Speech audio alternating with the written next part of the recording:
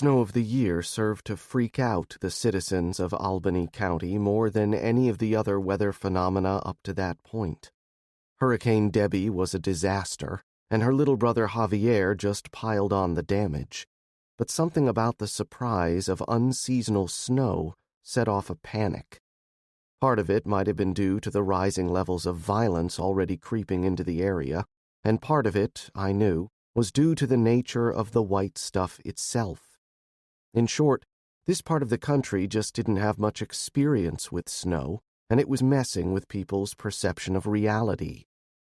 Oh, once a year we might get a light skiff, a half-inch that disappeared like dew dissipating with the rising sun, but nothing that stuck. Frost we got plenty of, as well as the occasional patches of ice, but none of the locals had experience dealing with snowdrifts. Not in recent memory, anyway. This snow didn't stick around long either, but it was only the last week in August, and people were spooked. I'd seen snow in August before, but I'd been in Juneau for a job at the time. That memory reminded me that I didn't want to think about how bad this winter would be for those individuals who survived in the interior of Alaska. I knew the coastal cities and towns had been scoured clean by the tsunami, but Anchorage was hundreds of miles from the coast. I refused to speculate how anybody was going to live through this winter without the usual resupply from the lower 48. On the farm, we mainly stayed close to the home place for the week following Major Carstairs' visit. I couldn't think of him as Andy anymore, not after he'd been brought back out of retirement. His knowing presence and that bit of parting news still had me up late at night with my siblings as we tried to plan for a way forward. 3 more meteors coming, and 6 months to somehow get ready for something that made all our preparations look like children building a stick fortress in the woods. The best we could come up with was to continue as we had been, building up our stores of supplies and making the properties more defensible in the meantime. At least the endless rain seemed to have abated for just a bit, though the low-hanging cloud cover and lack of sunlight felt somehow worse than just enduring the showers. Temperatures ranged from the high 30s to the mid-50s, and everyone on the farm seemed to be dealing with a cold or allergies. Runny noses and fits of sneezing ran through the community, but fortunately no one popped up with a high fever or coughing, and Marta kept a close eye on the progression while not busy at the hospital or sleeping. This was flu season, and this year's influenza outbreak had already started making the rounds. Rumor central on the ham stations was the CDC was working with some of the surviving pharmaceutical companies to come up with a more potent flu vaccine this year. If so, they were months behind, and not even the official news sites had an estimated time of arrival for anything of the sort. Madeline and Cecilia just seemed to fit themselves seamlessly into our group, though I knew there were questions from Beatrice, Charles, and Mary about where these newcomers came from. Marta actually came up with the best cover story, which we all adopted. She'd explained to her mom that the 2 young women were escapees from the Displaced Persons Center in Jasper, plucked from the school after Cece had been attacked by someone on the inside. The unspoken part of the story, that the attacker had been part of the guard force, meant the 2 women needed to be kept hidden for the time being. I would have preferred the truth, of course, but so far none of the 3 adults knew about our clandestine visit to the sheriff's house, or our earlier elimination of the 3 deputies who triggered the action. Charles had been the only one of the 3 at the main house at the time when the deputies had shown up, and we'd made sure he was otherwise occupied when Pat and Mike had made the bodies disappear. That methane reactor turned out to be good for more than disposing of animal manure after all, but I wasn't looking forward to cleaning up the tank. I didn't like lying about the 2 Department of Agriculture agents. As a lawyer, some might think lying was part and parcel with my job, but they would be sadly mistaken. I might slant the facts to show my client in the light most favorable, but that isn't the same thing at all. My position regarding intentional falsehoods was not about morality, exactly. Lies simply had a way of coming back to bite you in the ass, so when forced to lie, I tried to stick as close to the truth as possible. Marta's story fit that criteria nicely, and that was probably why I liked it so much. Maddie and Cece didn't complain, since we'd been very direct with the both of them regarding what our group had risked in helping them. Anyway, we made a point of working on projects around the immediate area and close to home, including the installation of the wind turbine and battery bank at the old Bonner farmhouse. Improving the power situation at our second location meant not only could we have Charles and Mary living there in one of the bedrooms, but we could also shift Sally and Billy over there as well.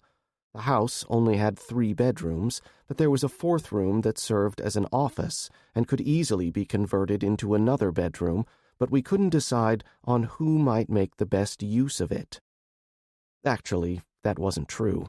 Ideally, we could have shifted either the 2 newest members over there, but Pat and I both worried about having our largest security risks living with 2 people who didn't know their true story. It wasn't that we didn't trust Mary and Charles, and they were family, or at least Mary was my cousin, and we'd always treated Charles like family. But since they had not committed to living here for the long term, some of us worried about them blabbing about some of our secrets, like the hidden caches in the woods, or our part in killing the sheriff and nearly a dozen of his lackeys. Maybe we could bring them in once Charles gave up his stated desire to go back to his old job, but I was skeptical. Maybe once he gave us some signal that he considered this more than a way station on the way back to civilization, we might consider letting him in on some of our deeper secrets. As for Beatrice, we just didn't know if the woman could keep a secret, period. She wasn't in the same league as my old secretary Barbara, but Marta gave us a clear warning early on that her mother had a tendency to spout off when she might do better to remain silent. So sorry, but for the moment, she would remain in the same category as the children. The other people we could transfer to that 4th bedroom were Nancy and Lisa. They could move out of the barracks and share a room over at Bonner, thus freeing up some space in the main house. I'd internally resisted the urge to make the suggestion for my own selfish reasons, but finally caved in and mentioned the availability in one of our open meetings after Sunday lunch. Fortunately, Nancy was the one to shoot down the option, claiming it would be unfair to Lisa to isolate her from her new friends and might interfere with her continuing schoolwork. I knew I had a stupid grin on my face after her pronouncement, but no one mentioned it, at least to my face. We'd even started leveling out the location Mike had finally selected for extracting coal from a small deposit he'd located on the Bonner property. Situated about 200 yards from the site of the second greenhouse, still being completed, the seam of lignite, or brown coal, became visible above ground in part due to soil erosion. Not considered economical for commercial use and having a low carbon content, this coal would nevertheless be used as a fuel source for properly designed combustion systems. As Mike said, not ideal, but beat the heck out of burning pine logs all the time. If the winter lasted long enough, I knew we would have some way to heat our homes. Mike was a godsend for these types of things. As kids, I'd often teased him about being Mr. Wizard when it came to anything science-related, and now he was showing us that side in spades.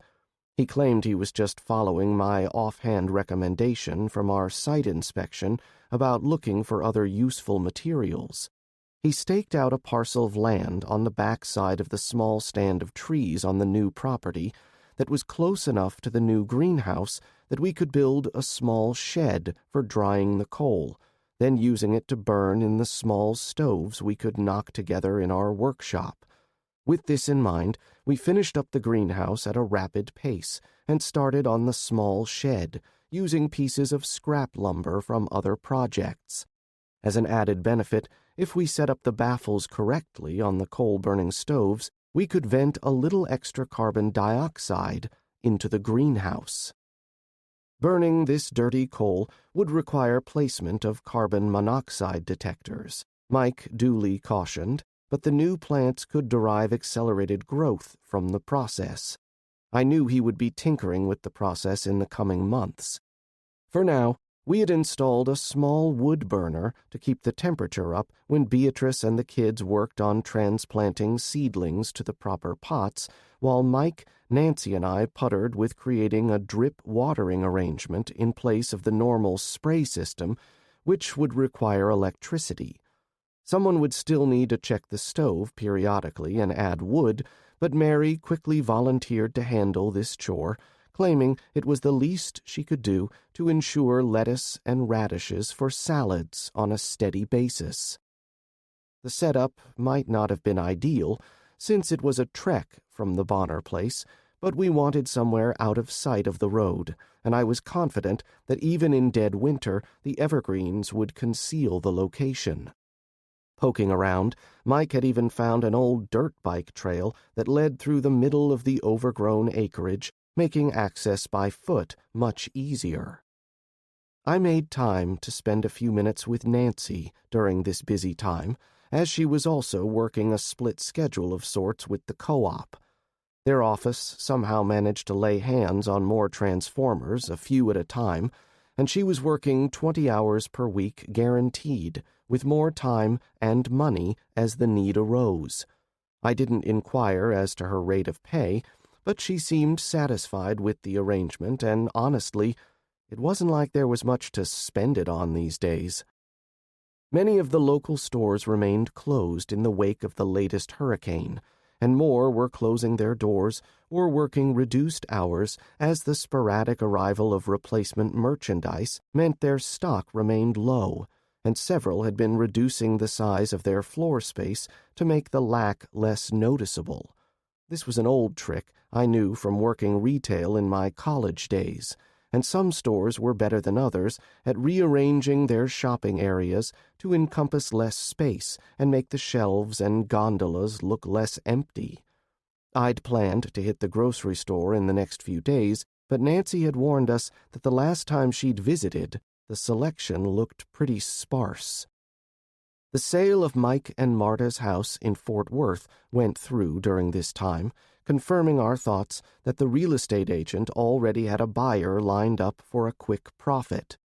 Contrary to my earlier thoughts, Marta seemed very pleased by the transaction, though we didn't have a chance to talk about it in private for a couple of days. Chapter 2. With the unlamented demise of Sheriff Landshire and most of his crew, I'd entered my name into the rotation for driving security into Jasper. I admitted I'd been avoiding the man and his deputies, and with good reason. After all, I had inadvertently interfered in at least one of his plans when I'd gunned down 3 of his hoodlum auxiliaries when they attempted to kidnap the niece of one of his political opponents. With a new regime in charge at the sheriff's department in New Albany, I figured this was a chance for me to get out and gather some additional intel about the bigger picture in our area. So on the appointed day, I dragged my butt out of my warm cot when it was still dark outside, drank a cup of coffee, and ate a piece of dried toast while my sister-in-law got ready for work. Alternating with Wade's family, the trip required someone from our farm to escort the 2 ladies every other day. Marta chafed at the need, but Mike was adamant that the 2 nurses would travel with at least 1 extra shooter, and her mother was almost as determined, worried about her daughter going out in the increasingly perilous country. Even the heavily censored national media grudgingly reported on the growing unrest in the largest cities, as hijackings and riots disrupted the fragile web of replenishment necessary to keep the surviving population centers fed and entertained. Little, if anything, was said about flyover country, but the violence spread from the cities like rippling waves radiating from a stone thrown into a pond. We would be taking my old Datsun pickup this morning, as the cab was large enough, barely, to fit 3 adults across the bench seat. Despite the dated appearance, I knew the truck was in tip-top mechanical condition, and the engine only sipped at the fuel instead of gulping it down like some of our other options. With the rationing in effect, fuel efficiency became sexy again. I did make sure and transfer the highly visible hospital placard from Marta's dashboard before we left to pick up Dorothy, as the travel restrictions across counties had been reinstated. The placard also allowed us to pick up additional fuel over our allotment with the deal worked out between the hospital and the state, so we wanted to make sure and fill up our extra gas cans at Harry's on the way out of town. The trip to Jasper went without incident, and Dorothy napped most of the trip while Marta drove. I sat with a shotgun in my lap, scanning the otherwise empty road with an obvious intensity that made Marta a tad uncomfortable. "You know something I don't?" Marta finally asked. "We make this trip every workday, and so far, no problems." "I just know there are bad people out there," I replied, trying to interject some life into my voice. "Just getting the lay of the land is all." "You've driven this route 100 times over the years," Marta retorted in exasperation. "What's different today?" "Nothing," I replied, carefully explaining my reasoning. "But one day we are going to have trouble on the road. Matter of time. I may have traveled this route many times, but never with an eye towards ambush." Marta had nothing to say to that, and she lapsed into silence for the rest of the trip. For me, I was thinking about our exit from Fort Worth. I imagined those little gangster asshats had their stooges watching the roads for Mike's truck. Their gang's leadership must have thought we'd found the stash they were hunting for in the storage rooms, and they were looking to recover the loot. The gang members had chosen poorly, and their members consequently paid the butcher's bill. Now, though, I wondered how long this road would remain open. Professional hijackers, opportunistic thieves, or desperate refugees would move into the area at some point and make road travel become even more of a crapshoot, and only well-armed and armored convoys would be making these runs. At that point, I found myself agreeing with Pat. We needed to find a way to cut off these trips and stay closer to home. We could conceivably mount a guard on the section of road near our home, but out here, our options were limited. I kept my conclusions to myself, but I resolved to discuss them with Marta, and probably Dorothy, at a more opportune time. If nothing else, I would put a bug in Wade's ear.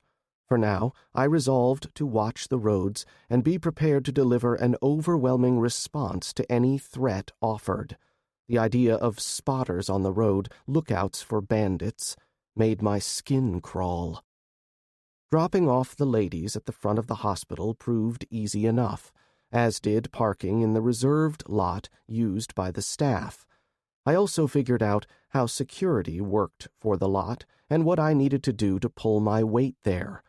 I elected to stay with the truck until noontime approached, providing guard service while I waited for Marta's lunchtime to roll around.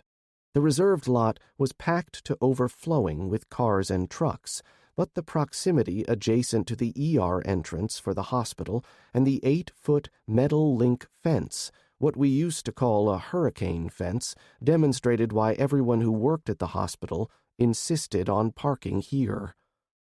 We were sitting in one corner of the hospital cafeteria, eating soup and drinking tropical punch Kool-Aid while Marta took her lunch. Marta loved the powdered drink mix like one of her kids, and I was happy to indulge her. Mike, on the other hand, called it bug juice and refused to touch it for reasons he refused to explain. "Better a wire transfer than a burned-out piece of property with a mortgage attached to it," she'd explained after I'd taken the plunge to ask her about her apparent good mood after selling their dream home. "But you loved that house," I'd protested, still shocked by her rapid change of opinion on the matter. "Bryan, going back to Fort Worth opened my eyes. Heck, getting into a shootout in the middle of a highway did the trick for me," she expanded on her explanation, keeping her words low as she glanced around at the scattering of uniformed peacekeepers. "You and Mike killed 2 carloads of thugs," she hissed under her breath, "and I never saw a single cop show up. And whatever you saw at the storage location still has Mike on edge. And no, I still don't want to hear about it," she finished, holding up a hand to stop me. "I finally saw the city, any city, as an eventual death sentence for anyone trapped inside.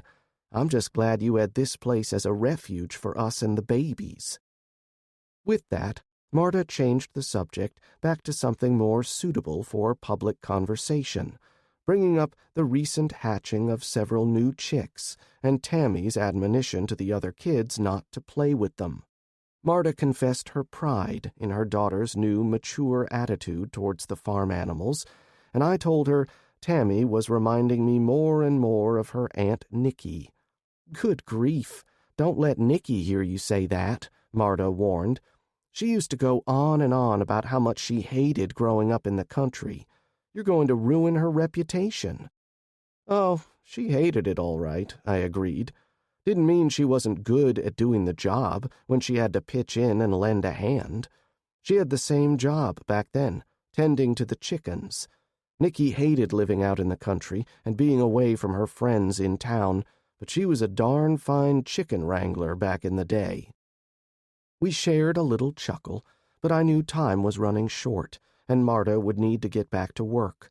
She only had a half hour for mealtime, and the hospital was running at close to maximum capacity, with a shortage of staff despite the incentives being offered by the administration. And based on what Marta had explained before, the managed healthcare corporation that ran this and a whole string of other hospitals in the state were out of the picture, functionally bankrupt, and the Texas State Department of Healthcare Services had to step in and take over. That was a new common term I'd started hearing, functionally bankrupt, meaning a company had gone broke and been effectively taken over in receivership by the government. The paperwork might be lagging behind, but when a key business couldn't make payroll for whatever reason, the feds, or in this case the state of Texas, stepped in to provide a veneer of solvency. For now, the state was handling payroll and covering the costs for supplies, or just outright bringing in the supplies from stockpiles for use by the state-supported hospitals. Private health care was rapidly becoming a thing of the past, and no one seemed to notice the passing. "How are things here overall?"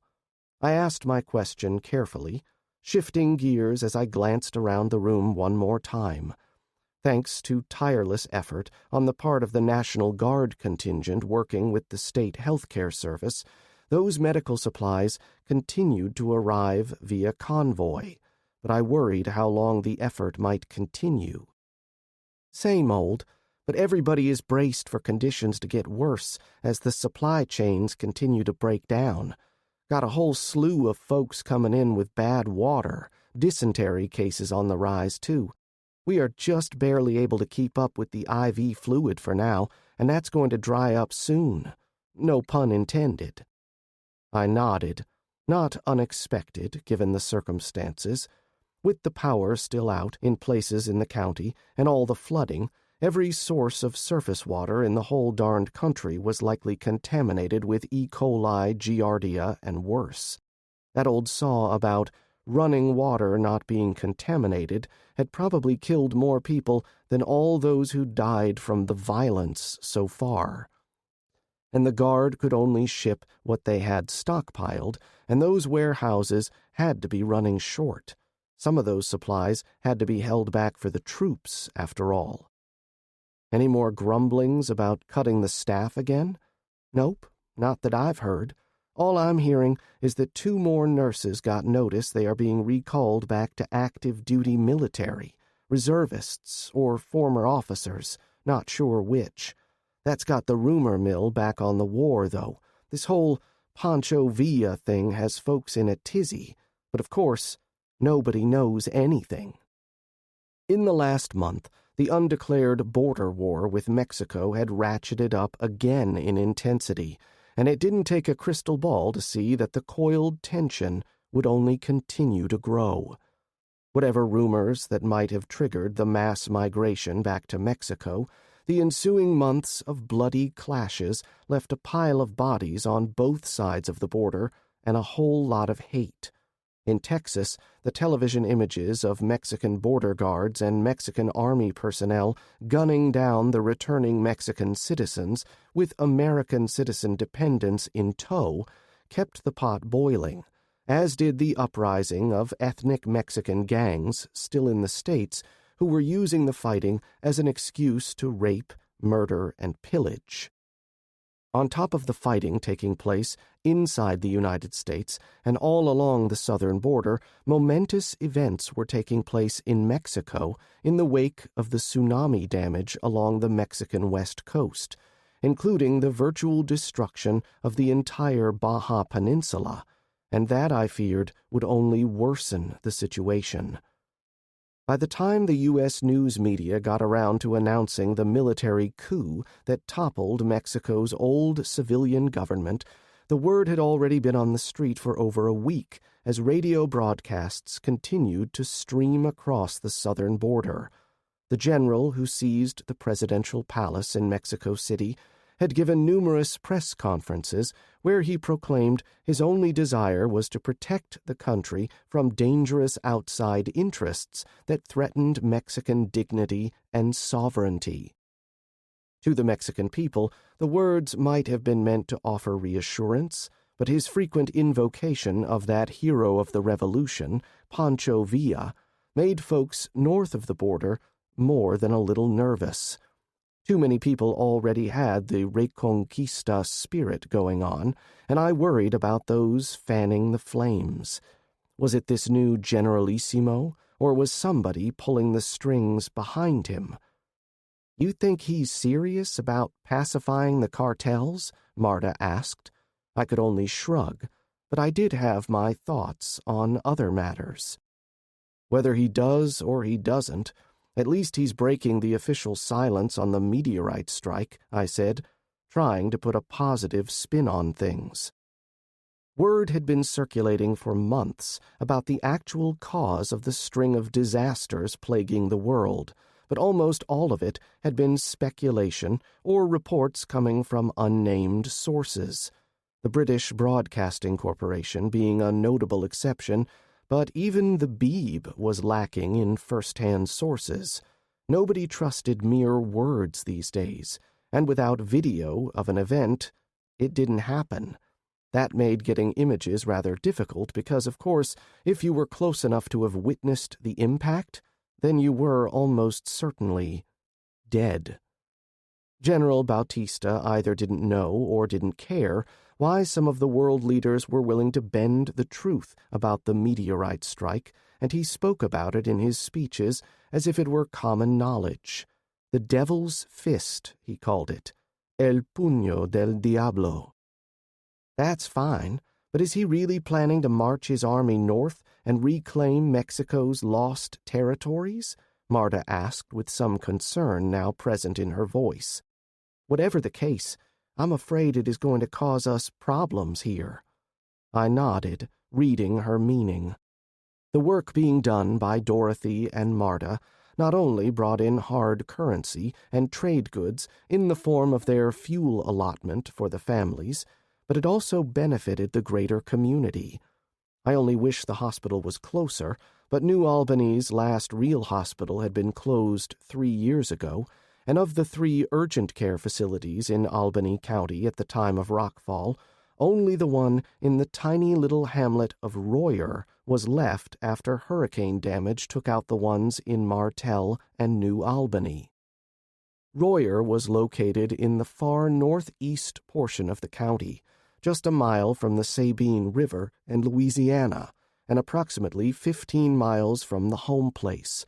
It was a closer commute than Jasper, but not only was the facility little better than a doc in a box, the word was that the entire security force consisted of a single squad of National Guard on site.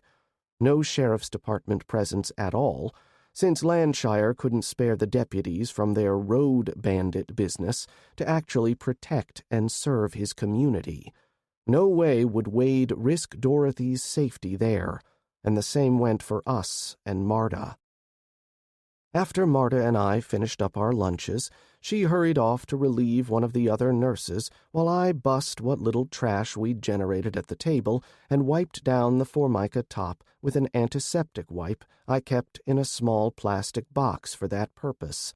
The diluted chlorine solution used to moisten the scrap of cloth would kill any germ that had the audacity to hang out in the cafeteria. After taking care of this minor housekeeping chore, I settled back in my seat and picked up my latest library book, this one of square-foot gardening. I'd bought the thing years ago, but never got around to reading it. Since there was a whole section on greenhouses, I thought this would be a good reference for me to use. Looking up at the sound of doors opening and closing, I noticed a few new faces and a couple of National Guardsmen I recognized from my previous visit. I wondered about those men, but ultimately I decided to keep to myself and allow others to initiate contact. That didn't mean I wouldn't eavesdrop shamelessly. Taking on this assignment had not only given me an opportunity to get out of the house for the day, it had also provided me with a chance to get to know the deputies and National Guard troops working out of the hospital. After our initial shaky introduction, or standoff, as Mike chose to describe it, I'd managed to parlay my history with one of the deputies I'd gone to high school with into a grudging acceptance of my presence. Keith Millwood had been a casual acquaintance back when I'd gone to school here, but his assurances that I was an okay guy meant I was treated decently by most of the other deputies who rotated through on security. In fact, once I was checked in with the front office after dropping off Dorothy and Marta, and then providing my particulars and who I was there to escort, I was provided with a laminated visitor pass on a lanyard by one of the orderlies. Bruce was a big, gruff guy in his 50s who looked like he might have been a biker in a past life. He informed me that sidearms were permitted, but to leave my long arms locked up in the security armory or in my vehicle in the staff parking lot. I noticed he also had a pistol suspended on a shoulder holster under his white smock. He had also pointed out that in case of another attack, my duty station would be in the cafeteria, where most of security types hung out anyway. Actually, I wasn't the only escort cooling his heels at the hospital, as I'd quickly found out that morning. Several of the nurses, and at least one of the doctors, had family members or friends who acted as guards for employees shuttling back and forth to work. Most lived closer, but I learned from a few conversations the dangers of highwaymen and ambushes weren't limited to Albany County. I had my book in hand and tried to stay out of the way as groups cycled through the tables, either eating or for a quick break, but after Marta's lunch break, two of the soldiers I recognized from my first visit caught sight of me and sauntered over to my corner table. Corporal Gaudette no longer had his arm in a sling, but I could see he was favoring his right side as he eased a chair out to sit. He did so without an invitation, but his easy smile held no warning of fell intent. I had gotten the feeling that the corporal was a bit of a joker, but not the malicious type. "Come on, Corporal, take a load off and sit a spell," I said dryly, and I caught a grin from his partner, Private Mendoza. "Glad to see you still have your sense of humor," Gaudette said, giving me a nod as he sank back into the seat, and the private joined us a moment later. This close, I noted the clean uniforms and the worn expressions on both their faces, which led me to believe the hospital was letting them use their laundry service, and the men were too tired to have taken care of the chore themselves. They were clean-shaven and squared away, as Pat might have said, but they looked like men who were trying to make bricks without straw. "Just like everybody else here, Corporal Gaudette, I'm just taking it day by day," I replied easily, trying to diffuse any tension. "Glad to see you getting around better anyway." "Thank you, Mr. Hardin," Gaudette replied. "Please call me Clay. And this is Al," he continued, giving the quiet private a tilt of the head as he made the introductions. "Thank you for your service here, gentlemen, and call me Bryan. I appreciate what you and your fellow soldiers are doing in protecting the hospital, and my sister-in-law." I looked to each man in turn, making eye contact as I did so, not as a challenge, but in acknowledgement. Then I pressed on. "Now, pardon my directness, but both of you look ready for some downtime, or at least a nap, so to what do I owe the pleasure of your company?" "Keith was right," Al Mendoza quipped, turning to his partner. "He might talk pretty, but he don't beat around the bush." Then, bringing his focus back to me, he continued, "Clay and we just wanted to pick your brain a little bit about the area. We've already talked to Keith and a few of the other deputies, but even though they're local, their jobs have kept them pretty much either at home or on duty." I thought about what Al said. "Sorry, I just assumed your unit was local. Where are you guys out of?" "Al and I are from Big Spring, but our unit is out of Fort Stockton," Clay explained. He sighed then, and the man seemed to deflate a bit at the effort. "Al and we've been in for a bit. Did a tour in Iraq, and we've seen some stuff, but what's going on now has both of us worried." "You've got family back in Big Spring," I guessed, and by the way the two men winced, I knew I had zeroed in on at least part of their problem. "Yeah," Al replied, rejoining the conversation. "My wife, Sophia, and our two boys. For Clay, it's his parents. Oh, and maybe his ex-wife, if she can keep her legs together." "Fuck you, Al," Clay shot back, his words nearly slurring from his lack of sleep. I noted the bags under his eyes, and I wondered what kind of schedule they were keeping here. Thinking back, I noted the numbers and realized they were less than before. "Look, we just wanted to get the lay of the land around here from the locals. We're thinking about having our families relocate somewhere less exposed," Clay explained. "You guys must be getting ready to redeploy down on the border," I observed, and both men leaned closer as I lowered my voice, but neither one confirmed nor denied my statement. They didn't need to, not with the way their eyes darted this way and that as they frantically scanned the room for anyone paying us too much attention. "Relax, guys. I'm not one for sharing gossip," I assured them, which was true. "This information goes no further." I lied about that part, though. This was information I couldn't afford to sit on, not with the stakes involved. I would have to share it with the family and with Wade's people. But to answer your unspoken question, I wouldn't bring them here unless you can spare enough shooters to provide around-the-clock security.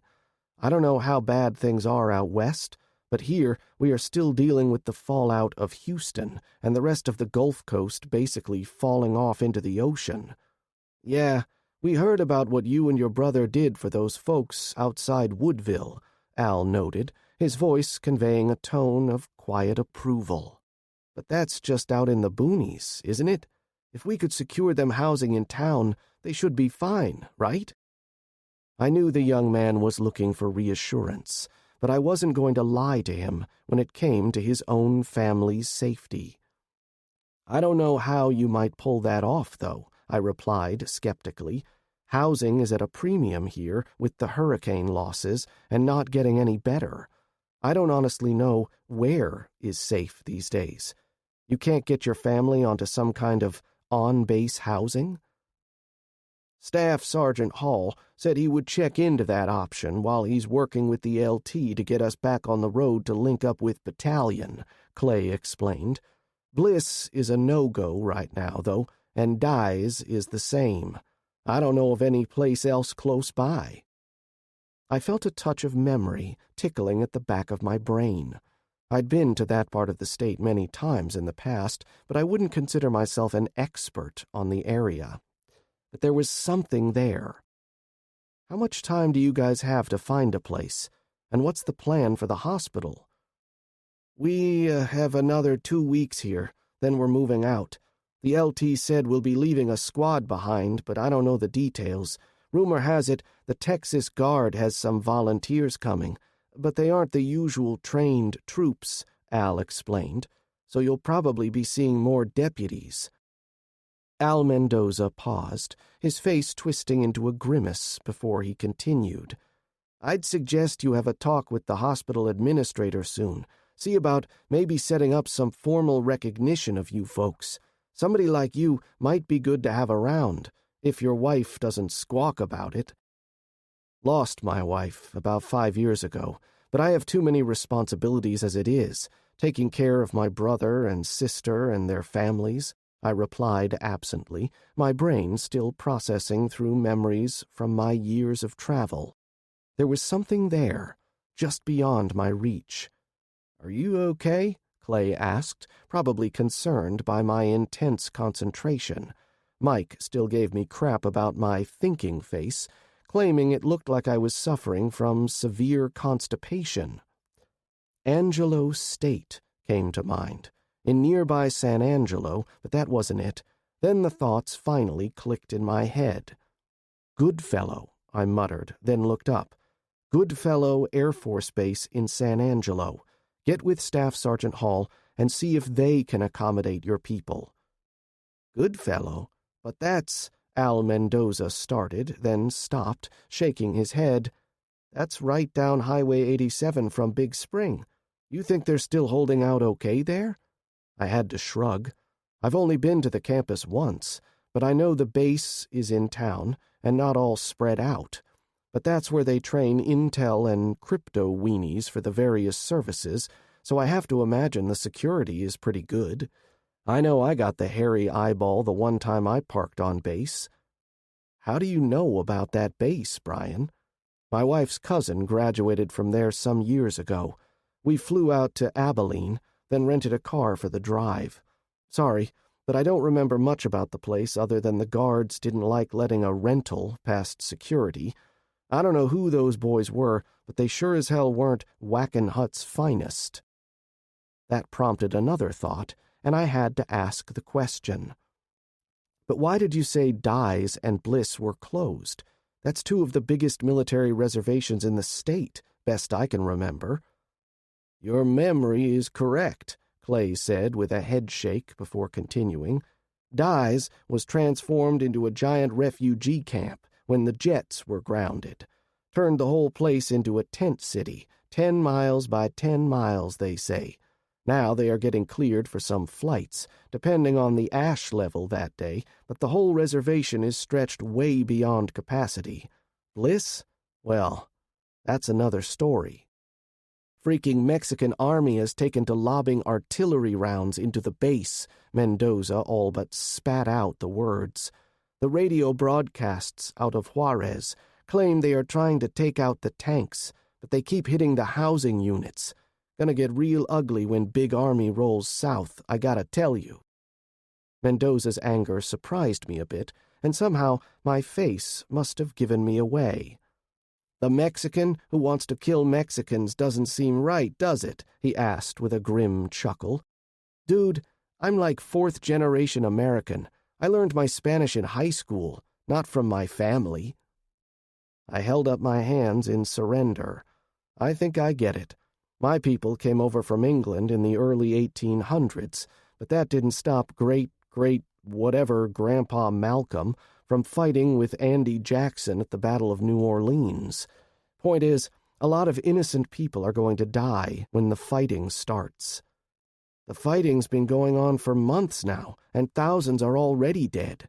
This Reconquista bull is going to cost Mexico, and it is going to hurt more than they can imagine." Al Mendoza all but spat out the words, and I wondered what must have happened to generate that level of anger, but I recognized it for what it was. "Al, why don't you track down Hall and give him Bryan's recommendation?" Clay said softly, and Al gave a nod before sticking out a hand. I shook it vigorously, seeing a spark of hope in the younger man's eyes as he made his way out of the cafeteria. Clay lingered a moment, and I caught his hesitation as if he wanted to say something. He finally got around to saying what was on his mind. "You didn't hear this from me, but if the LT leaves Corporal Kanzler in charge of the squad, I'd recommend just taking your sister-in-law and your neighbor lady and just staying home. That chucklehead can screw up a wet dream."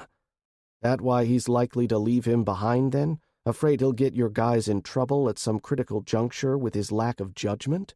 I stated, more than guessed. "You are a smart one, Bryan," Clay retorted, giving me an exaggerated wink.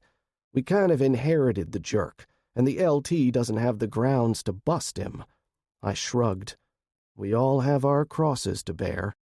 "Yeah, like your late unlamented sheriff. Man, was he really making kiddie porn and snuff films?" I held up my hands, palm up. "I have no idea. You've likely heard more about it than we have, but then my family hasn't been in Albany County long enough to get tied into rumor central. Plus, we've been staying close to home, since providing security here is straining our manpower. We're still trying to recover from the last hurricane, but thank the Lord it wasn't as bad as Debbie." "I hear you about Javier.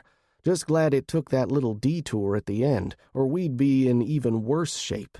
Well, if I didn't want to mess with hurricanes, I never should have joined the National Guard, right?" I had to chuckle at that, knowing it was just the truth. Then I decided to ask the question that had been niggling at my brain for the last few minutes. "What's up with Al, if you can say?" I asked, giving Clay both hands up, open palm again. "Not nosy, but I'm surprised he's still just a private. Sounds like he's been around a while, but what do I know? Only thing I know about the Army is reading Sergeant Rock when I was a kid." Clay seemed to puff up at the question, then he suppressed what was almost a giggle when I delivered the last part in my best self-effacing manner. "He used to be a buck sergeant, got busted down recently. He'll get the stripes back. He always does. Well, I hope things work out okay with your families.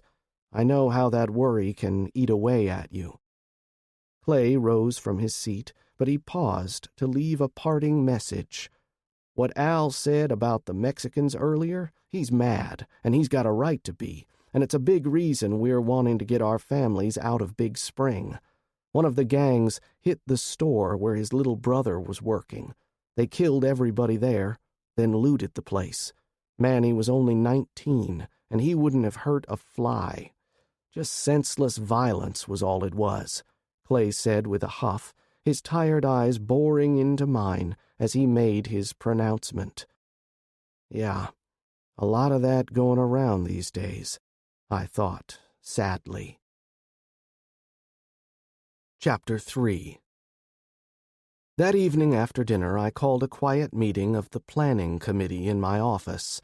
This consisted of Mike, Nicky, and Pat, as well as Nancy and Sally. This wasn't one of our secret take-it-to-the-grave gatherings, but I'd already shared the bare bones of the news about the guard reducing their presence at the hospital while we had our late meal, and Marta begged off, opting for an early bed rather than rehashing the conversation from our drive home. The reason for this meeting was, well, as the name of the group implied, planning. In a nutshell, we needed to discuss some options if the security conditions at the hospital, already somewhat tenuous, became more serious. "Pull out," were Pat's first words as he stated his position simply.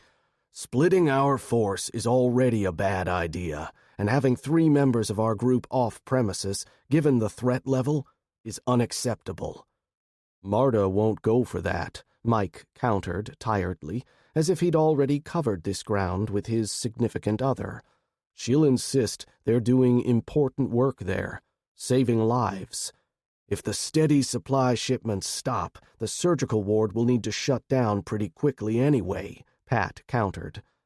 We need that hospital, though, Nancy insisted. Those refugee camps are full of sick people, and the only way they are getting treatments and their meds is through that hospital. Isn't there anything we can do to help them with security? I got clued in that the corporal they're thinking about leaving behind is a reject their CO doesn't want with a rifle at his back, I explained. Or at least, that's what Private Mendoza and Corporal Gaudet told me. Shoot, they took Al's stripes after all, Sally muttered, and I cast a curious glance her way. She colored slightly, but I gave her an encouraging smile for her to continue. I've gotten to know some of those boys while waiting for Marta and Dorothy, Sally said. Al was a sergeant, but he was up on charges for punching one of the state health care bean counters when they tried to throw a pregnant woman out of the ER. She was going into early labor and was having a hard time of it. They found out she didn't have the right ID and wanted to dump her for it. Al intervened. Wrong ID? Was she illegal? Mike asked, using the old politically incorrect term that we'd all grown up with before it was changed by the thought police. You could say that, Sally griped. She had a valid driver's license for Indiana. Seems she was down staying with family in Port Arthur when the city was evacuated for Debbie. The Texas healthcare system is only for Texas citizens or some such. But isn't the money for their budget coming from federal funds? That doesn't sound even close to being right, Mike groused. One of the few things the federal government was managing to do was keep the moribund economy afloat by means of magically creating more money for critical services and massive grants to the states to do the same. That was where Texas was getting the money for now to operate the hospitals and clinics still open. The results were mixed, and I knew the infusion of unbacked fiat currency was already causing inflation despite the price freezes, as well as lining the pockets of some unscrupulous government contractors, but at least the large grant transfers were keeping cops and firemen paid for the time being, as well as keeping those selected medical centers open for the public. The system leaked, though. And in simplistic terms, our economy was burdened with too few goods being chased by too much cash, and the shaky supply chains were already being severed at multiple levels. We'd lost so much in all phases of manufacturing, from the transformers the power company needed to the simple LED light bulbs most homes used. "What are they running short of at the hospital, Mike?" Pat asked, and I turned to watch as my brother mentally ran through the list Marta had mentioned. Pat could have simply cut out the middleman and asked Marta, but everyone was solicitous of her time and long hours at work. We all understood that if Pat needed specifics, only then would he go to the source. Propofol, mainly. You know, Marta works surgical, so that's what she mentioned. I think the anesthesiologists use that. Yeah, that's what killed Michael Jackson, Nicky piped up, and all eyes swiveled to the interruption. Curiosity burned in many of the other members, but I just smiled at my sister's antics. What? I recognized it from the trial, she insisted, and I couldn't help when my smile grew into laughter at Nicky's sudden irritation. Anyway, Mike continued with a sigh, pressing on, she also complained about being out of different versions of lidocaine and isoflurane, too. Plus, they are having to play mix and match with the antibiotics, based on what comes in a shipment. They're running out of forane, too? Pat mumbled to himself. Rubbing his forehead, Pat gave Mike a scowl. I didn't know enough to comment, but Pat's lapse in his normally unflappable demeanor made me sit up and take notice. "What's that? And how do you spell it?" Sally asked, taking notes as the secretary of our meeting. We could have been recording the minutes, but it turned out Sally actually remembered how to take shorthand, an almost lost art in the so-called modern world. Pat spelled out the brand name for the product, explaining it was another form of anesthesia used for surgery. Then he went on, this time like he was thinking out loud. "Mike, you better dig out the chemical process for making ether," Pat expounded. "Sooner or later, we are going to need it, and it looks like borrowing any quantity from the hospital is going to be a no-go. All right, I'll go over the rest with Marta later. Now, backtracking. What are we going to do about this change in the security posture at the hospital? You all know my position, but I want to hear if there are any other proposals." I thought about the question, and I remembered my concerns on the road.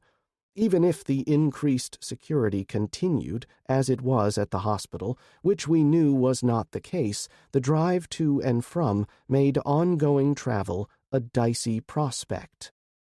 "I'll talk to Wade tomorrow, but I can't disagree with Pat.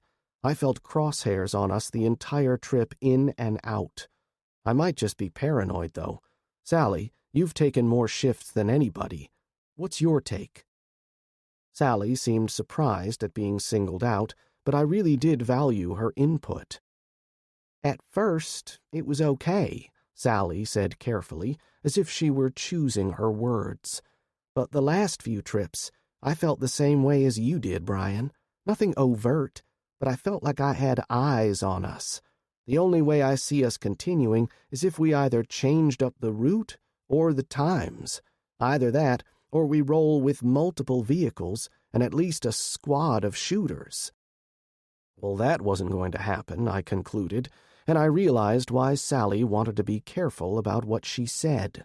Even though she was a member of the planning committee, Sally was still finding her footing in this group, and I worried that Sally was feeling like a junior member of the group, with her opinion discounted by the others of us bound by blood or marriage. "I agree," I chimed in supportively. In my mind, Sally contributed more than her share. She needed to be built up, to feel confidence in not only herself, but also our regard for her. "Sally, do you know why we called this the planning committee?"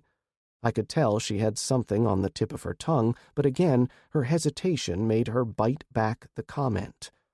"Sally, we call ourselves the planning committee in recognition of the eternal truth that nothing worthwhile was ever designed by committee, so we can't take ourselves too seriously," Nikki explained, and once again I was reminded that even though she was my little sister, Nikki was also an experienced leader in her own right, successfully overseeing a staff of more than 24 employees at her bank. "And of course, you have to know that oldest of proverbs, 'Man plans while God laughs,'" Mike continued. "We take the work seriously, but not ourselves. Whatever you were going to say, spit it out. Nobody here is going to judge. Heck, we even pretend to listen whenever Bryan opens his mouth, when we all know he's nothing but hot air." "Hey," I exclaimed, hamming it up. "I resemble that remark." "Okay. I just know some of the people who live out on that route along Highway 190, Sally began, then paused again before forging ahead. "They might know some of the people we are worried about. Not that they'd associate with bandits or anything, but they do live in the area." "Hey, if these are friends you want to go check on, Sally, just say the word," Pat chimed in, looking around to get a consensus from the rest of us. "I'll load up the truck, and we can go now." "I'm in," I added, "for comic relief, if nothing else." No, Sally protested. "I don't think Judith and Amy would be in any danger. Trust me, Judith can take care of herself, and she might have some sort of threat assessment on who's moving around out there." "You serve with her?" Pat asked, picking up on the way Sally spoke of her friend. "No, but I did know her older sister Kate from school. Judith was years behind me," Sally explained. "She joined the Marine Corps right out of high school and did 6 years active duty. I really got to know her when she was working at the furniture plant before it closed." "What was her MOS?" Mike asked, now curious. Sally was older than me, older than any of us at the farm other than Marta's mom, but I could tell Mike was now wondering about this person. Like me and my siblings, Sally had attended school over in Jasper, so maybe we knew the family if nothing else. You know, I don't remember right off. I know she was holding down some kind of a mechanic slot for most of her time in the Marines. She spent plenty of time running convoys when she was in Afghanistan, did 2 tours there, maybe more. What was her full name, Sally? I was just wondering if I knew her family. I wondered aloud. If she went to Jasper, we might have known some of her siblings, or cousins for that matter. Judith Sutcliffe, and I doubt it, was just her sister, and her mother, and I know Sheila, her mom, wasn't a local. I ran the name through my head, but nothing popped up. If Judith had been in either my class or Mike's, we should have at least recognized the name. Our school just wasn't that big. You think we should see if she wants to relocate here? Or nearby? The Fitz place is sitting open now that the family is gone, Nikki suggested, and I could see the sense in her suggestion. I thought about the location, and a plan began to form, even as dark memories swirled in my head. No, Nikki, we're still not to Mad Max time yet, I chided my sister. But, she started, then stopped, looking around. There are still some rules in place, and eyes on us from outside. We can't just seize the building and put our own people in there. Yet. I stressed that last word again. Wally Fitz had been a rotund little man, a New Albany city employee who supervised the public works department. Most thought of him as the guy in charge of ensuring the potholes were filled. More importantly, he oversaw the maintenance of the municipal water and sewer system, including the water tower and the sewage plant out at the edge of the city limits. With Wally gone, I'd bet many of the residents of New Albany were beginning to realize just how much they missed the quiet leadership of the funny little fat man in his garishly colored ties. Sure, they had trained personnel who actually ran the machinery, but Wally had been the glue that held the disparate divisions of the department together and made sure the system hummed along. Wally, along with his other duties, had been spearheading the post-hurricane reconstruction of the flooded sewer service. Bryan Fitz, on the other hand, had been a reclusive figure in the community and barely mixed with his neighbors after the death of his wife. I'd never seen the man in life, but still, after hearing from Maddie about the way the deputies had tortured him for his stash of gold coins, made me wish I could have killed them all over again. Maddie had been nearly hysterical when she had described how Wally had first been tortured and how he'd been shot in both arms and both legs before a bullet to the head ended his misery.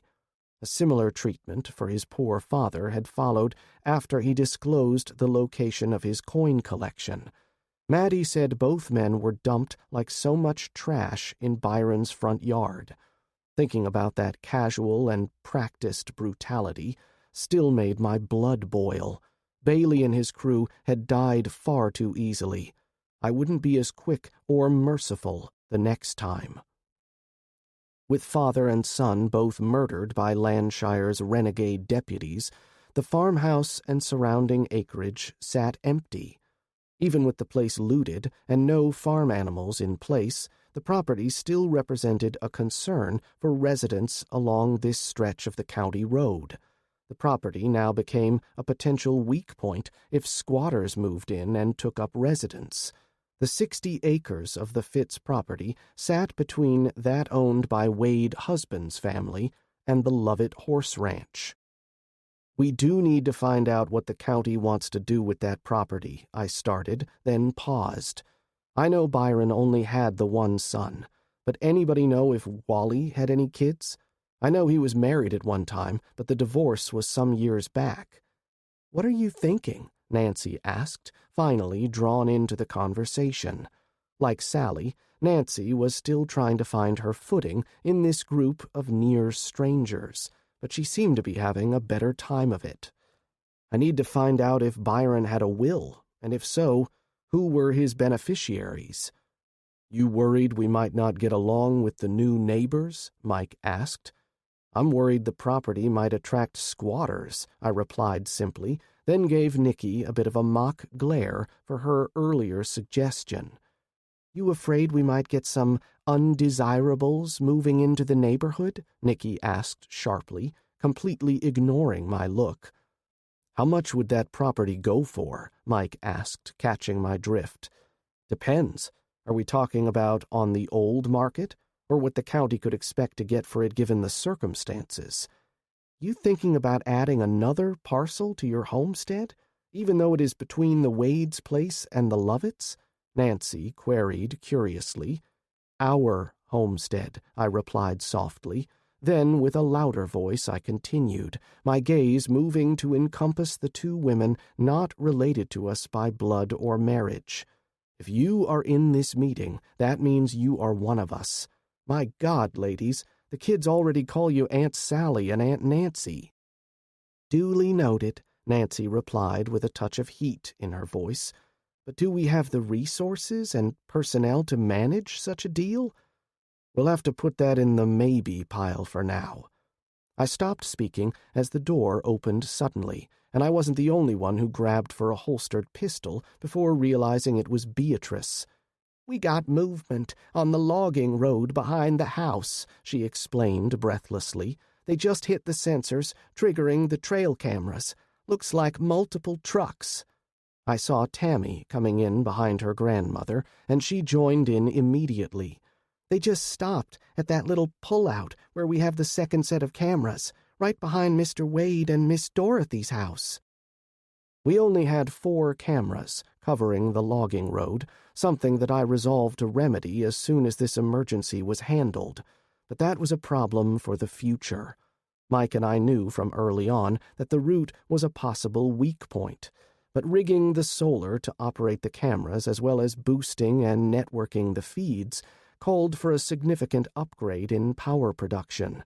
I began to think about possible solutions, but Pat's voice cut through my wool gathering. "Gear up heavy," Pat said, his typically laconic voice now diamond sharp as he cut through the first syllables of chatter.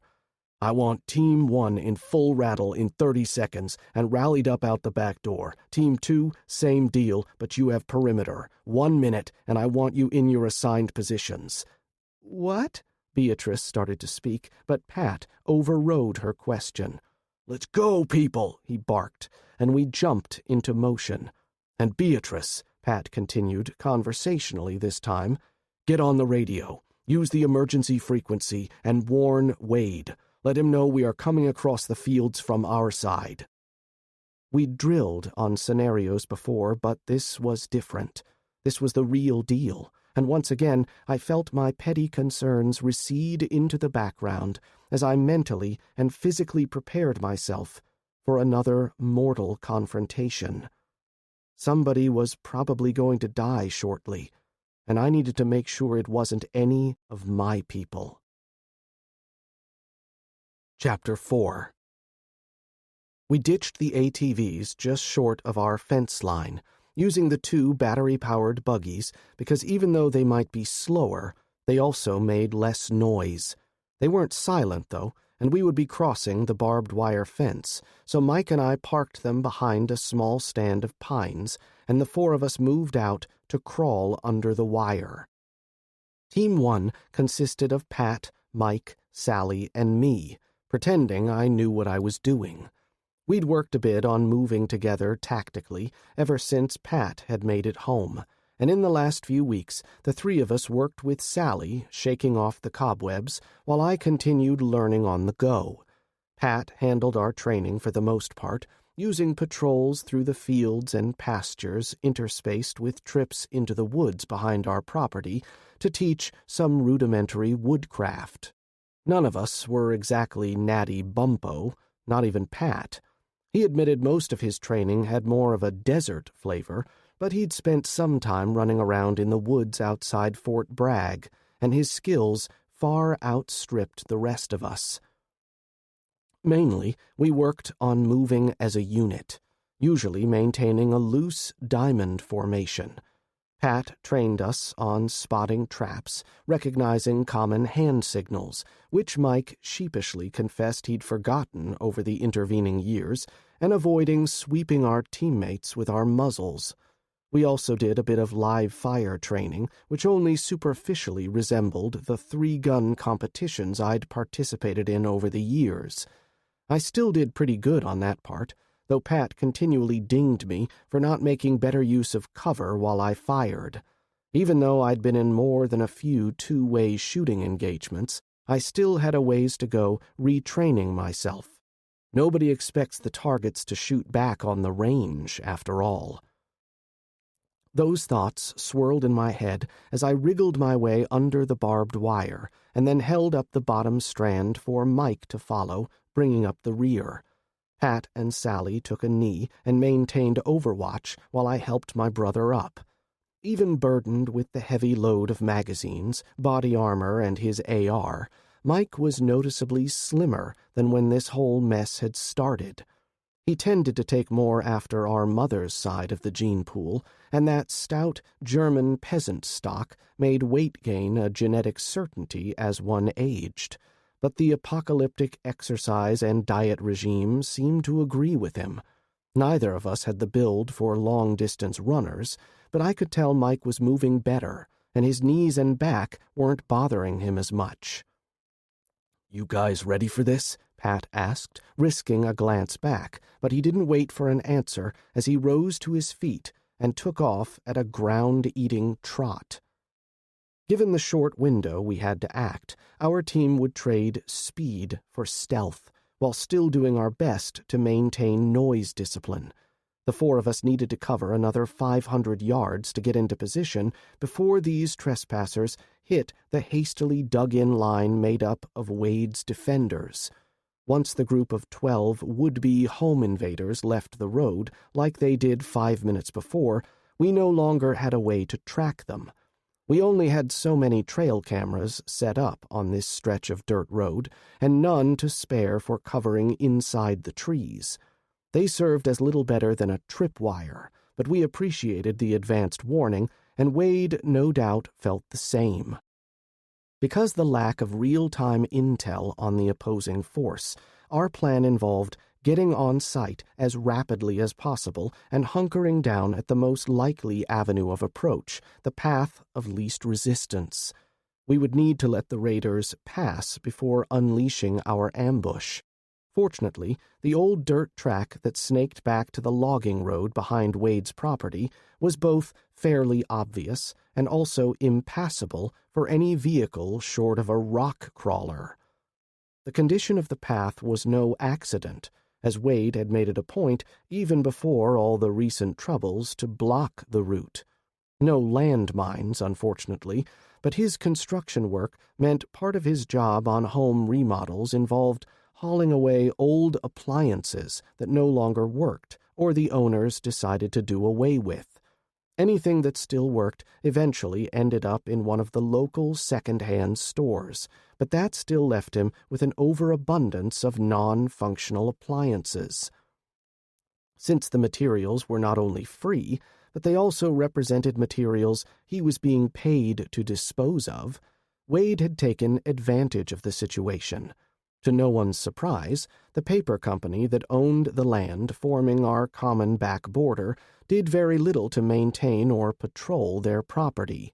Not only were the roads rough and rutted, but they also offered a plenitude of places where local teens liked to go for a bit of illicit fun. Wade had tried calling the sheriff's department whenever the bonfires were lit, but deputies never showed up.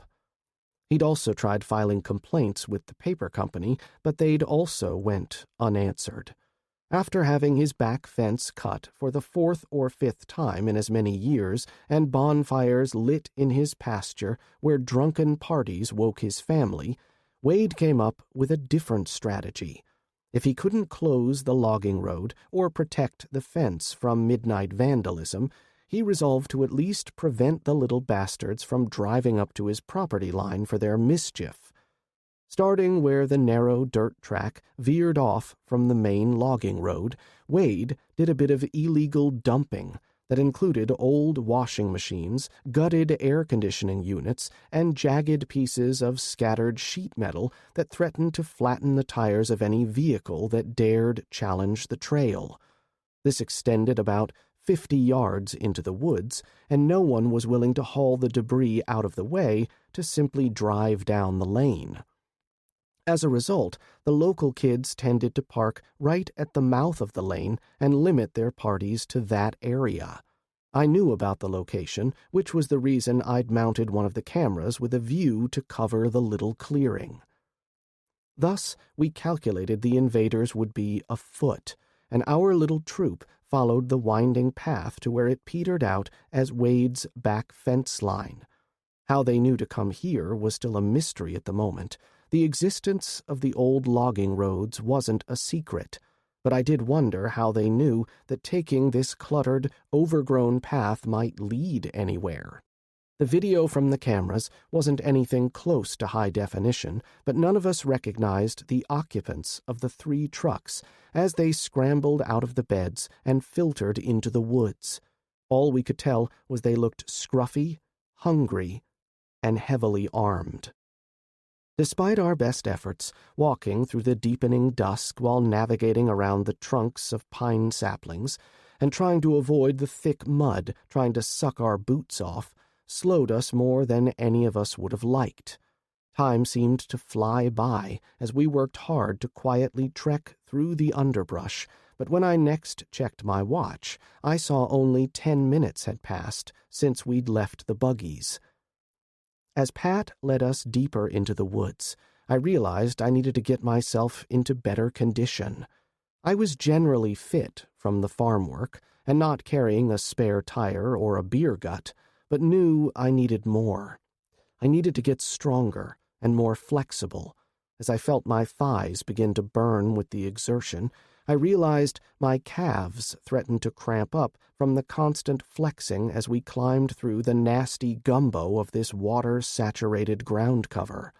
I could hear the others panting into their throat microphones as our hurried scramble continued. "Drink," Pat growled in my ear, and I realized he was transmitting to all of us. Stopping to lean into a nearby tree, I quickly fumbled my canteen free and forced myself to take slow, deliberate sips. As I stood there, I realized part of my problem was the adrenaline rolling through my system, forcing my body to strain beyond what was necessary. I needed to think like a distance runner, not a sprinter. In the past, my fights had mostly been either sudden, quick clashes of violence, or engagements where I had time to ride out the chemical wave before the action started. Hurrying through these woods, spurred on by the dual needs for speed and silence, I realized the flow of naturally occurring stimulants were messing with my rhythm. Slow and steady, I began to mentally repeat the mantra to myself as Pat called for our advance once again. By the time I saw the brightening sunlight heralding the edge of the woods approaching, I felt once more in control of myself. My legs still ached, and I felt the beginnings of a headache in the back of my skull, but I was breathing easier, and my hands remained steady. "Spread out here," Pat ordered, the low murmur of his voice sounding amplified in my earbud. "Find cover, and make it 5-yard intervals in a line here. Cover your zones and pick your targets. We'll let them pass me first. Wait for my call."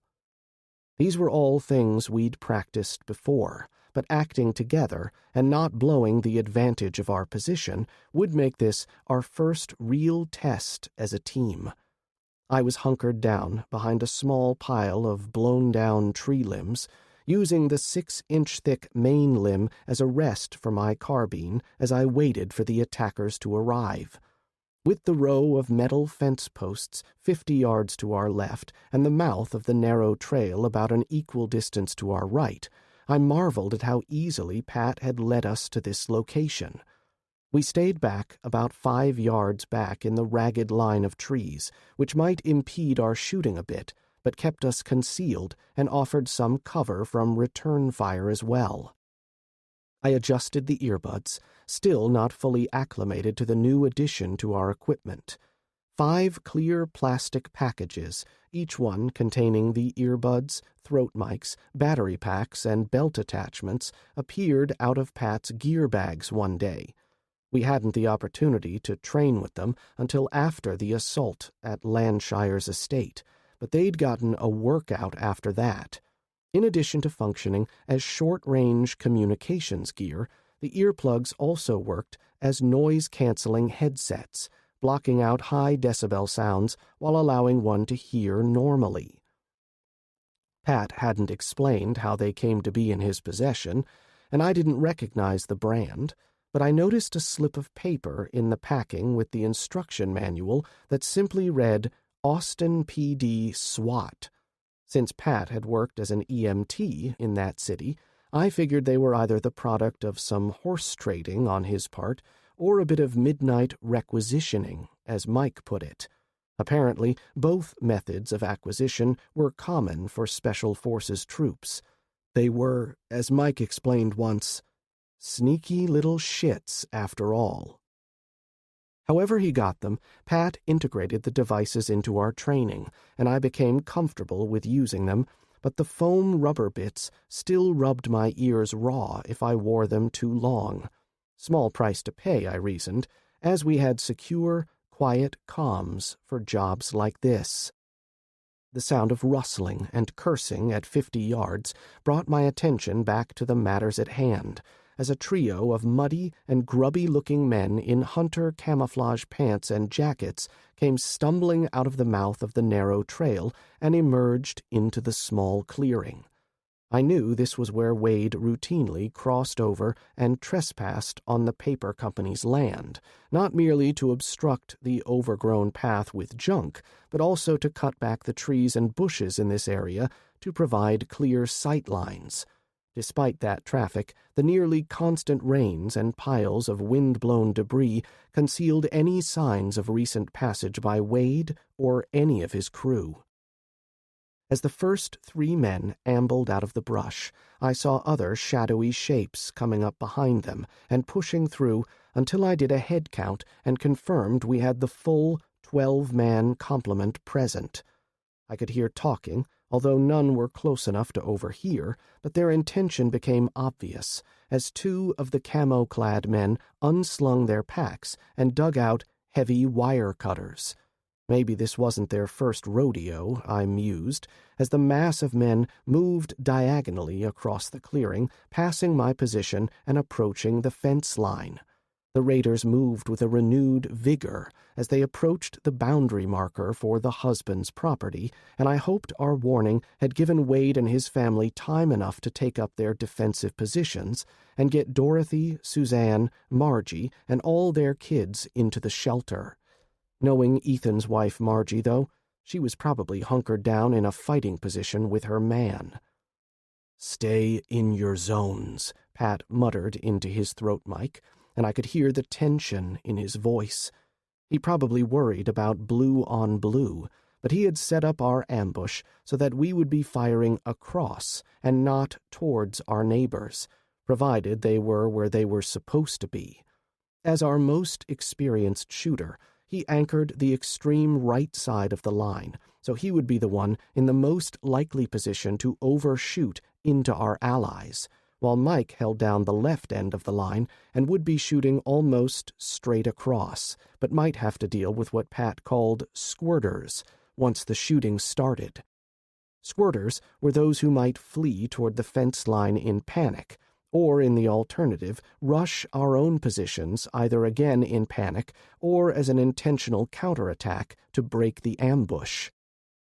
Sally and I held down shooting positions between those two, and our job would be relatively easy. Just service the targets in front of us and leave the rest to Mike and Pat. As the seconds ticked down, I tried to clear my mind and focus on the shapes in front of my sights, planning out my shots. "Go," Pat whispered, and with no warning, the 4 of us opened fire. As part of our training, Pat had worked with us to identify weapons and prioritize the biggest threats first. At this range, slightly over 50 yards, shotguns might present a danger, but targets carrying rifles with high-capacity magazines trumped that threat. In some scenarios, you might want to take out the potential snipers first, but at this range and against these numbers, scoped hunting rifles came in dead last on the threat meter, because by the time the shooters got their weapons shouldered and sighted, they should already be dead. Yes, they outnumbered us 3-1, but we had surprise, superior positioning, and a little bit of experience on our side. These raiders, on the other hand, reacted like the ones we hit outside Fred, and tried to stand and return fire in those critical first seconds instead of hitting the ground and scrambling for cover. Apparently, I wasn't the only one who was basing my fighting style on civilian competition standards, or else these men simply thought they were bulletproof. Whatever the reason, it was still mostly a turkey shoot. I say mostly because despite our best efforts, 2 of the men with what we thought were AR-15 clones survived those first critical seconds and managed to return fire, and their weapons turned out to be fully automatic. Mike, Sally, and I were using stock ARs with red dot sights, while Pat was not. Instead, he carried a heavy-barreled AR modified for fully automatic, and with one of our Beta C 100-round magazines. As I told Nikki repeatedly, we weren't to the full-scale anarchy in the streets stage yet, what she called Mad Max, but every day we drew a little closer, and that prompted us to bring out more of our less-than-legal force multipliers.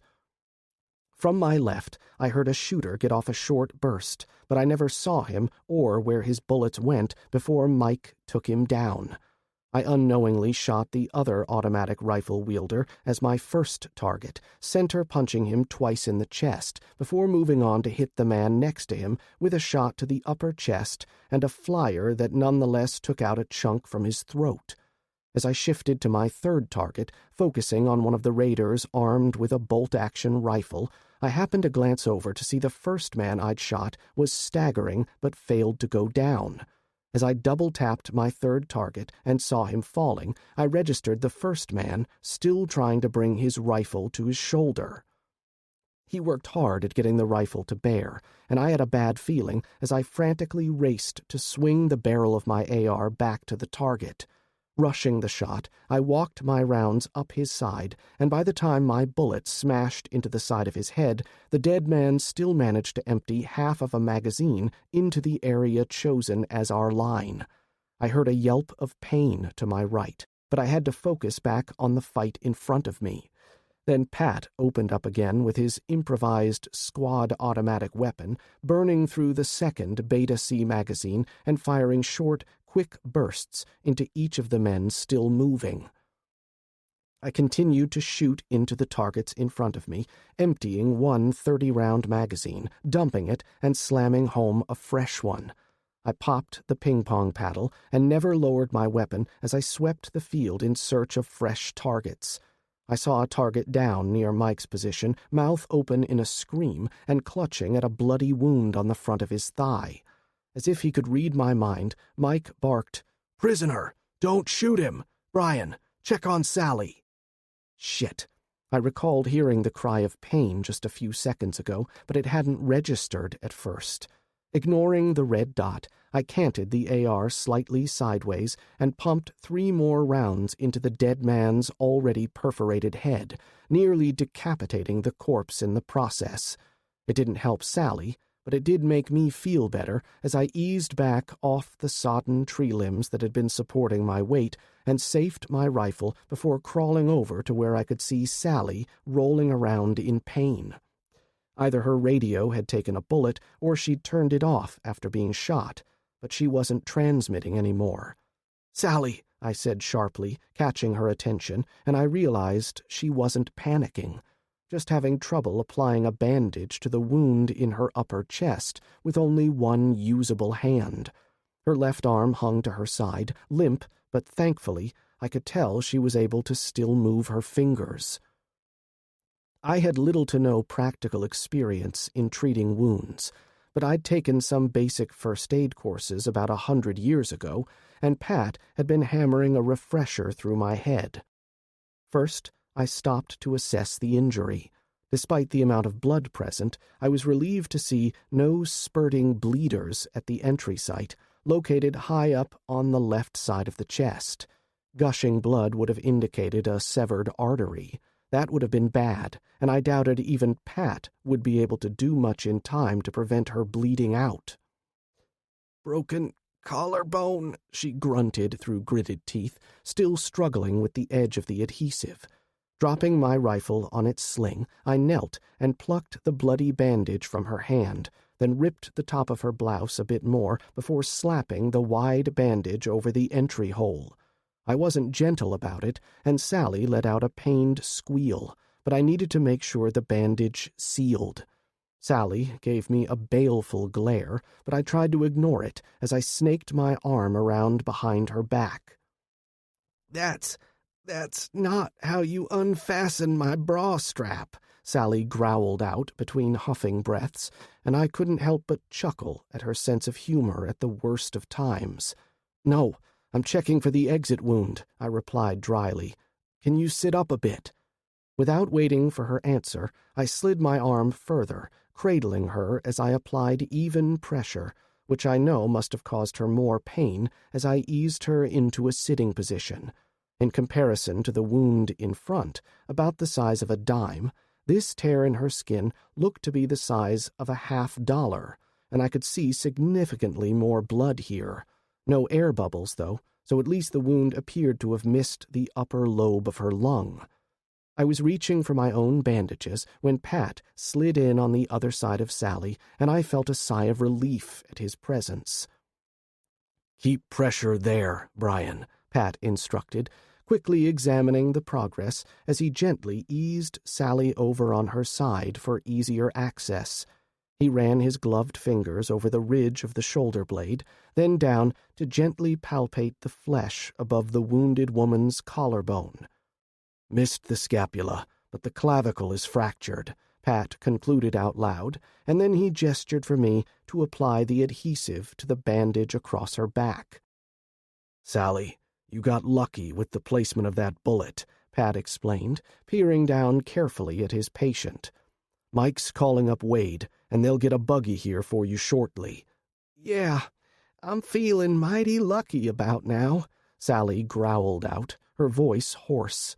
"Well, you are, and when you get to feeling better, I'll explain just how lucky," Pat continued, ignoring her surly mood. She'd just been shot, so everybody was going to give her plenty of slack. "For now, let me give you something to take the edge off that pain. Then we'll get you fixed up." "Did we stop them?" Sally asked, her eyes clearing as she looked up to regard the two of us, her teammates. "Oh yeah, 11 down hard and a prisoner to question. We did good. You did good." "Not bad for a washed-up waitress, huh?" Pat shook his head at the self-deprecating comment. "You took a bullet and stayed in the fight. Shit, woman. As tough as you are, if you'd have stayed in the Air Force, you would have made Chief Master Sergeant before you retired." Sally forced a grin as Pat leaned close to deliver an injection. "Couldn't. Got pregnant with Billy. Wouldn't have been right, dragging him all over the world." "Well, you did good, Troop. Now relax and let that shot take effect. Moving you out of here without jostling you isn't going to be easy, but we'll do the best we can." Pat sat with Sally, holding her good hand in his until whatever it was in the syringe took hold and Sally went nighty-night. He then placed her hand across her chest and began stripping off her gear as best he could without disturbing her drugged slumber. I reached out to help, but Pat stopped me with a wave.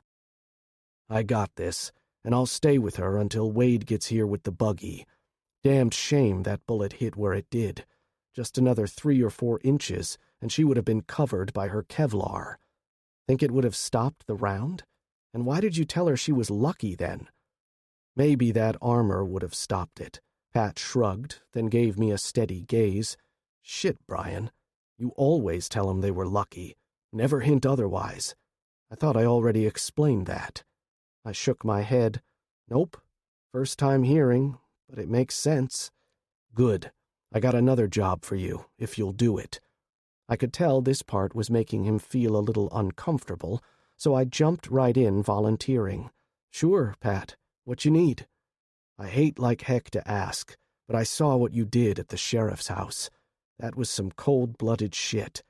You sure your head is still on straight? Ah. I saw the light of understanding dawn over our conversation with that question. You want me to question the prisoner? Before the sheriff gets here. The new one, I mean, I replied, ignoring the full implications of the question. I had tortured the old sheriff for values of torture and never lost a night's sleep over it. Doing it again didn't seem to present any issues for me. The prisoner would be facing execution anyway under martial law for what he'd done, and we needed the information. Pat's eyes caught mine, and I saw the implacable look in those normally mild brown orbs. You do what you need to do. Find out what he knows, who else they've hit, and if there's anybody else left in their group. You know what we need. And Sheriff Bastrop sends his regards, but he won't be here until the morning. Wade already got word. There's trouble all over the county, it seems. Sounds about right, I thought, except the trouble was all over not just our county, but our whole country. Probably the world. I thought about the changing weather patterns, the earthquakes, and the long dormant volcanoes going off. Oh, and a so far limited nuclear war between Russia and the tattered remnants of China. Yup, definitely the world. Got it. What about our prisoner? I wanted to say, what prisoner, but Pat deserved better. Depends on what he has to say. He won't be raiding our neighbors or shooting at our people. Not ever again. For some reason, the growing dusk seemed to grow a little darker, a bit cooler as I spoke. Pat gave a little shiver, at least, and I forced my body into action as I stood and stalked over to where the cuffed and gagged prisoner lay. Mike had used a strip of torn cloth to patch up his leg wound, but the work was sloppy, and the man still dripped a steady stream of blood. I sighed for effect, looking down and glaring at the man at my feet before saying the words, "How much do you want to live?" Chapter 5. The prisoner proved very willing to share all of his secrets, and the only thing I had to do was hold out a tablet of oxycodone to seal the deal. Of course, I did this after spending a few minutes standing on the poorly bandaged bullet hole in the man's left thigh before asking my questions. He squealed into his gag like a pig stuck under a gate, but the noise didn't travel far in the darkening woods. I set the tone of our conversation by transporting the prisoner by the expediency of gripping his shirt collar and dragging him 50 steps away from where he'd fallen. I ignored his muffled protests and complaints, then placed my boot over the blood-sodden strip of cloth and let him feel my weight until he passed out. When he came to, he found me standing a few feet away, slowly divesting myself of the knives I carried. I'd already removed the pistols, both the Springfield on my hip and the SIG from the chest rig, and I'd laid them out on a convenient tree stump that served as a rough table. I'd been doing some research reading, and keeping any weapons close at hand where a prisoner might grab them seemed a poor plan. I also situated my cell phone at the edge of the stump nearest us, making sure the microphone at the base was pointed our way as I started the record function. "Why did you try to hit our compound?" "What are you talking about? We were just looking for a place to spend."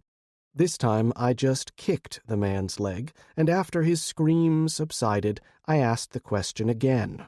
No emotion in my voice, and my tone flat and dead. We We heard there was a vacant place over here. A big house where we could move in. That's all we were trying to do. Honest." Something about the wounded man's tone convinced me he might be telling the truth. Well, that sucked for them, but you didn't approach a stranger's house with guns in hand these days without running the risk of getting dead real quick. "What's your name?" The question seemed to catch the would-be raider off guard. "Kyle," he finally said, his eyes as big as saucers, as he regarded me cautiously now that I wasn't standing on top of his bleeding leg. "Well, Kyle, tell me about your crew. Where were you coming from that you need to change locations?" Kyle didn't warm up to the subject, hemming and hawing about security for his people, so I changed my tactics a bit. I asked him questions where I could already guess the answers, getting him accustomed to answering my questions without having to think too hard. He confirmed they had more than those who were lying dead in this clearing anyway. He also told me that 2 of the trucks parked back at the logging road belonged to members of the gang, while the 3rd one had been salvaged from another group. I was getting the feeling we would find those former owners dead in a ditch somewhere. After this admission, I changed my approach again, sensing that my swift changes of topic were making it hard for Kyle to keep mentally shifting his gears. Either he wasn't that sharp to begin with, or the blood loss was having an effect. "Is your boss one of the guys laying over there?" Kyle hesitated, then nodded slightly. "What was his name? If he's dead, won't hurt anything giving me his name," I said, trying to make my voice reasonable. Bobby Stinson." I nodded slightly before continuing. "How long you think you've got?" What are you talking about?" I looked down significantly, where his leg was now completely drenched in blood from hip to ankle. "I've seen a lot of men bleed to death," I lied, "and pretty soon you're going to go into shock. You need a doctor, and I don't see any standing around waiting to rush you into the operating room." "But that other one, the big one, was going to go get a buggy for the wounded," Kyle whined, his eyes burning into me. "Oh, that's for our wounded," I replied, honestly this time, before lying again. "One of our people got a bit of ricochet into her arm. No big deal, but we take care of our own. Like I said, you need a doctor. I didn't say you were going to get one." "But—" "I'm just going to sit here and watch you bleed out. Maybe hurt you some more. That'll make it go quicker for you anyway." I said it with such utter conviction that Kyle's already wavering resistance began to crumble before my eyes. "But you can't do that. It ain't right." Kyle wasn't taking this well, and I decided to up the ante. "Kyle, you're living the outlaw life," I said disdainfully, "and you gotta expect to reap what you sow. Did you get a doctor for the people you hurt, the ones you raided before you came here? As for right and wrong, well, your little troop of Boy Scouts just walked into a buzzsaw. What makes you think we are a bunch of weak-willed citizens? You think we're like the rest of them out there?" "Shit, you're another gang. Got here first, didn't you?" Kyle's sudden realization caused his bladder to fail, and the acrid stink of piss suddenly assaulted my nostrils. "Where'd your crew work out of before, Kyle? I saw you had a couple of rifles equipped with giggle switches. You buy them from us, or take them off somebody else?" I was taking a bit of a chance with my bluff, trying to play the role I'd created to get inside Kyle's head. Admittedly, he didn't strike me as a Mensa member, but something I said triggered a reaction I wasn't expecting. "Oh, shit. You guys, you part of that militia group out of Baytown, ain't you? I heard you boys moved north before the storm." Kyle sighed, like he was too tired to go any further, but eventually he started talking again. "Crap. I wish we'd knowed that before. Look, we worked for Leo Tanukis.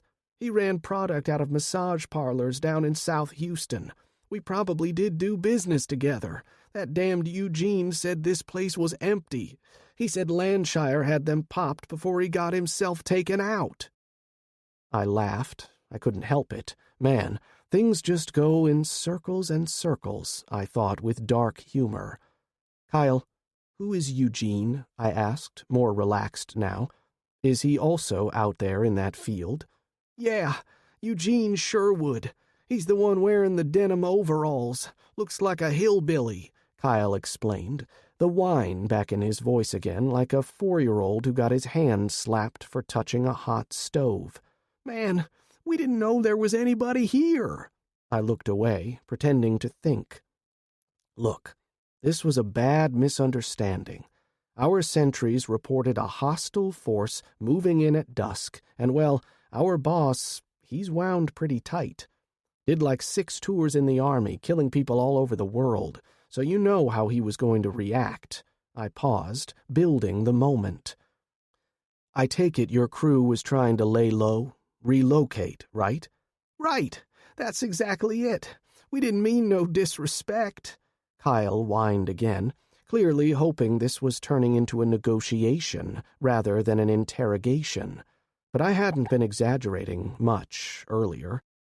He was bleeding out slowly, and already his flesh was taking on an unhealthy gray pallor one usually associated with death. Or maybe it was all that meth. In the failing light, he started looking more like a ghost by the minute. "All right, I can respect that. Here's the deal. Padraig, that's the boss man of our militia company, he believes in never leaving a threat alive. But," I held up a finger, "if we bring you in, get you to our doctor and patch you up, you've got to prove out. You've got more people somewhere, and you've got a cook, too, don't you? We've got resources, more than you could imagine, but we could use some talent, too." At this point, I really didn't care. These cockroaches were part of a criminal gang from before Rockfall, and I imagined they weren't getting better behaved as times got tighter. My guess about their bathtub chemist struck a chord with Kyle, and he was eager to fill me in on the details of their hideaway. "You got to give me your word, man. Your word," he stressed, then started coughing. "Your word that you'll do right by our people. We was here because of that idiot Sherwood. No other reason." "My word," I replied solemnly. "If you tell me how to talk your people out, we won't harm a hair on their heads. Like I said, Padraig is wound really tight on security, but he doesn't kill women and children, or non-combatants." At that last part, Kyle cast me a bleary, non-comprehending look. "If you don't point a gun at his people, Padraig is cool, but—" "I got it," Kyle mumbled, then proceeded to give me not only directions to the gang's current hideout, but also passed on the names of some of the people inside. It wasn't much, but I made sure the recorder on my phone got all the details. I also got him to tell me some about their previous operations, or at least what he could recall. As he spoke, Kyle visibly began to sag again, leaning over on his side like a junkie on the nod. Meth to keep you up and functioning, if not thinking clearly, but then eventually you need a touch of heroin or some other type of opiate to unwind after being up for 3 days straight. This reminded me of users I'd seen, but I knew what ailed Kyle was something else entirely. "All right, Kyle, why don't you take this for the pain?" I finally said, handing the dying man the tablet of oxy I'd palmed earlier. In the dying light of the day, the criminal glanced at the pill, popped it in his mouth, and dry swallowed. As the man drifted off, I reached down and unfastened the crude bandage wrapped around his thigh, breaking through the crust of coagulating blood and triggering a fresh stream of his life's fluid out onto the soggy mud. I looked down and saw empty beer cans and assorted plastic trash littered the ground around us. How long I stood there, staring down at the unconscious figure, I couldn't rightly say, but when I heard Mike's steps approaching me from behind, I noticed the last light was gone, and we were standing under the unsure illumination of a moon wreathed in cottony clouds. I started gathering up my gear and replacing my knives and, most importantly, my cell phone. I figured I would need to ditch the thing after what I had recorded on it, but the information might prove useful to Sheriff Bastrop, if nothing else. Dying declaration and all that. "We need to do anything with him?" Mike gestured, but I pretended not to notice. "Who? Kyle? No, let him lay there and catch up on his rest. He told me some of what we needed to know." Bryan? I don't think he's breathing," Mike observed, and I could tell he wasn't sure how to react. He'd seen me interrogate Sheriff Landshire, of course, but for some reason my brother seemed more disturbed this time. "Shh," I admonished. "That just means he's really tired. Best not to wake the dead." Mike took a step back, carefully studying me once again. "Don't go getting scary on me now, big brother. I don't need you collecting ears or building a suit out of the skinned bodies of your victims." "Dude, that's just gross and offensive.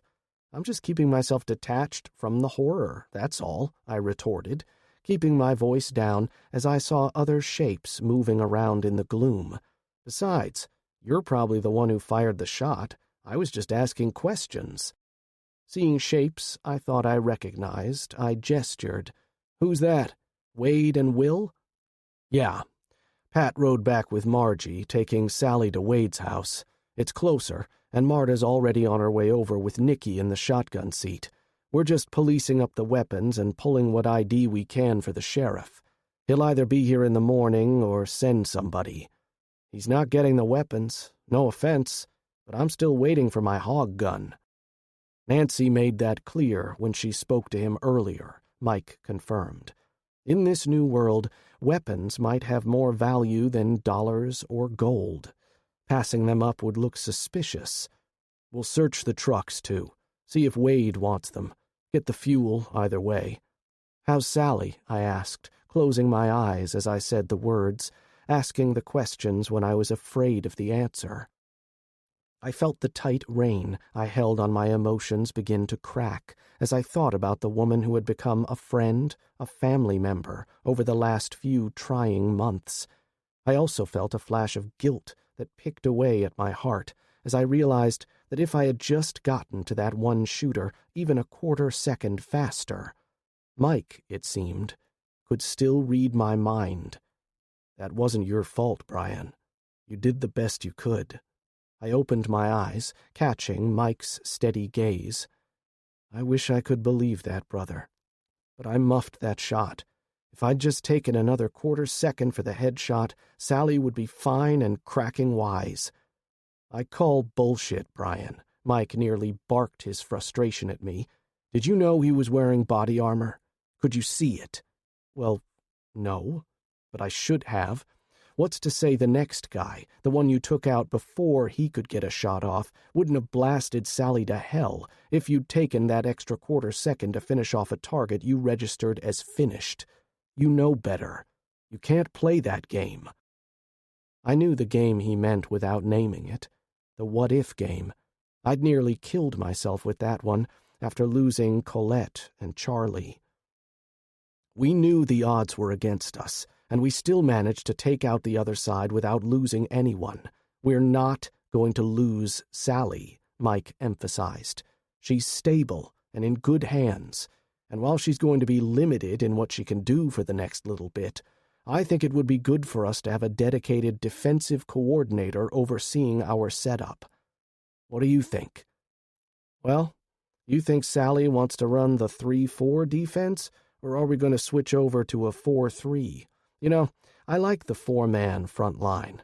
And what's she going to do on blitzing downs?" I wisecracked, trying to project a sense of levity I didn't feel, trying to lighten the mood when all I wanted to do was go back to Kyle's gas station bolt hole and burn the place down, women and children be damned. Mike clapped my shoulder, then gripped it as he turned me back towards the scatter of bodies littering the trampled-down stretch of grass where we'd done our killing. She did good too, you know. You were right about her being tough and up to the job. Took that bullet and kept in the fight. I swear I heard her muttering, "Get some," when she first lit up her guys. Well, that's good, but now we've got more problems. The Fitz place? Yeah, that's part of it anyway. Sometimes I hate being right. Kyle said it was where they were heading. Only screw-up was using a Sherwood to guide them in the back way. Man, this keeps up. We're going to have to exterminate that whole bloodline just to be safe. Who was it? I didn't recognize any of them. We'll have to ask Wade, I observed. All I know is Kyle said he was wearing overalls. You really didn't kill him? Mike asked delicately, glancing back at the still shape now consumed by shadow.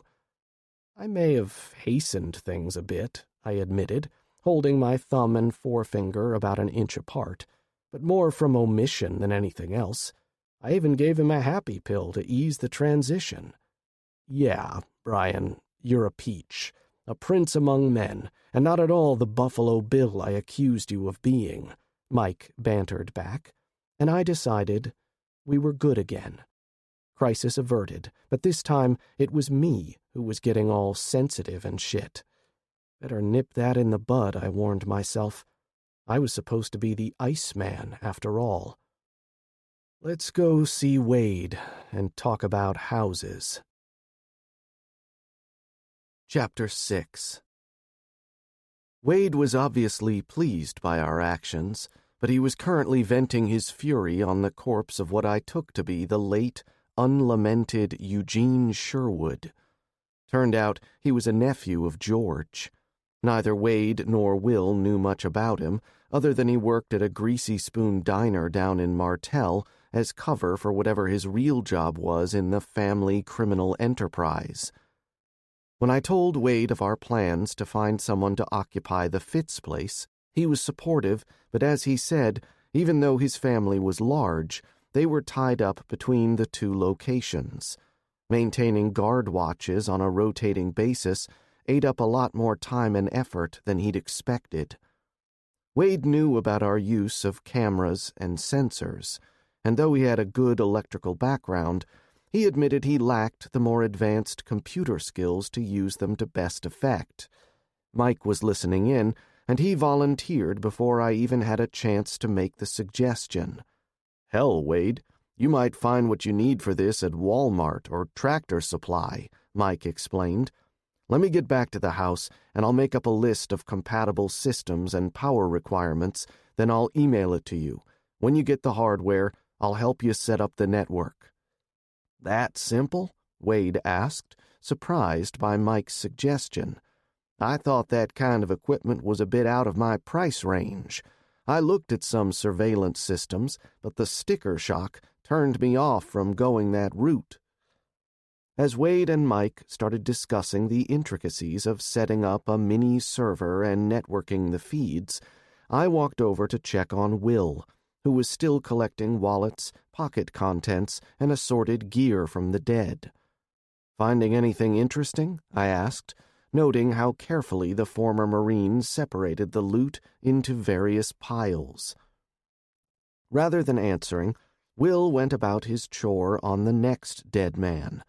Beginning with the boots, Will removed all the useful items, from spare magazines to belts, and stacked them on top of the boots, using them to keep everything else off the damp, muddy ground. From his back pocket, Will took out a plastic bread bag, the kind stores packaged their pre-sliced loaves, and inserted all wallets and scraps of paper he found into the bag, then tied off the end and dropped it on the chest of the corpse. I noticed this one, unlike some of the others, lacked web gear and body armor. "What's that for?" I asked, this time gesturing to the discarded plastic bag. "For the sheriff's boys," Will finally replied. "When I was a young Marine in Iraq, we had all these foreign fighters in the country, eager to throw off the shackles of the great Satan. Our captain wanted to know where they were coming from, and he had us collect all the identification papers off the dead. This reminds me of those days." "What was the craziest thing you found? I mean, I know from Mike that you had Hadjis from all over. I was just wondering which one surprised you the most." "Latvian passport," Will replied after a second of thought. "I had to look it up. I thought that was where Dr. Doom was from, but turns out it is a real country." I couldn't help it. I started laughing at that point. Great big old belly laughs as Will glared at me. I didn't know the man that well, not nearly as well as I knew Wade, but there was a bond between us, since we'd gone after Sheriff Landshire together. All it took was one secret murder mission, and you were suddenly blood brothers. Mike had said something like that once, about sharing a foxhole with somebody when the Hadjis were overrunning your base, and now Will was like part of the family. "Dude, here I am sharing military secrets, and you gotta laugh at me that way?" Will complained, and I held up my hands in supplication before explaining. "Sorry, it was just Mike and I had that very argument before back when we were kids. I mean, I think I was 8 or 9, and he was about 7. Ask him. He thought the same thing, and when I showed him on the globe and proved it was a real place, he just shrugged his shoulders and said those comic book writers must really do their research." Will then chuckled as well, and I saw Mike and Wade look over at us like we were crazy. I just waved them back to their conversation as I shifted gears a little bit. "You doing okay about what we did?" I asked vaguely, but he knew what I was talking about. The sheriff's place. "Dude, I can't believe you talked Ethan into cutting that guy's finger off," Will exclaimed, then looked around as if worried about eavesdroppers. "I can't believe he did it," I confessed. "I was just trying to scare him, but there goes Ethan, crunch, and then his finger was on the floor. You think he's okay with it?" Will nodded before replying, "I think so. I've known him and Wade just about all my life, and Ethan's not soft. Just more thoughtful about stuff, you know?" "Yes, I know. I knew plenty of guys like that, back before." But when he saw those dead truckers in the pit, guys he'd known and worked with, it was like something clicked inside his head, if that makes any sense. It does. Some people are glass half full no matter what kind of shitty hand life deals them, I said, digesting what Will was saying. That was my read on Ethan. You're saying he's changed? He has. And that's why Wade and I trusted him to guard the front gate tonight, Will agreed. He's still a little skittish, but it's like he's finally opened his eyes to the world we are stuck in now. No more rose-colored glasses for that one. Bryan might not look it, but he can play the role with the best of them. He burned Landshire's stump like it was nothing, like he was planning on doing it all along, Mike pointed out, joining the conversation, and I could hear a thread of dark humor in his words. Clearly, what he'd done here wasn't going to be keeping him up at nights. Then Mike gave me a hard stare, as if he was probing my intentions or my thoughts, and reminding me of what he'd said earlier. "We never did anything like that when I was in the Corps," Will explained. "Thought about it a few times, but never went to that place. Probably a good thing, for most of us. Are you okay with what we did?" I caught the Marine watching me carefully, like Mike had done, and I returned his gaze with a steady one of my own as I answered. "I did what needed doing. No reason for you or Mike to have those nightmares. Same reason I capped Sherwood and those jokers in the barn. I have my own nightmares, but I haven't missed a minute's sleep over what we did that night. No, my nightmares all centered around the things I failed to do, and those I couldn't save." "And you were okay with doing it again?" Will gestured to the slumped form of my latest interrogation, and I could make out the quirked eyebrow as he asked the question. "Like I told Mike, other than a little persuasion, that guy died of his wounds. Wounds he got while trying to attack your house, your family," I stressed. "I doubt any of my methods would show up on an autopsy, except for the painkiller I gave him. He was just talkative is all. That's what my report to the sheriff is going to say anyway." "Uh-huh. But what motivated them to make the move on us? They were aiming for the Fitz place, got lost or bad directions from Eugene there.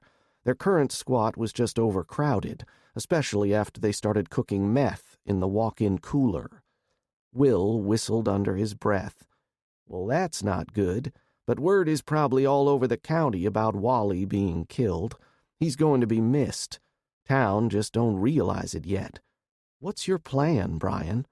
Why does everybody think I have a plan? I complained, but from his scowl, Will wasn't buying it. Okay, I continued. We need to recruit somebody in to occupy that house.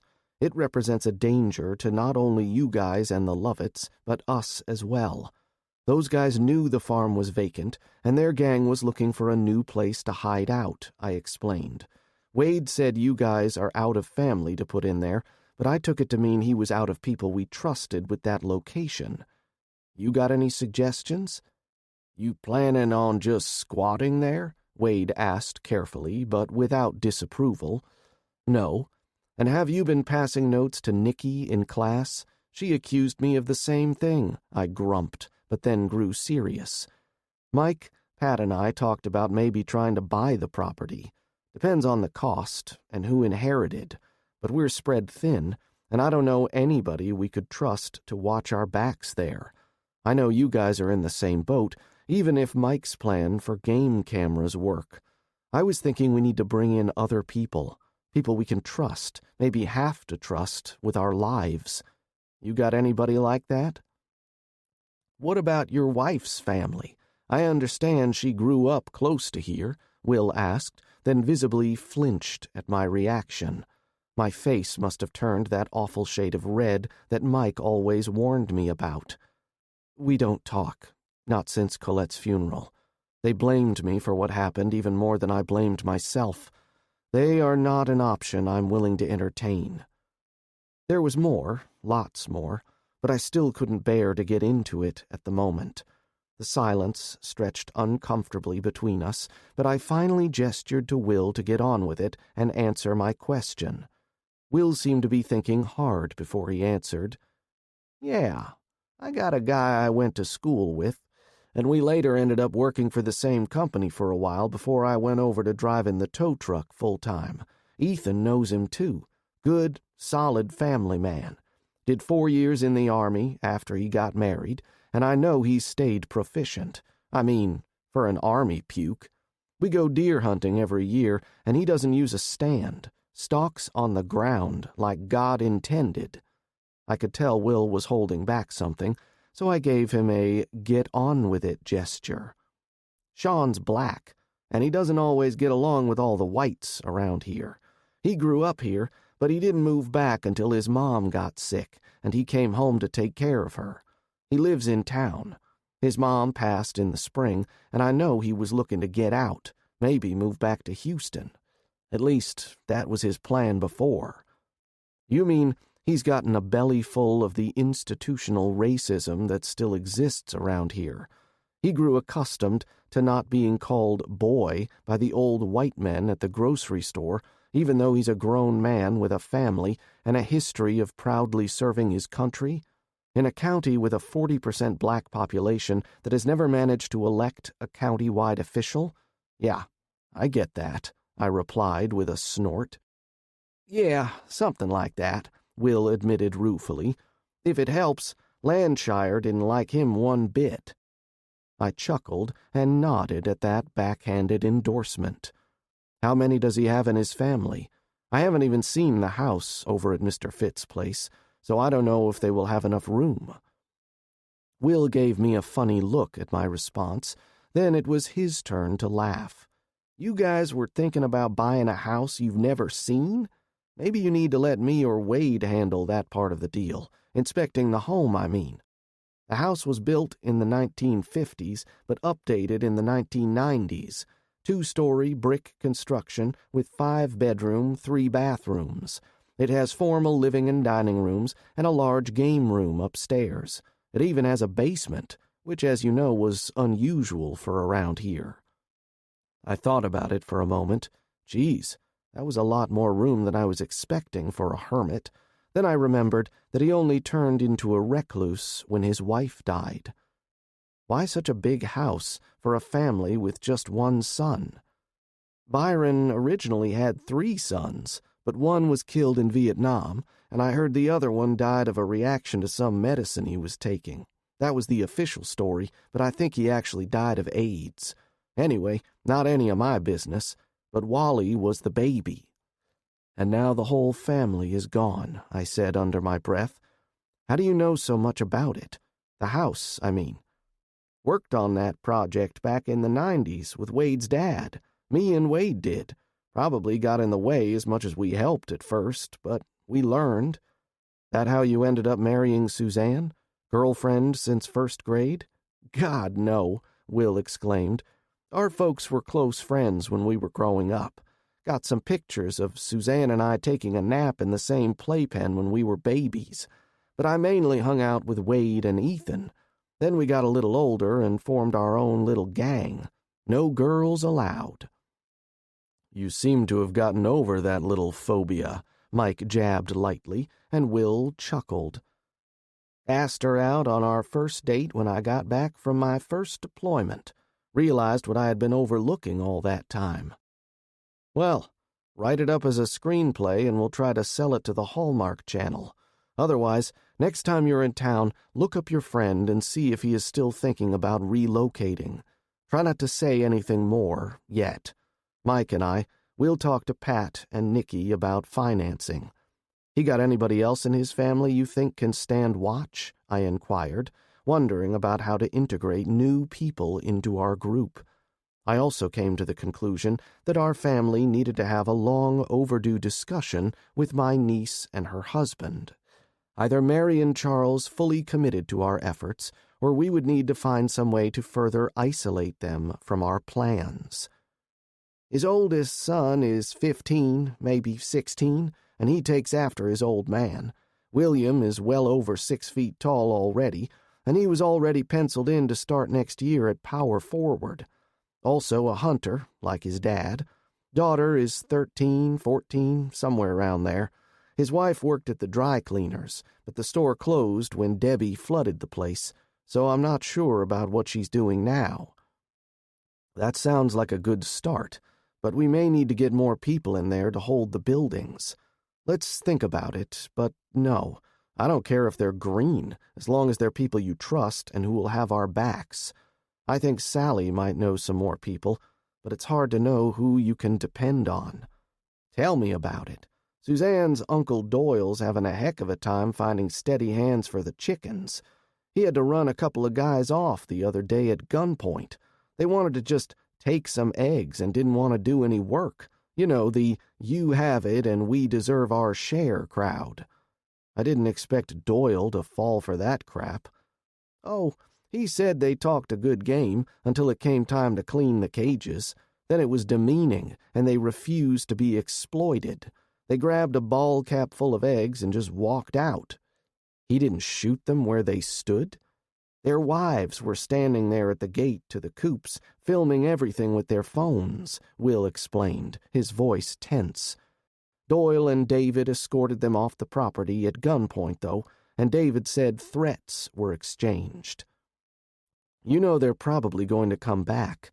Has Doyle managed to recruit anybody out of that soup kitchen his wife set up that they think will actually stick? I asked with a touch of anger in my voice. Not at Doyle, or even his wife Bridget, who was a bit too much of a bleeding heart for me. No, my anger was directed at the idiots who took advantage of the farmer's generosity. A couple, but Doyle is thankful he's got the bunkhouse already filled with family. Between David and Barbara's families, they have 5 other adults who can pitch in and be trusted. I knew David and Barbara were 2 more of Wade and Ethan's siblings, who were bunking at Doyle husband's farm, along with Doyle's 3 kids and their spouses.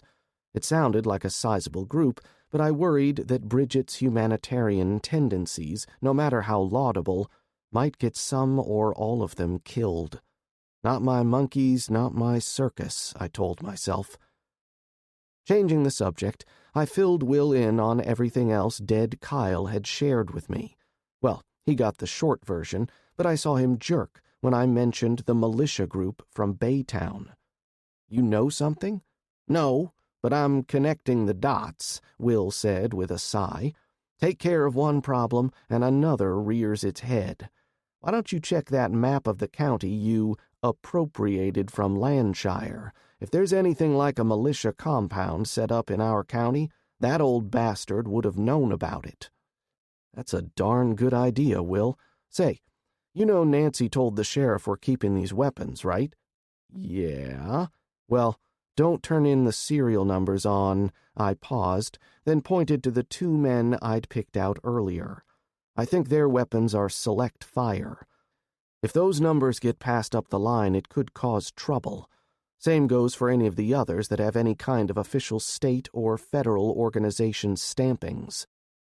Will gave me a side-eye glance in the growing dark, an appraising look, like he was measuring me. "That's mighty paranoid of you, Bryan. Good thinking, but, if we get raided by anybody official, that could end up biting us in the ass if those weapons show up." Walking with Will, I moved over to where one of the bodies had already been processed. Picking up the carbine, I turned it on its side. Property U.S. Government was stamped right below the Colt logo. I held it out for Will, who nodded. No doubt he'd noted this earlier. "There's a database. You know that from your time in the Marine Corps. How likely is it that Sheriff Bastrop or his people will run these serial numbers and this one pops with a red flag?" "Pretty sure that's standard procedure back before. Now? Still too much of a chance. I see where you're coming from, so leave these off?" "Yeah, or substitute something claimed from other raiders," I suggested. "And you happen to have something that fits that criteria? Because I know you and Mike didn't take anything from that house outside Fred," Will noted with a sly grin that just touched his features in the dark. "I just might indeed," I agreed, thinking about the weapons we'd picked up in Fort Worth. I'd initially planned to use the Marlin Camp carbine on the old sheriff, but Deputy Bailey's habit of jumping the gun worked out in our favor. We'd managed to frame him and his two idiot sidekicks for the old sheriff's murder using their own weapons.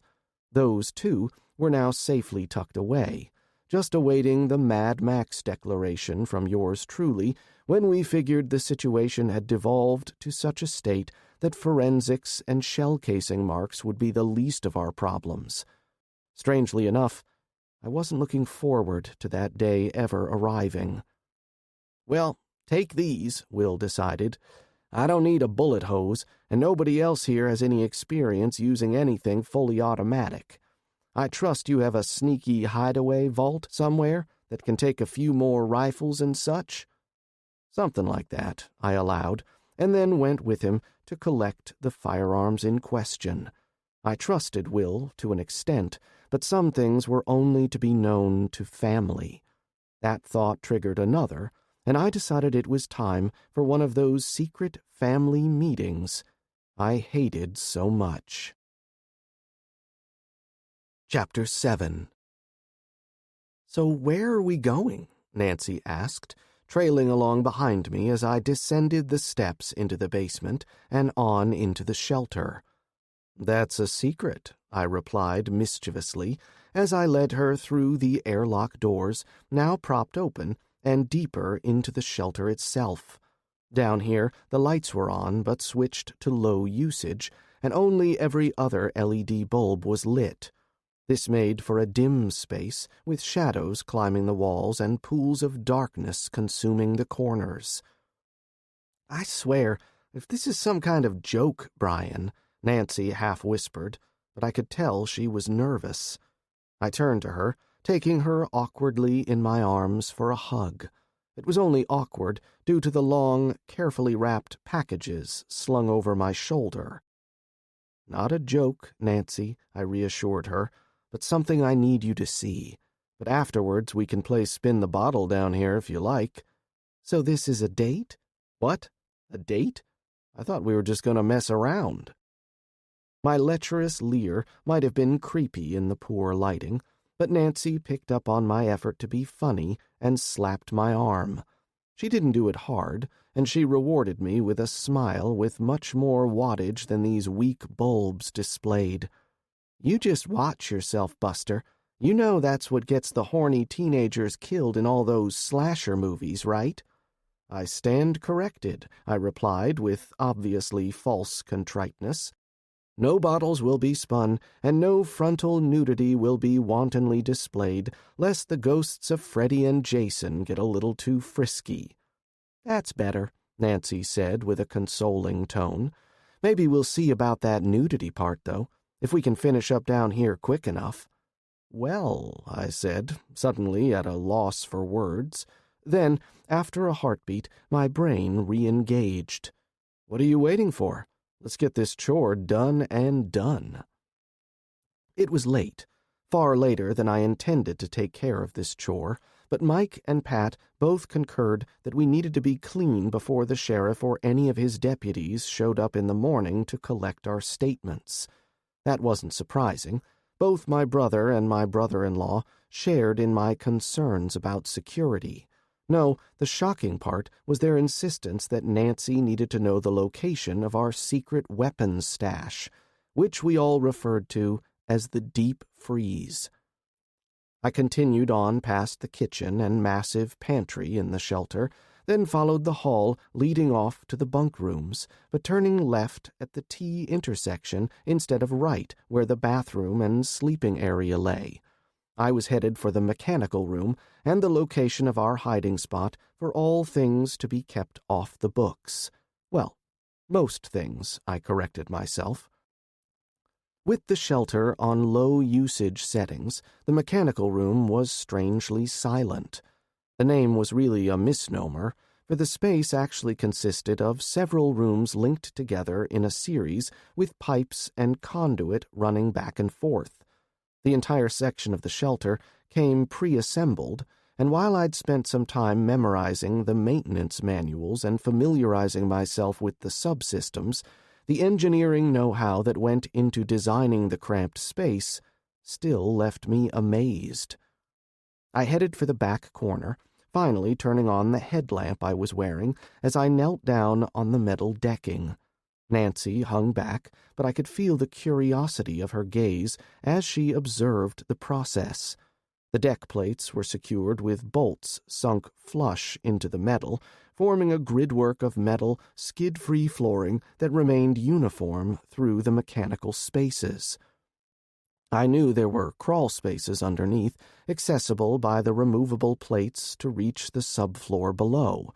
Those sealed spaces hosted additional stored goods and supplies, squirreled away for a rainy day.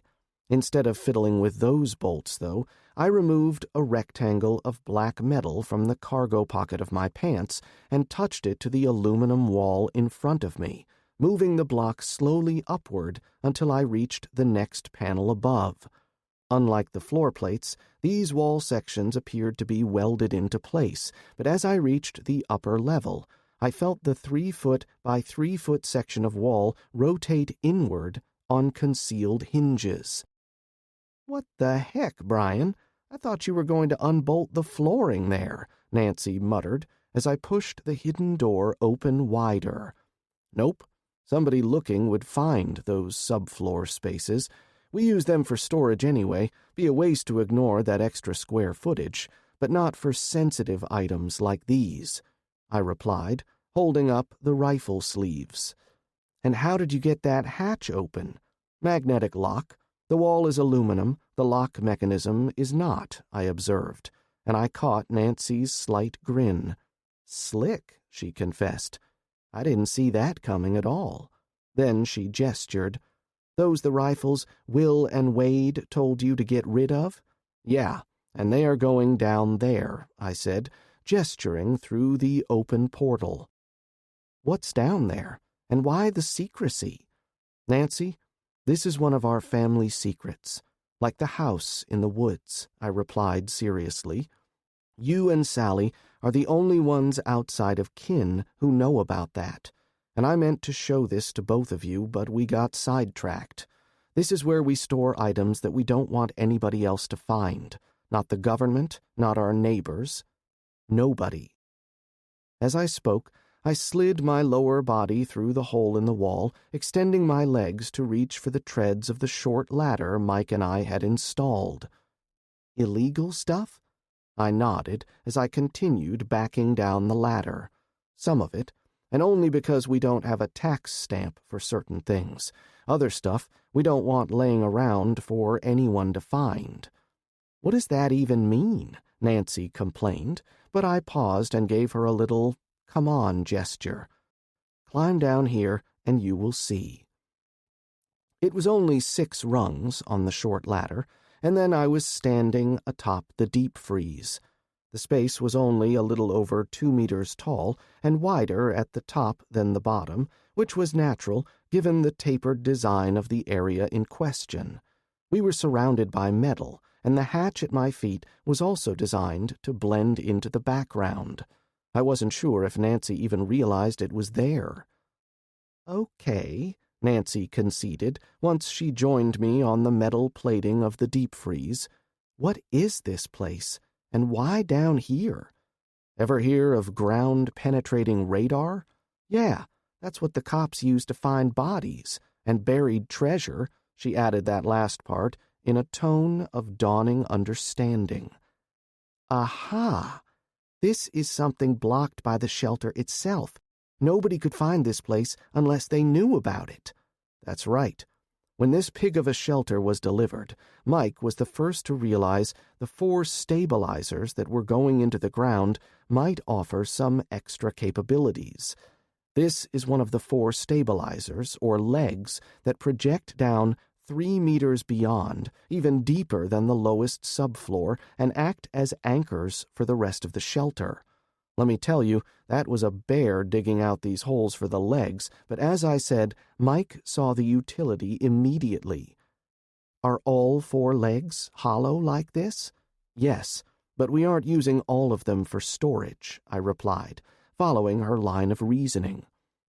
"We just wanted to make sure that they all look the same if somebody checked with radar. With all 4 being somewhat equal, and with the hatch hopefully camouflaged, the idea was to create not just a hideout for our potential contraband, but also as a last-ditch refuge should the shelter be breached. Now you have me curious. What else are you hiding in this deep freeze? And where are you keeping it?" "Oh, you're standing on it," I replied in a teasing tone, looking down. "Don't tell me. Another hidden panel?" "You guessed." My tone was a mock pout, but I didn't hesitate to kneel down and use the magnet again to disengage the lock on this trapdoor. The hinges were on the inside, and the door itself was 3 feet across and 2 feet tall. Even using aluminum to fashion it, the metal was thick and dense, requiring both my hands to lift it up and lean against the wall. Reaching inside the cavity, I felt for the battery-powered LED lantern and flicked the switch. The bulb wasn't much, casting a 20-watt cone of light, but with the darkness and the limited space, the illumination was sufficient to show off the contents of the deep freeze. Guns, lots of them, laid out on racks in rows, with a built-in crossbar to hold the rifles and shotguns in place. Other racks held boxes of items. Some were clearly pistol-sized, while others defied easy identification. "What the hell, Bryan? You guys planning on arming a company?" I shrugged, then sat down on the edge of the deep freeze and lowered myself into the hole, carefully turning the slings on the cushioned rifle sleeves to avoid hanging myself up on the edge. Did that once before, and it wasn't as funny as one might think when I managed to tweak my shoulder socket that time. "A lot of this is stuff we took out of Landshire's vault," I finally explained. "Again, not stuff we want to get caught with right now, but we also don't want them to end up in anybody else's hands. Other stuff, well, we just need to keep out of circulation for a while." "Are those?" "Yeah," I confirmed, following her gaze. "Hand grenades. Look, but don't touch for now. Mike has a training model he can teach you with later." Where on earth did you come up with grenades? Would you believe the sheriff had some crazy things in his secret stash? I asked, trying to project innocence. I stripped the canvas sleeve off the first long gun, reaching down to deposit the rifle into a free slot on one of the racks, then repeated the process with the last rifle and finally dropped the crossbar into place. Sure, we can go with that, Nancy replied, with a droll flippancy that hinted I might be in over my head. Why would you need to keep some weapons out of circulation, as you said? Nancy asked, and I could tell this was intended more to change the subject than real curiosity. Have you ever seen a movie about the organized crime and hear the phrase, "that gun's got bodies on it"? When warning another character to drop their piece in the river, I mean. Nancy nodded, biting her lip, her expression growing suddenly serious in the deep shadows. I know Nikki had to kill some guys at a gas station on her way here. Is her pistol stored in one of these boxes? That is entirely possible, I allowed, without giving her actual confirmation. No good would come of it if somebody were to run ballistic comparisons on some of these, but that's all that needs to be said. Like I mentioned, some of these guns have bodies on them. And you've got things down here it wouldn't do to be found by any search warrant, Nancy continued. Yes, frankly, Landshire had way more in the way of guns, cash, and drugs than we expected. Old Bernie was either way more tied up in the drug trade than we ever suspected, or our former sheriff was already taking out gangs outside the county. Why didn't you just dispose of the drugs, then? Aren't they a huge risk to have around? I can't see anybody here being big druggies anyway, Nancy stated, and I just shook my head. Look, I've never been a user, but in my mind, the war on drugs was nothing more than a huge fundraiser for law enforcement and a way to keep minorities down.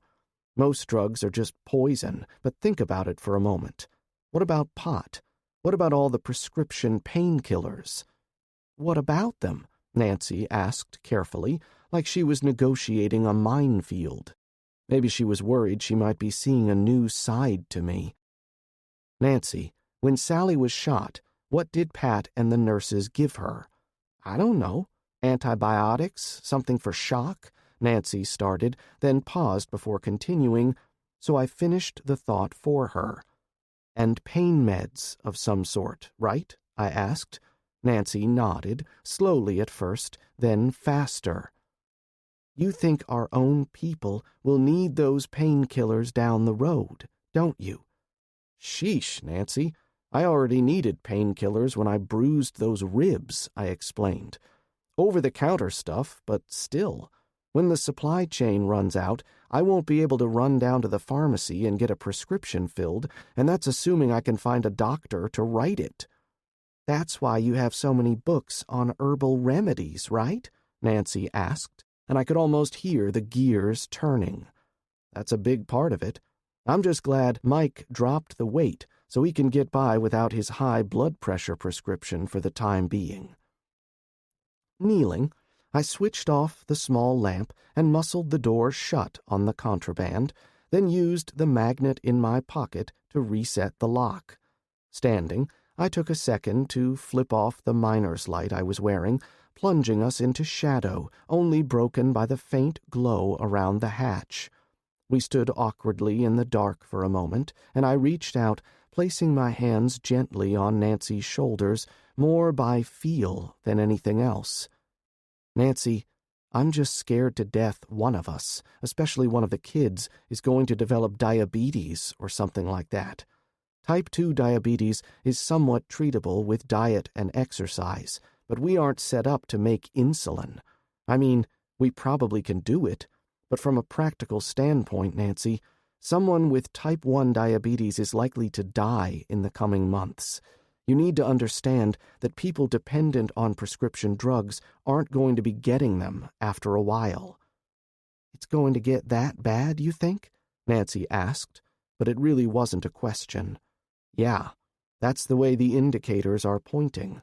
We're already seeing breaks in the grocery supply chain, and desperate people are doing things out of character as they begin to figure out the old status quo is a long ways from returning.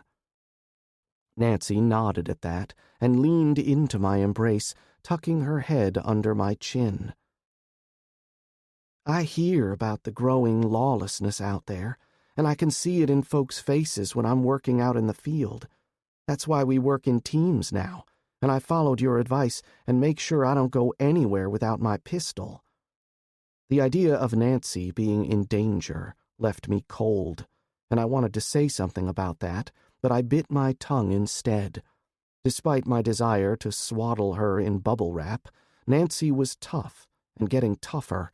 Nikki was overseeing her pistol training for now, but based on my sister's reports, Nancy was ready to move up to varsity and start taking classes with Pat.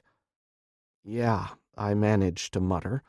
Even that drug thug I managed to talk to seemed to be saying their gang was worried about what is going to happen.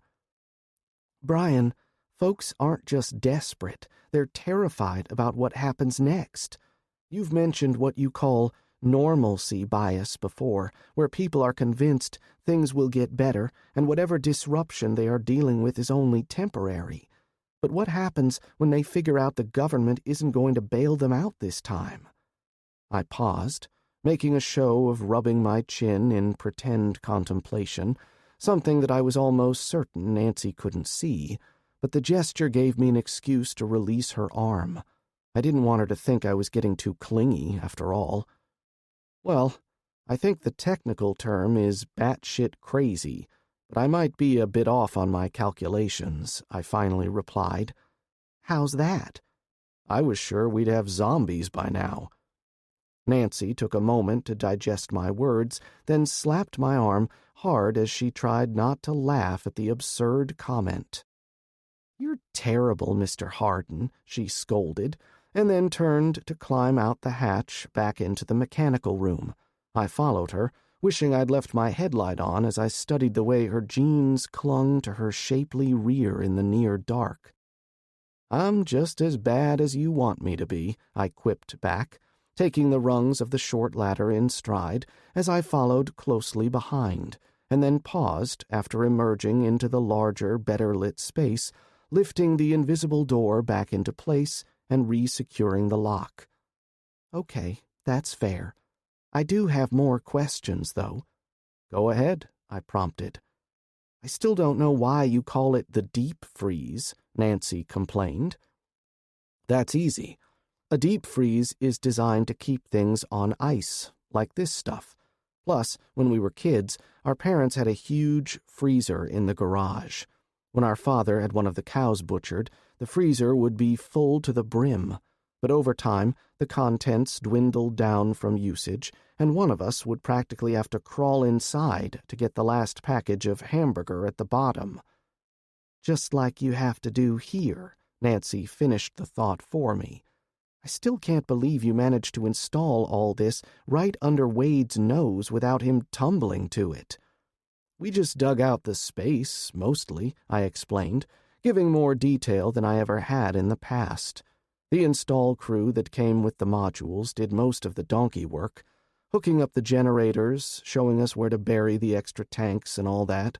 It actually helped that the shelter is adjacent to the basement rather than taking up any of the square footage. Once Wade was done with the house, we just needed a concrete saw to cut out that short passageway behind the stairs and install the outer submarine-style door. Not easy, but Mike, Marta, and I managed to get it done on a weekend when Nikki and Pat were over for a visit. But all this was installed much later, and over a couple of years. The only other major item I wanted to acquaint you with is over in the bunkhouse side of the shelter. I watched as Nancy made a slow turn, almost a pirouette, as she regarded me with one eyebrow cocked in such a way that nearly took my breath away. The lithe, cat-like motion resulted in highlighting certain assets, reminding me once again that Nancy Prentice was a world-class hottie masquerading as a heavy equipment operator. You have something to show me in the bedroom, Mr. Harden? Are you still trying to work your wiles on me?" Nancy's smile took my breath away, and as I was captured by the azure fire in those blue eyes, I nodded my head like an empty-headed fool. Clearly, her earlier dark mood was beginning to dissipate. Nancy Prentice was made of sterner stuff, and her diamond core was shining through under pressure. She had a beautiful, heart-shaped face, with high cheekbones and a perfect nose, and her neck was long and elegant, reminding me of a blonde Audrey Hepburn. Men noticed this, of course. They'd have to be blind not to. Nancy worked hard to de-emphasize the effect, wearing little to no makeup and keeping her hair cut short and efficient. Her practice of wearing heavy denim painter's pants and thick flannel shirts at work prevented the casual observer from realizing the spectacular form under those layers, but I'd been around her enough to realize that if she so desired, Nancy could have made her living as a model. Dorothy had mentioned such in passing, but after her assault and the ensuing turmoil in her life, the last thing Nancy wanted was a spotlight pointed in her direction. I thought about her old college boyfriend and made a mental note to kill him slowly if he ever entered into what Mike and Pat referred to as our area of operation. Sure, I would be murdering Lisa's biological father, but somehow that idea didn't bother me in the slightest. Finally, shaking off the glamour of her gaze, I managed to string my words together. I was going to show you the other thing that we had installed that week when Wade and Dorothy were on vacation. The escape tunnel. Entry is through the back wall of the women's dormitory. Nancy faltered, then recovered with a wry grin that looked more girl next door than hot pin-up girl, but even in this dim light, she still managed to push my buttons. "Damn, I thought that was some kind of code for your secret love shack, but you really did manage to surprise me once again. How in the heck did you pull that off?" "Come with me, and I'll show you, once we seal this place back up. Then we can see if the lava lamp I installed in my secret love shack is still working." Nancy blushed prettily at my words, but she also listened carefully as I walked her through the process of locking down the antechamber leading to the deep freeze. On our way out of the mechanical room, Nancy picked up on the stash of MREs and sleeping bags lining the metal walls of the chamber. Like the secret room below, all of the available wall space went into shelving and storage.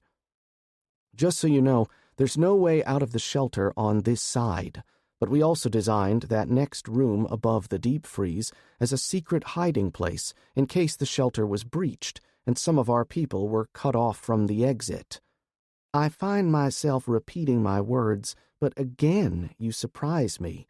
In the old days before a meteorite killed a quarter of the world's population, I'd worry you and your family were paranoid, Nancy began. And I knew exactly what she meant. "And now you're worried if we are paranoid enough?" Nancy's strained smile was all the confirmation I needed that my words had hit the mark.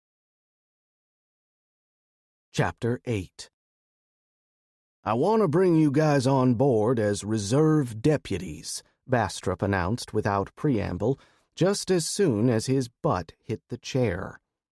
We were sitting in the kitchen, sipping coffee while the acting sheriff looked over the reports we'd stayed up late to assemble.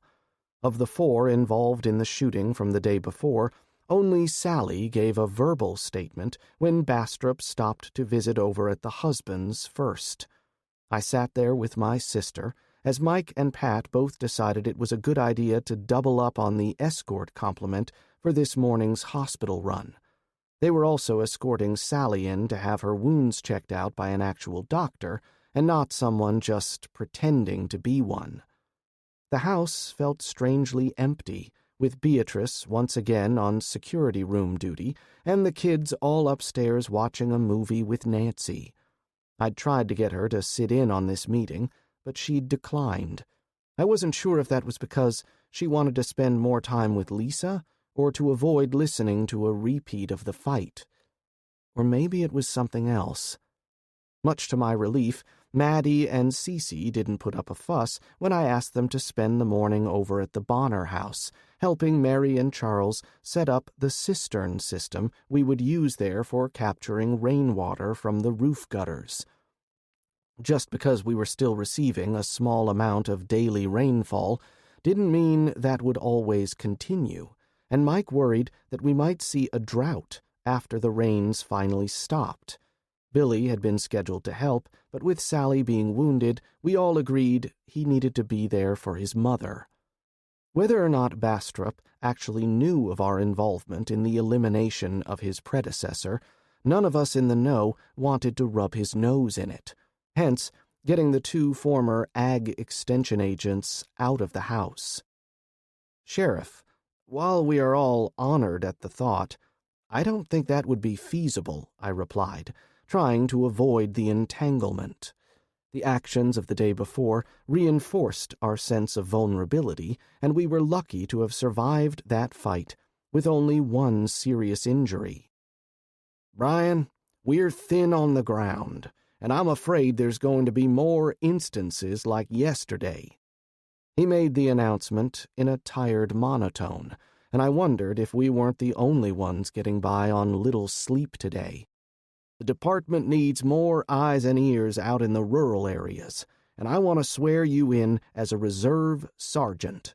You and I can sit down and line out areas of responsibility later, but I'd really like you to take the job. Why not Mike or Pat? Hell, Sally, once she's healed up, would be a better choice than me. They've all got combat experience. They've all led men in battle. Two things, Bryan. What the heck do you call what just happened? That was a battle right there. Okay, an ambush, but you handled yourself fine, from what I can tell. I'm reading the reports right now, but I already heard about it from Mrs. Dwyer. Then you should know if any of us should be placed in a leadership position, it should be Pat. He ran the operation from start to finish. Yes, I got that. Nice after-action report from Mr. Parker, by the way, Bastrop replied, holding up one of the typed sheets. Somebody might think he's written one or two of them in his day. I'm confident he ran your fire team as well as any sergeant could. And while it was a small fight and almost completely one-sided, that's exactly what we want. Never give the other side a fair fight. This isn't really law enforcement, Bryan. This is about survival. I liked the attitude, but I still worried about the blowback, not to mention the other very real demands on our time. So I don't know Patrick Parker. Nobody around here does. He might be Billy Badass, but we've already got too many new faces in the department for the locals to feel comfortable. That was a fact attributable to his predecessor, but it didn't change the truth. I'm not local, Sheriff, I protested, but he held up a hand to stop me. I'm not either, Bryan. Point is, people in this community know who you are. You earned some serious respect points with what you and your brother did at the feed store, holding off those bank robbers. You're a local businessman and an officer of the court. You can do the job, what there is to it, without upsetting the people who live here. Bastrop gave a sigh and chuckled mirthlessly to himself. Hell, Landshire did more to hurt himself in the public eye by recruiting those out-of-town thugs with badges of his than anything else he pulled. I'll not make that mistake. We did okay against a bunch of asshats, one step up from gangbangers, I conceded, wanting to avoid any more discussion of our late, unlamented sheriff. What's the second point? There's a quiet little memo that's been circulated in law enforcement circles, Bastrop explained, growing more serious and his tired eyes turned sharp. Hasn't been reported in the news, and never will be. Seems our governor wants to recruit all the prior service guys he can get his hands on into the State Guard. State Guard? What? The news caught me by surprise. I thought they were strictly disaster relief and recovery. They don't carry weapons and certainly aren't a combat branch of the state government. There's been a bit of a shake-up in Austin, Bastrop explained, then yawned even with the caffeine coursing through his system. With the Texas Army National Guard being federalized, they are effectively out of the governor's chain of command, and their orders are to prepare to march on the border to engage with hostile Mexican troops and aligned insurgents. The governor wants some force capable of being a backup in case the situation spirals further out of control. Which is why we're going to lose the hospital in Jasper, Nikki all but spat. Then she gave the sheriff an apologetic nod as her tones softened. Sorry, not your fault, but there it is. That Corporal Kanzler is too busy trying to steal narcotics for the black market to mount even a half-assed defense. Bastrop took another sip of his coffee, seeming to gather his thoughts at my sister's outburst. You think it's that bad? I've been talking to Sheriff Stringer, and he's got a rotating shift of deputies on guard at the main campus. I gave Bastrop a speculative look before answering. Sheriff, I had a pretty frank conversation with a couple of the soldiers assigned to the hospital. They're pretty sure their boss is going to leave this Kanzler in charge when they pull out. Their advice, off the record, was to keep our people home if it happens. I don't know about the corporal's alleged black market proclivities, but it doesn't sound like a good situation there. Bastrop seemed to deflate as my words struck home. That's the only real hospital within 20 miles, he observed softly. Yeah, next closest is clear over in Woodville, I think, I observed, then continued. You might want to have a talk with Sheriff Stringer, and see about augmenting his deputies there. Last time I was on site, he only had 2 or 3 uniforms on duty in the hospital itself. Bastrop nodded, then let a touch of humor tinge his next words. I didn't know that was Sheriff Stringer's nickname, but I'll reach out to him, see about getting some multi-jurisdictional cooperation going. We can't afford to lose that hospital. Not at this juncture. Sounds like something we might be able to help with, if we accept your proposal, I conceded. Now, if you can, please tell us more about this state guard transformation you mentioned. Yeah, that goes to the second point I wanted to touch on today. Figures the governor will need the troops domestically to handle the toughest gangs and other so-called subversive groups. Somebody on the governor's staff must be former military and convinced him they'd be easier to work with than green enlistees. Some places, the local LEOs are going through the refugee camps, picking up men based on their files and leaning on them pretty hard to come back into service. Man's got hungry kids. He'll sign the papers for another 4-year hitch if his family is being taken care of. Not liking the sound of subversive groups, but I don't see the concern for me and mine with this. We're making ends meet, and none of our children are going hungry right now. The effort's yielded up quite a few warm bodies so far, but it may not be enough, Sheriff Bastrop explained, and I felt the first tingle of concern in my gut as he continued. Before he left, Major Carstairs hinted the governor has asked some of his cronies in the state legislature to consider passing an emergency bill, one designed to recall all former service back to active duty in the state guard. The sheriff's words left me momentarily stunned at the thought. Nikki dove right in at that point while I pondered the implications. That's so unconstitutional, I don't even know how to respond, Sheriff. But then we live in unreasonable times. I take it then our prior service family members need to keep a low profile? My husband needs to hide who and what he was? Wouldn't be a bad idea, I realized, but then the sheriff replied. No, he doesn't have to, Bastrop went on with his explanation, because local law enforcement are exempted from the effort. Ironclad guarantee, or we'd lose a lot of our law enforcement personnel, so they are strictly hands-off. That includes reserve deputies, as long as they are on full-time status." "So there is that," I observed sourly, and I had all but conceded the recruitment at that point.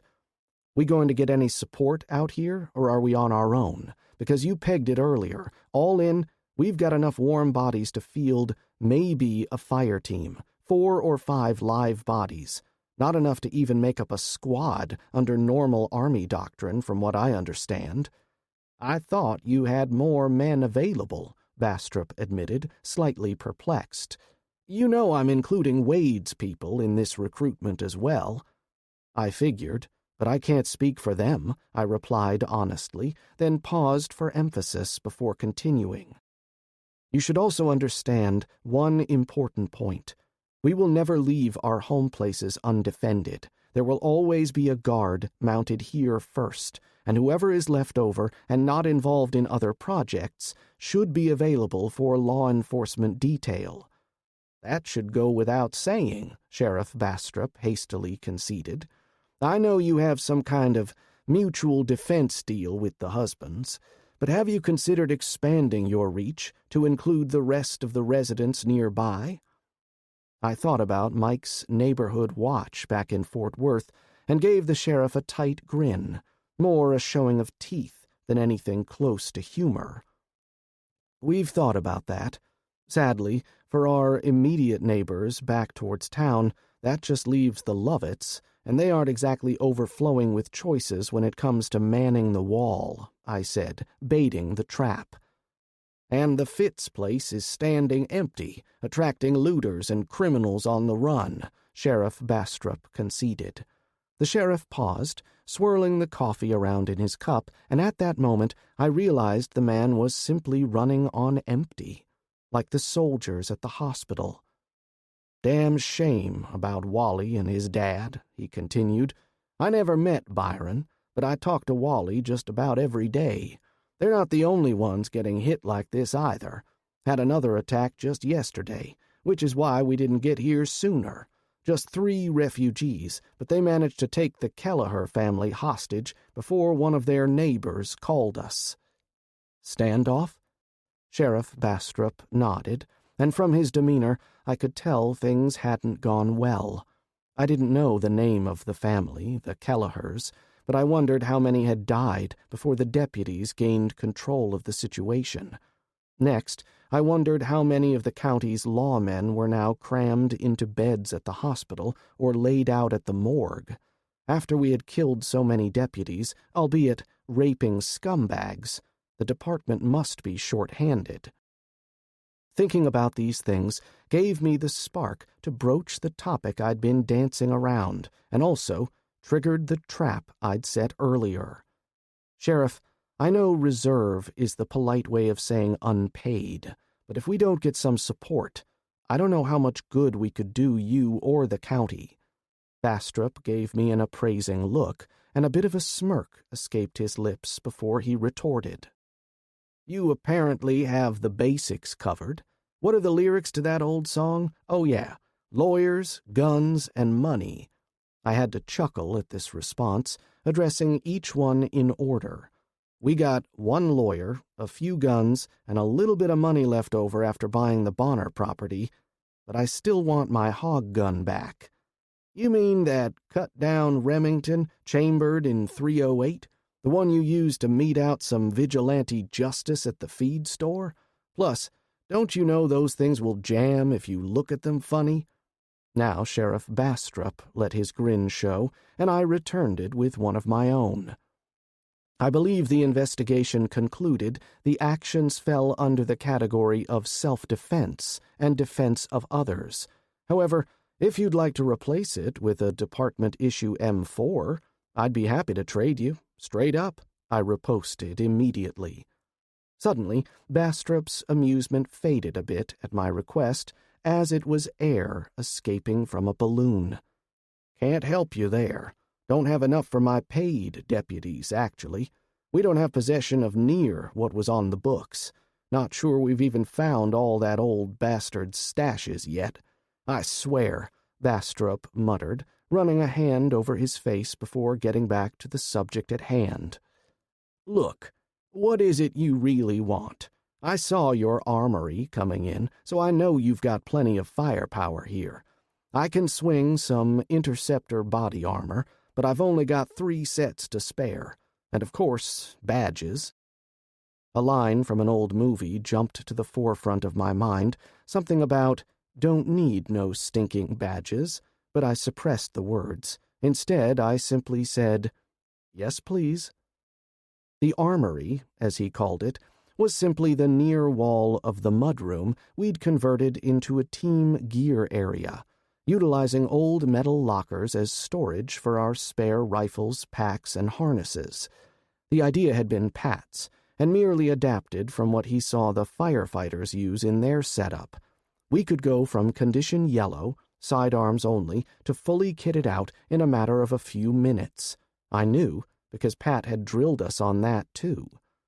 With Mike and Pat out on escort duty and Sally's kit temporarily stored over at the husband's house, the lockers actually looked a little sparse to me, but I didn't want to say anything impolite.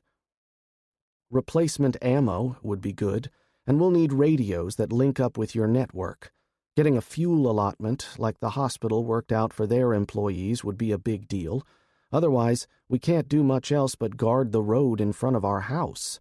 For instance, if we had the gas, then we could swing a bigger presence at the hospital in Jasper.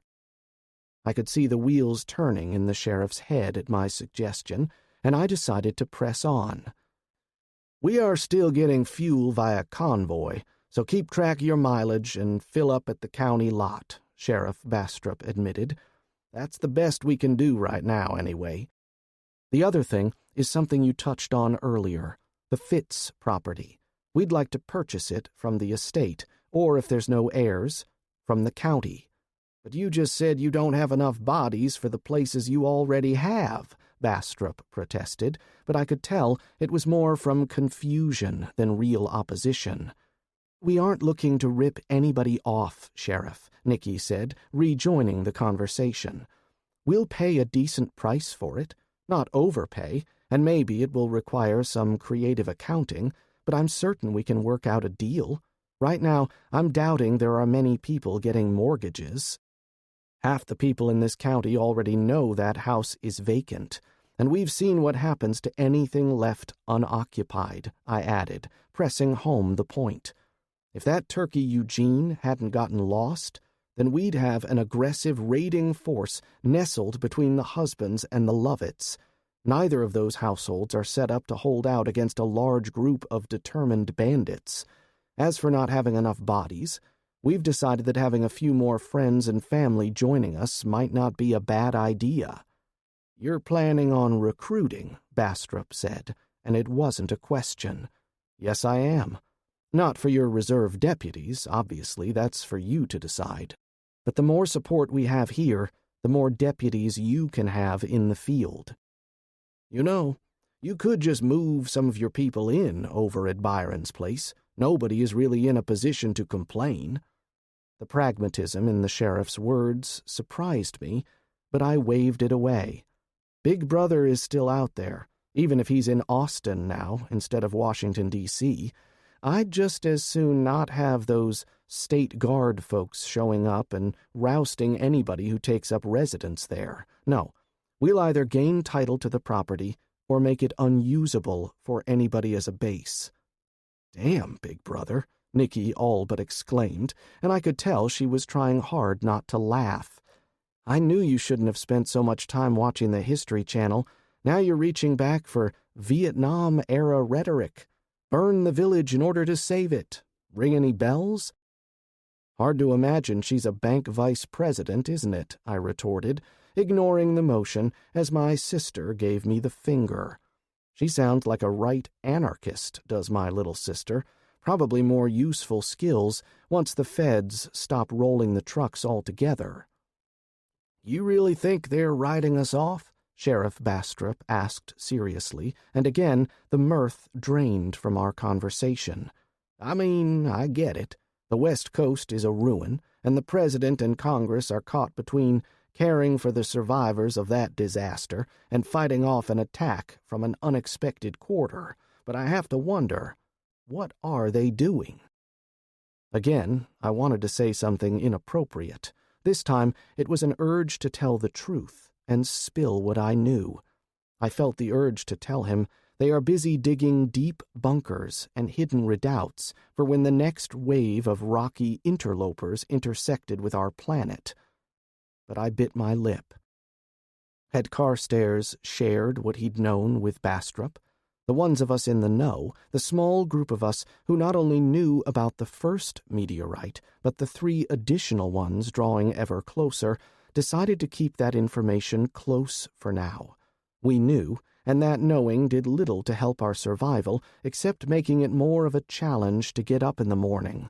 Why work so hard when we were all likely to die in 5 months? Instead, I went with a more conventional response. They're trying to put the pieces back together, Sheriff, and the damage done to this country has overwhelmed the decision-makers. Don't just think about the casualty figures, but look at where they occurred. We just lost some of our biggest trading partners and one of the largest engines driving our economy. I'm not defending Washington because God knows they could be doing a better job in this mess, but that's just how I see it. You really think that's the extent of it? They've got too much on their plate to worry about our small problems out here? Nikki gave a look, and I nodded before she spoke to add her opinion to the mix. Say what you want about the left coast, but think about how much losing our tech centers and a big chunk of our agriculture at the same time has to have hurt the country. Then understand that our financial system has been fundamentally altered by this catastrophe. What Bryan said earlier is true. I might pretend to be a flake, but I get why the markets have been suspended, and the actions by the Fed. The banks are broke, Sheriff. The insurance companies are broke, and the dollar is likely doing a nosedive in the foreign exchanges that are still functioning. Whatever they are cooking up in Washington may or may not make a difference down the road, but for the time being, they are leaving us to our own devices. What will be interesting is how the states who are now left floundering will react when Uncle Sugar comes back around to retake control. Now take a breath and let it out slowly. Sheriff Bastrop actually took that deep breath and blinked. So you think we're screwed, no matter what? I shook my head. I didn't say that. Neither did Nikki. But times are unsettled right now, and people are acting out. Best we can do is hold tight to what we have and wait out the disruptions. You need more deputies, though. I can see that as clearly as you can. And you need your family somewhere they won't be targeted while you do your job. Yeah, and you're right about the families, Bastrop conceded. That's why we converted the county emergency management bunker into secure quarters for dependents. I know some folks may see it as a drain on manpower, but you get it, don't you, Bryan? I nodded, glad for the news.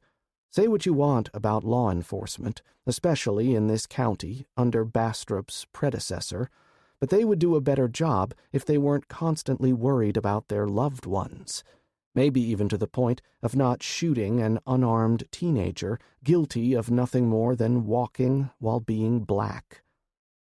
You notice the one thing I didn't ask for, Sheriff? What's that? He asked, almost like he was afraid of my answer. Handcuffs. I let that sink in before continuing. Now, when do you want to swear in your newest deputies? And you best plan on including Sally in that group, or we'll never hear the end of it. Chapter 9. When Mike and Pat came home that night with Marta, they came bearing word from the hospital. Sally had chosen to spend the night at Wade's house that night, since Billy was already bunked down there in the living room, so I would stop by the next day and visit with her while filling Wade in on the sheriff's plans. I wanted to get Sally and Billy home as soon as possible, but I couldn't argue with the temporary arrangements. The clock showed the time was after 9 o'clock, which meant Marta and Dorothy had worked another 12-hour-plus shift. This was becoming the norm, but I could tell the long hours and the emotions of the situation were tearing my sister-in-law apart inside.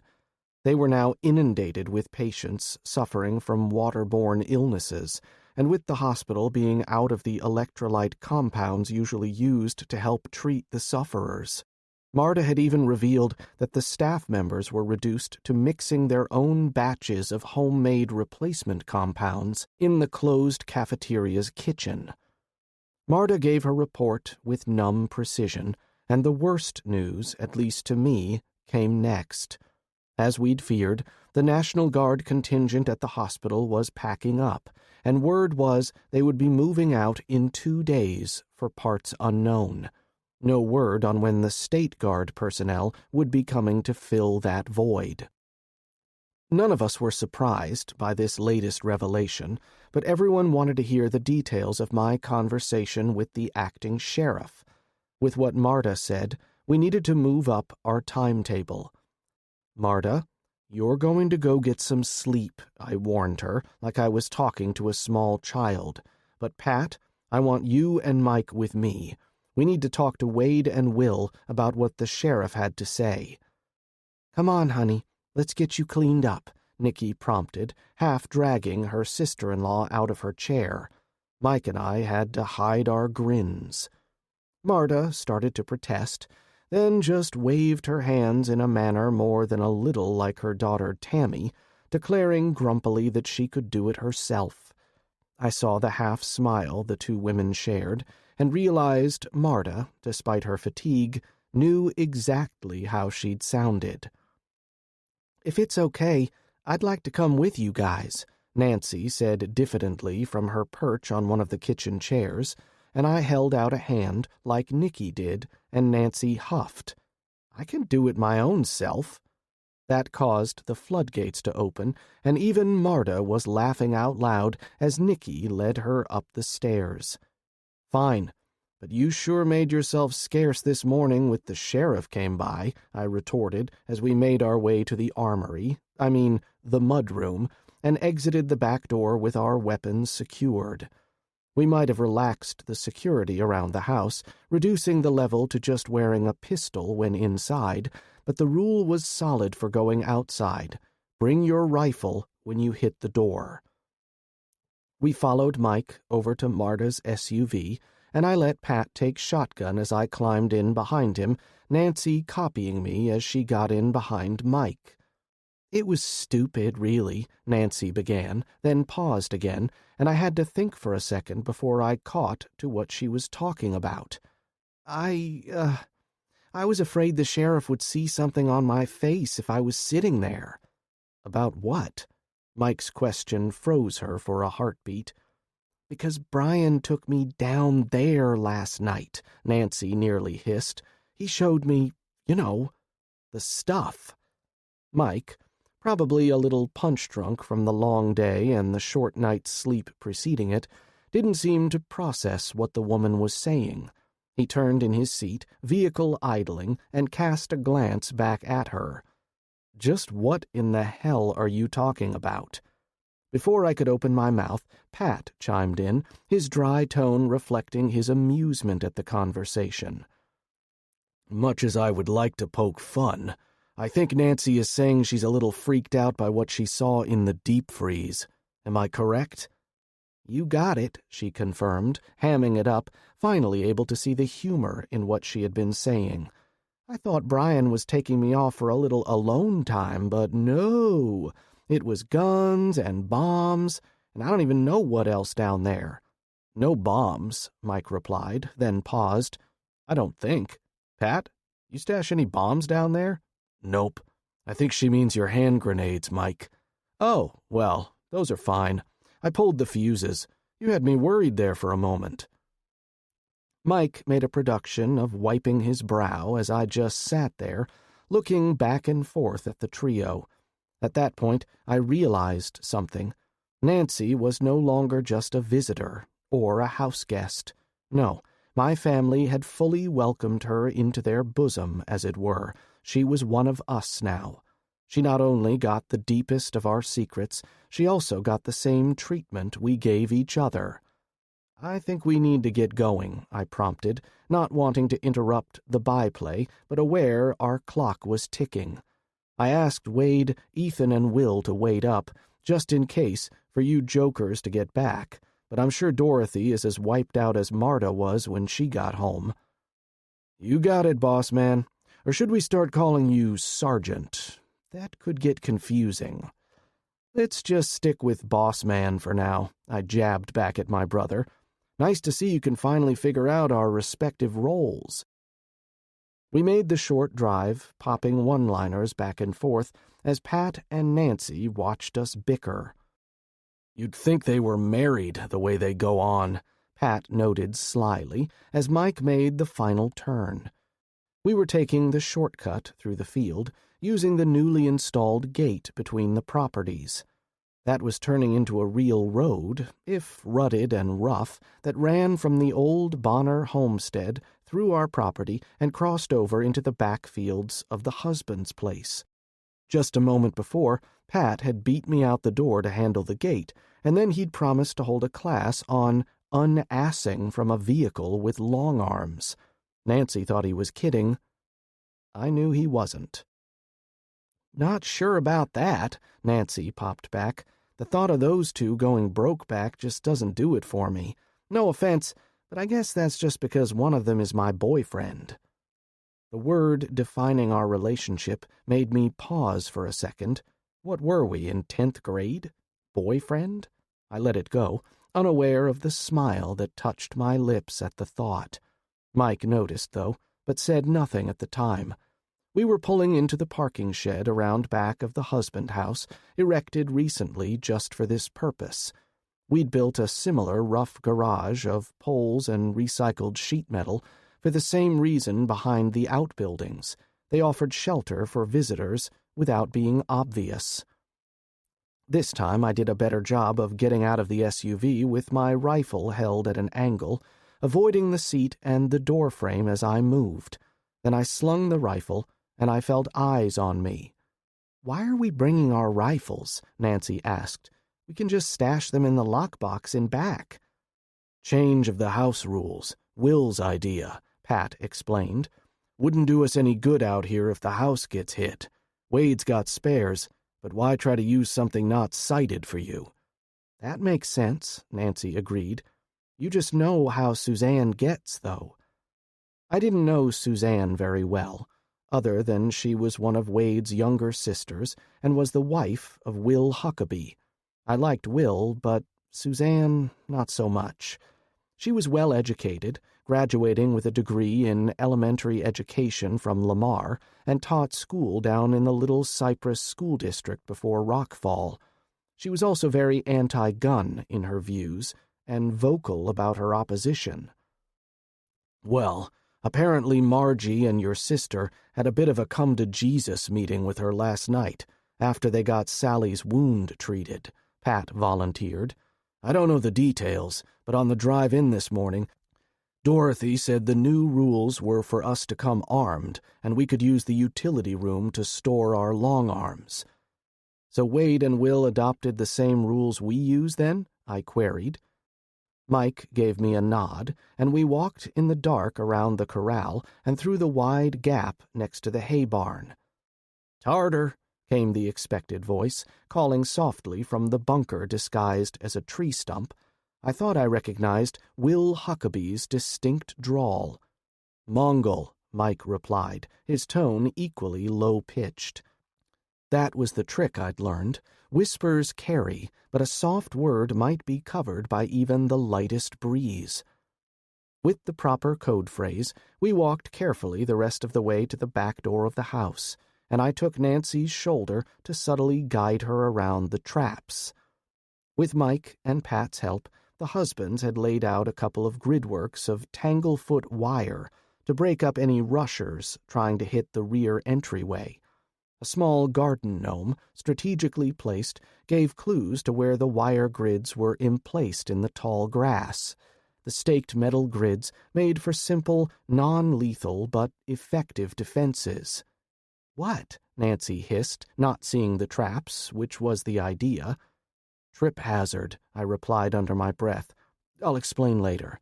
Now let's go inside and see if your sister is still awake." Once inside, we safed and unloaded our rifles, then hung them on pegs alongside the others neatly arranged in the old utility room. Like in our house, the area was only designed to house the weapons of the reaction force, and the actual armory would be located deeper in the building. Instead of meeting in the kitchen, as was usually the case, we convened in the living room, where Sally, ensconced in her hospital bed, watched the goings-on with evident curiosity. "Shouldn't you be sleeping?" I chided her gently as I came over and took a seat next to the simple, collapsible bed. I kept my voice soft, mindful of Billy sleeping on a pallet on Sally's other side. Mike had picked up the hand-cranked frame somewhere, military surplus, of course, and I'd purchased a mattress for it before we'd assembled it in the shelter medical bay, just in case. After Sally was wounded, rather than move her back to our house, Dorothy insisted she stay with them, at least for the first few days. Billy had spent the day there, and no doubt Margie, Ethan's wife, found work to occupy the young man. Dorothy insisted they play host, since Sally was wounded protecting their home. It was a small thing, and Sally didn't complain, so I didn't either. "Slept a lot today," she replied, "even on the ride to Jasper, then got poked and prodded like a science experiment, couldn't even hold a rifle correctly, being all crippled up and all." "Hell, Pat was just saying that was what they used to call a $1 million wound back in Vietnam," I teased gently. "A through and through, right through the muscle, with no nerve damage, and it didn't splinter the shoulder socket or scapula. Wasn't for the broken collarbone, you'd be up and walking around, raising hell." "Vietnam? Do I look that old to you, sonny boy?" Sally teased back, and I knew part of it was for show. She was tough, and she was willing. "No, ma'am, not even close," I replied honestly. She might have a half-decade on me, but Sally kept herself in good shape even before she started training with us.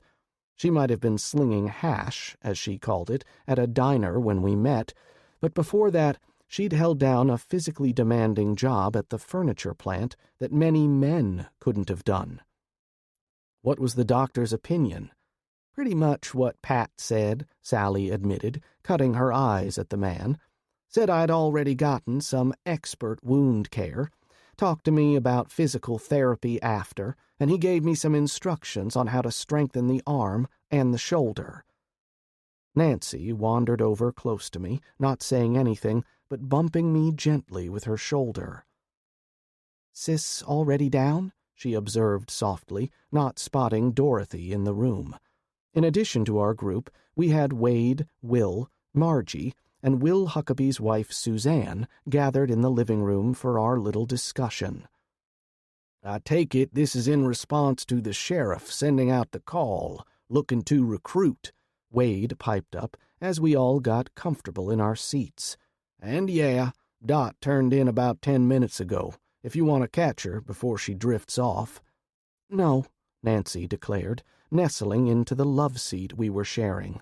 "I'm working tomorrow, but I'll catch her later. If she's anything like Marta, she'll need her rest." "Pure zombie," Ethan added, getting an elbow from Margie as he said it. Unmoved by the correction, he looked over curiously at his wife. "What? She barely made it in the house." "Still not a nice thing to say," Margie fussed, then cast a look in my direction. "And you? Are you planning on hauling these men off on some harebrained quest to protect the county? Because we have plenty to trouble us right here." I shook my head, and Pat cleared his throat before joining in the discussion. Honestly, I expected that kind of comment from Suzanne, but then Margie was focused on the prospect of protecting the home and her kids. "I was with you, Margie. Turtle up here and let the rest of the country take care of itself. But I can hear the gears grinding in Bryan's head, so I think he has a plan," Pat explained. "I do, and I agree that initially I just wanted to build a moat around this place and wait things out. However, Sheriff Bastrup's visit did give me an idea. First, let me share this. Nicky and I think we can swing the purchase of the Fitz farm. Holding up my hands, I got the murmuring to a minimum before continuing. As far as the sheriff can tell, Byron didn't have a will on file with the county, and his only heir was Wally. Mike, I know we talked about it, so sorry, but I kind of used your proxy when talking rough numbers with the sheriff. You all know all the property on the other side of the road and all that behind us belongs to the paper company. The only parcels on this side of the road going from west to east are the horse ranch owned by the Lovitts, the Fitz place, this here fine piece of property, and then our homestead with the Bonner place forming the end of the road, if you will. And you want to, Will started, picking up on the idea a split second before the others. You want to section off this leg of the county road, making it limited access. That's what I was thinking, I conceded. If we can get the Lovitts to agree, we can mount a gate and a guardhouse, or however you guys do that, where County Road 1109 tees into the highway into New Albany, and that should cut down on any traffic into our little subdivision, just like the guys did at your place in Fort Worth, Mike. I saw several wrinkled brows as the rest of the room considered my words. What about all those trails behind us? There's a whole network of dirt roads and one-lane tracks that connect back behind our property, Mike protested. That's where the intruders came in last night, after all. Yes, and I'll bet Wade knows every one of them, I countered, looking over at my neighbor for support. Wade, for his part, was nodding along as he thought about the problem and the possible solution. That's true, Wade finally allowed. Can't deny I've gone coon hunting back there a time or two, back before Dorothy decided the hounds had to go. Mike's right, in a sense. There's a mess of them little trails, but really, there's only a couple of ways in back there. You think you can map them out? Pat asked, slim notebook out and open to a fresh page as he prepared to take over recording duty for the meeting. I can, Wade admitted, then sheepishly he added, I've been tempted a time or two to drop a few trees and keep those little brats from parking and partying back there, but I didn't want somebody to call the law on me. I guess we can avoid that now. That's true, Pat admitted, his face unreadable as usual. I could tell he was thinking, but his solemn features giving no hints of the way he was leaning. How far would someone have to travel on foot to get from these entrances over to where we found those guys' trucks parked last night? That's a good question. Wade wrinkled his brow as he went over the routes in his head. At least a mile, probably more. I mean, it's shorter going through the woods, but I'd have to go take a look and see. There's really only 3 entry routes that connect to that track. I have some maps back at the house, I volunteered, and I think you can even make out the main trails on at least one of them. We can use them as a place to start. So, are you all doing this? Sally asked, getting the conversation back on point. She wriggled in her bed, and even reclined like she was, I could tell it was probably time for her pain medication. Nancy caught my look and stood quickly, hurrying over to the small settee arranged next to the adjustable bed where Sally was resting. Margie perked up as well, and she joined Nancy in a quiet discussion with Sally before the wounded woman lifted her plastic water cup in her good arm and sipped at the liquid, likely washing down not only a pain pill but an antibiotic as well. I waited until Sally resettled herself before I gave her my answer. I told the sheriff if we did this, then it wouldn't be all of us, I explained. These homes are never going to be left unguarded. We would have sentries manning the wall, if you will, before we consider any issues outside. What did he say to that? I couldn't tell if it was Margie or Suzanne who'd asked the question, not that it mattered. The answer was the same either way. He wasn't happy, but then he was the one who showed up with his hat in his hand, I replied, starting off softly, but raising my voice ever so slightly as I continued. I'm not here to make the man happy, but if we can use him to help us, I'm all for it. That brings me to our next issue, which is personnel. Looking closely at Will, I gave him a raised eyebrow, and he got the message. Looking around at the rest of the room, he spoke up to answer my unasked question. I called Sean, and he's interested. Where he's living in town, well, it's his mom's old house off Tram Road. Not exactly the country club, you know. You thinking of seeing if his family would be willing to move into the Fitz place? I shrugged, still debating the idea of bringing more outsiders into the fold. Not sure yet. I know you guys said the place has a lot of space. Maybe we can fit more than one family in there. We'll need to check out the house and the grounds tomorrow, after we go see the sheriff. Pat spoke up then. I think we should still go with a 2-person escort to the hospital tomorrow. I don't like that stretch of road out by the old sawmill. That's prime country for an ambush. Who's going? Wade raised his hand, and so did Margie. I know it was their turn, but the idea of these two being in the line of fire gave me some pause. Wade, not just because he was my friend, but he was also the linchpin here of the husband-family group. Margie, well, I just didn't know her capabilities. I shared a glance with Mike, and that's all it took. Our link wasn't telepathic, but many times we just knew what the other was thinking. Margie, if you don't mind, I'd like to make tomorrow's run with Wade. I know the deputy in charge over at the hospital, and it might help us firm up some plans when the guard withdraws. That is, if you don't mind. Oh, well, I guess that's fine. I really just wanted a chance to get out, but I understand. I would appreciate the company, Sally added in, maybe not following the reasoning, but willing to back our play. She was a gem that way. You're about the only one around here who can keep my Billy busy enough so he isn't worrying about his mama after all. All right, then that's settled, Wade said, and to the side I saw Ethan give a sigh of relief. Again, I didn't doubt Margie's fortitude or skills defending her home, but out on the road, under the threat of ambush, I would want Mike or Pat at my back. We stood to leave, and handshakes and hugs as appropriate were given as I approached Sally and bent close to speak.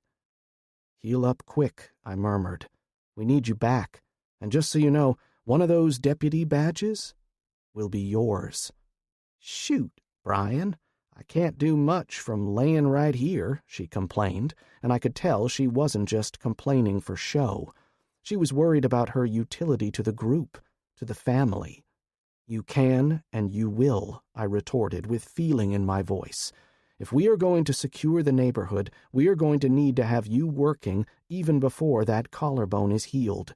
Ground security is right up your alley, isn't it? Yeah, Sally admitted. But that was a lot of years ago. Like riding a bicycle, and Pat and Mike will be there to help, but we need someone to oversee it, work up the standards, and to run the show.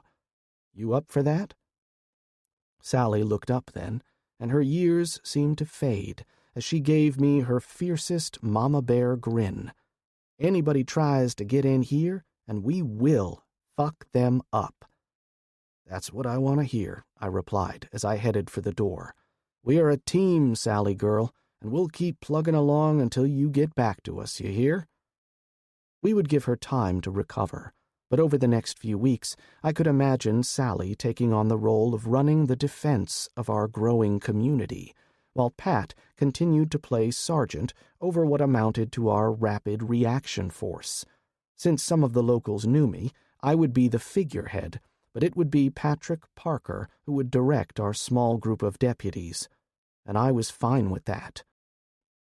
I had to get the family ready for the fall we knew was coming. If acting as a reserve deputy helped in that goal, then I was willing to play ball. If this sheriff turned out to be no better than his predecessor, then I would deal with that as well. I'd killed one already, so what was another, if that was the cost of keeping my people safe? The drive back home was quiet, punctuated only by low comments as Mike and Pat discussed their plans for the following day. I sat with Nancy, holding her hand, except for when we reached the field gate, and I jumped out to open it for the SUV. The rain, really a light mist, felt chill on the exposed skin of my hands, and I reminded myself to keep my gloves on me as part of my kit from this point forward. I estimated the temperature was down into the 40s this night, though we hadn't experienced a repeat yet of the snow, but I could tell the weather had definitely changed. Despite what the calendar might claim, we were definitely well into winter. Once Mike had Marta's SUV parked in the garage, we trooped back over to the back door and proceeded to divest ourselves of our gear. This took a little coordination, as we all had muddy boots and damp jackets to deposit, and I volunteered to see to the boots later. I might not be up to doing the spit-shine job that Mike and Pat still practiced, but I could knock the bigger chunks off and run a cleaning rag over the tough, weatherproof material. Then, all it took was a drop of the deodorizing mixture Beatrice cooked up into each open boot, and the job was done.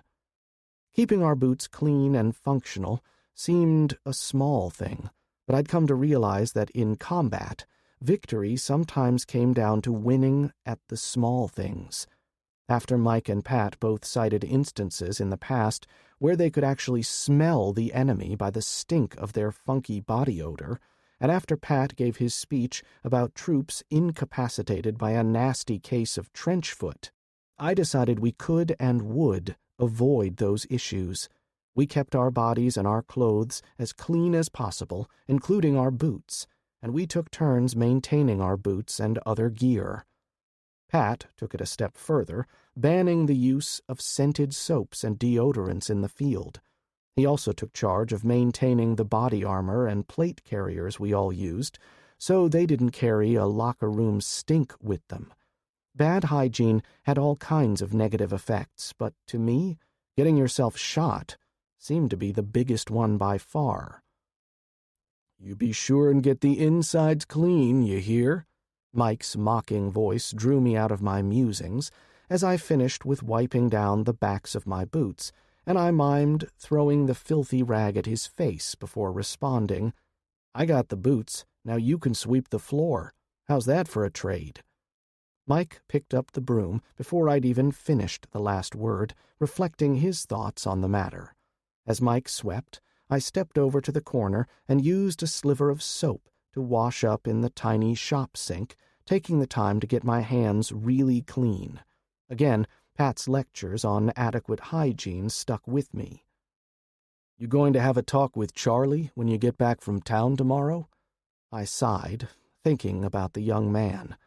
With his skill set, Charles could be a valuable asset to our endeavors, but he seemed fixated on heading home to a job that no longer existed, in a town that was no more than an expanse of flooded foundations and chemical spills beyond the worst Superfund site. I'd listened to the reports from others, conveyed over the ham network, of the polluted coastal plains from New Orleans all the way down to Corpus Christi. Though the damage seemed less than what had destroyed Houston, no one had any idea when survivors would be allowed to return. Eyewitness accounts, carried back by homeowners with more guile than sense who evaded the military cordon along the coast, painted a grim picture. No power, no running water, and nowhere to start repairing the infrastructure. I thought about the combination rice paddies and crawfish farms around Winnie and shivered. Just what we needed, giant, mutated crawfish crawling out of the swamps. "You think he'll stick? I know his mom's gone, but maybe he's reconnected with his father?" Mike asked, and I didn't know what to tell him. The fast-acting breast cancer that had claimed Charles's mother 3 years ago came as a shock to the family, and to the best of my knowledge, his father had been out of the picture since Charles was still in elementary school. About the only other family he had was his aunt, and she lived out of state. We will have to see. I like him, and you know how I feel about Mary, but I can't see trying to keep things secret around here from our own people. Nothing says he can't go back to work for his old company later or move back down when the time comes, but if he's going to stay here, we need to know he's got our backs. You thinking about asking him to join the team? Mike didn't have to specify which team he meant. Whatever you wanted to call it, the four of us worked well together, and now we were down a person. Sally was already being missed, and we didn't have a lot of options to choose from on that front. I don't know. You think he can hack it? No, I don't, Mike plainly stated. He can shoot, and he might do okay on home defense, but I just can't see him going on the offense. That's why I voted he stay home when we went after Landshire. Mike's response didn't surprise me. I shared a similar belief. Going on the offense meant hunting down threats and shooting them from ambush if that was necessary. Some people had a killer instinct, but I just didn't see that in Charles. We need another body, Mike continued. He cocked his head at me. Nikki? She could probably handle the physical side, and we already know she'll drop the hammer, I said, smirking at the last words before the inevitable frown twisted my lips. But we can't use her in any high-risk jobs, and you know it. And right there, we bumped our heads against the unspoken rule. Nobody plans on getting shot or killed doing what we needed to do, but the threat was there.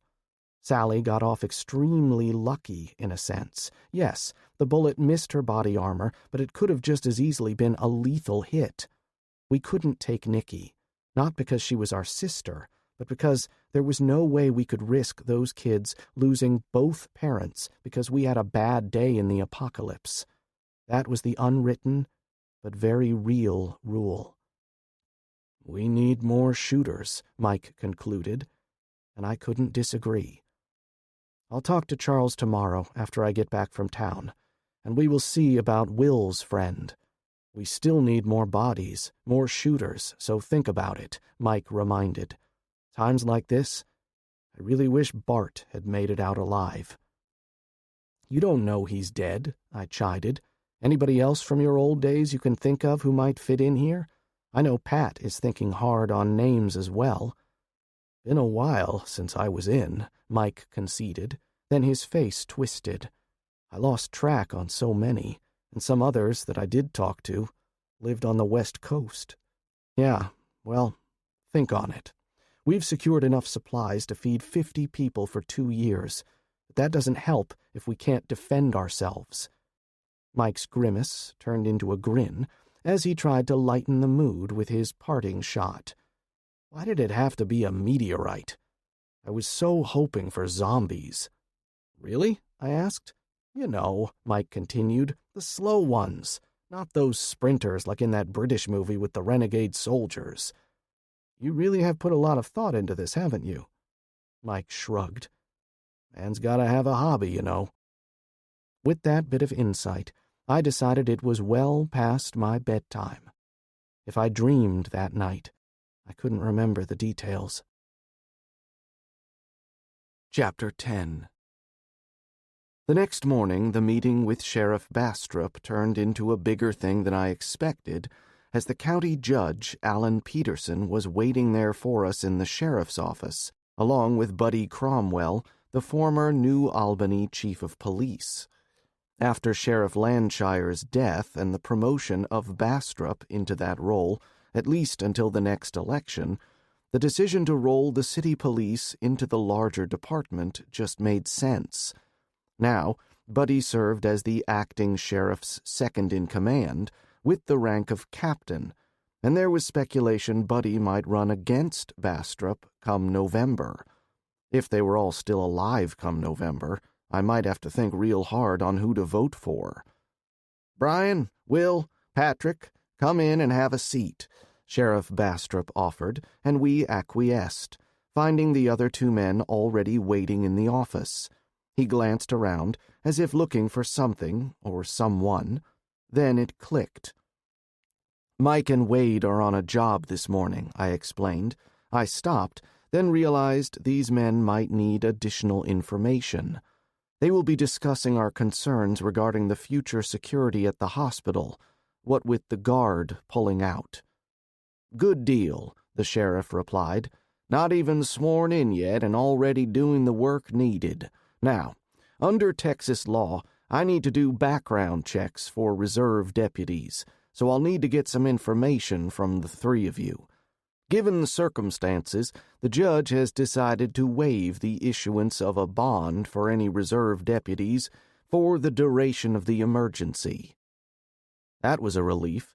I had my checkbook in my pocket after reviewing Local Government Code 85 and familiarizing myself with the requirements for reserve deputies.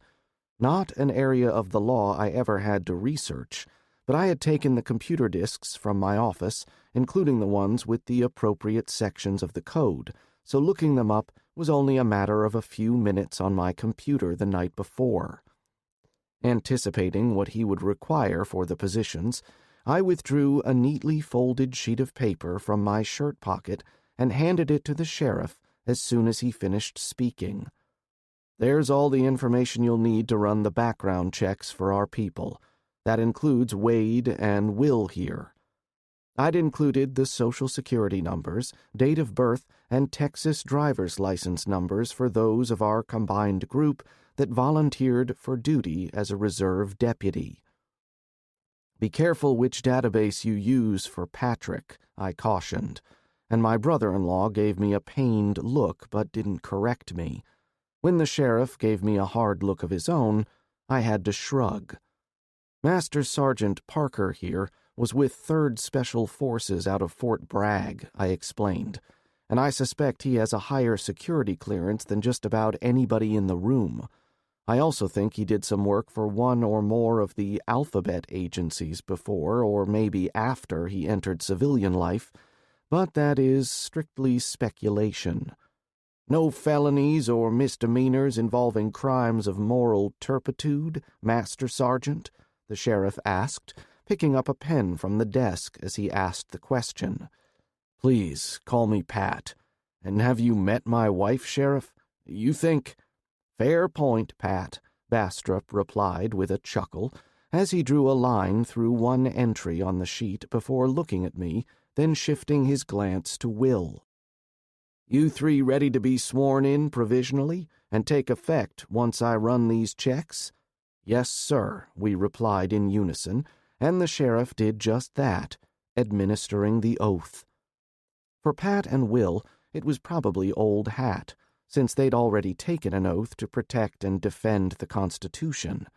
For me, it felt very odd, since I hadn't done anything of the sort since passing the state bar and being admitted as an attorney. Honestly, I don't even remember what the old oath entailed, but this one resonated inside me.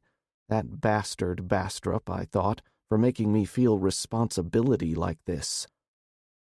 After he finished, the sheriff signed 3 forms, provisionally making us all reserve deputies, and then he asked Buddy to help Pat and Will find the promised equipment. He'd go ahead and run Mike and Wade's information and get their approvals in the file. Buddy seemed happy playing tour guide, but when I stood to leave, Sheriff Bastrop gestured for me to wait up. "I mentioned your interest in the Fitz property to Judge Peterson," the sheriff said by way of introduction to the topic.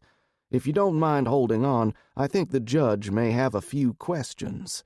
"No problem, Sheriff, Your Honor," I replied, paying my proper respects to the county judge. County judge is an odd position. In Texas, they preside over the commissioner's court, not a regular courtroom, and they are essentially the elected chief executive for the county, along with the county commissioners who act as the legislative branch, if that analogy holds. The county judge and the county commissioners work out the budget for the county, deciding where to spend the tax dollars and how. I knew at least some of the commissioners were cozy with our late, unlamented sheriff, but I didn't know for sure where Judge Peterson had stood with the man. "Let's be real careful," I cautioned myself. "I read your statement regarding the attempted takeover of your homestead by Sergeant Bailey, and now You and your friends and family successfully defended the husbands from another bandit attempt. I would think these activities would spread your assets very thin, and yet here we find you not only volunteering to help protect this community, but also seeking to expand your holdings. Most interesting." Since there was no question in there, I kept my mouth shut. "Tell me, Mr. Harton, if you hadn't been able to bluff Sergeant Bailey and his men into leaving, how would you have handled the situation?" "Killed them, then called the sheriff," I replied, no hesitation in my response. If they would have persisted in their efforts, they would have been no better than these bandits we fought the other night. Judge Peterson blinked, suddenly at a loss for words. Whatever the judge had been expecting, my response clearly hadn't been on his radar. "Just like that. I mean, the sergeant and his 2 deputies are well-trained and by all accounts vicious opponents. What they did to the sheriff and the men at his house—" Peterson stopped and seemed to suppress a shiver at the memory. "And why couldn't you do that with these men in the woods, bluff them into leaving, into abandoning their approach?" "Your Honor," I replied while the judge recovered, "we had the luxury of running the sergeant and his bully boys off. We simply had more men willing to do violence to protect their home. The night before last, we had no way of bluffing those men off. They had the numbers, and they were at least as well armed as our team. There was no route to a peaceful outcome. And that brings me back to the Fitz property. Why do you want it?" "Your Honor, are you familiar with the term attractive nuisance in the legal setting?" I knew Judge Peterson was a pharmacist by trade, not a lawyer, but the term may have come up in discussions with the county attorney. "Ah, yes. If I understand where you are going, you feel the vacant house next to your neighbors will continue to attract unwanted attention to your neighborhood, correct?" "That's correct. I want to pool funds with my family and purchase the property, then rent it out to a trustworthy family with the stipulation they watch our backs. And I take it Wade husband and his family are on board with this idea?" "Yes, sir. Wade thinks it's a fine idea. So does Ethan and Will Huckabee. He's married to one of Wade's sisters, and they are living at Wade's after their house was damaged in this recent string of hurricanes. Will's a former Marine, and his advice has been invaluable," I explained, then expanded on my explanation. In fact, Will said something about defense in depth, which he had to explain to me.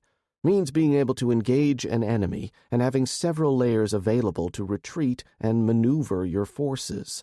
Like I told the sheriff, I listen to what people like my brother, Will, and Pat say. They've been there, done that. I have to rely on the History Channel for my tactical training.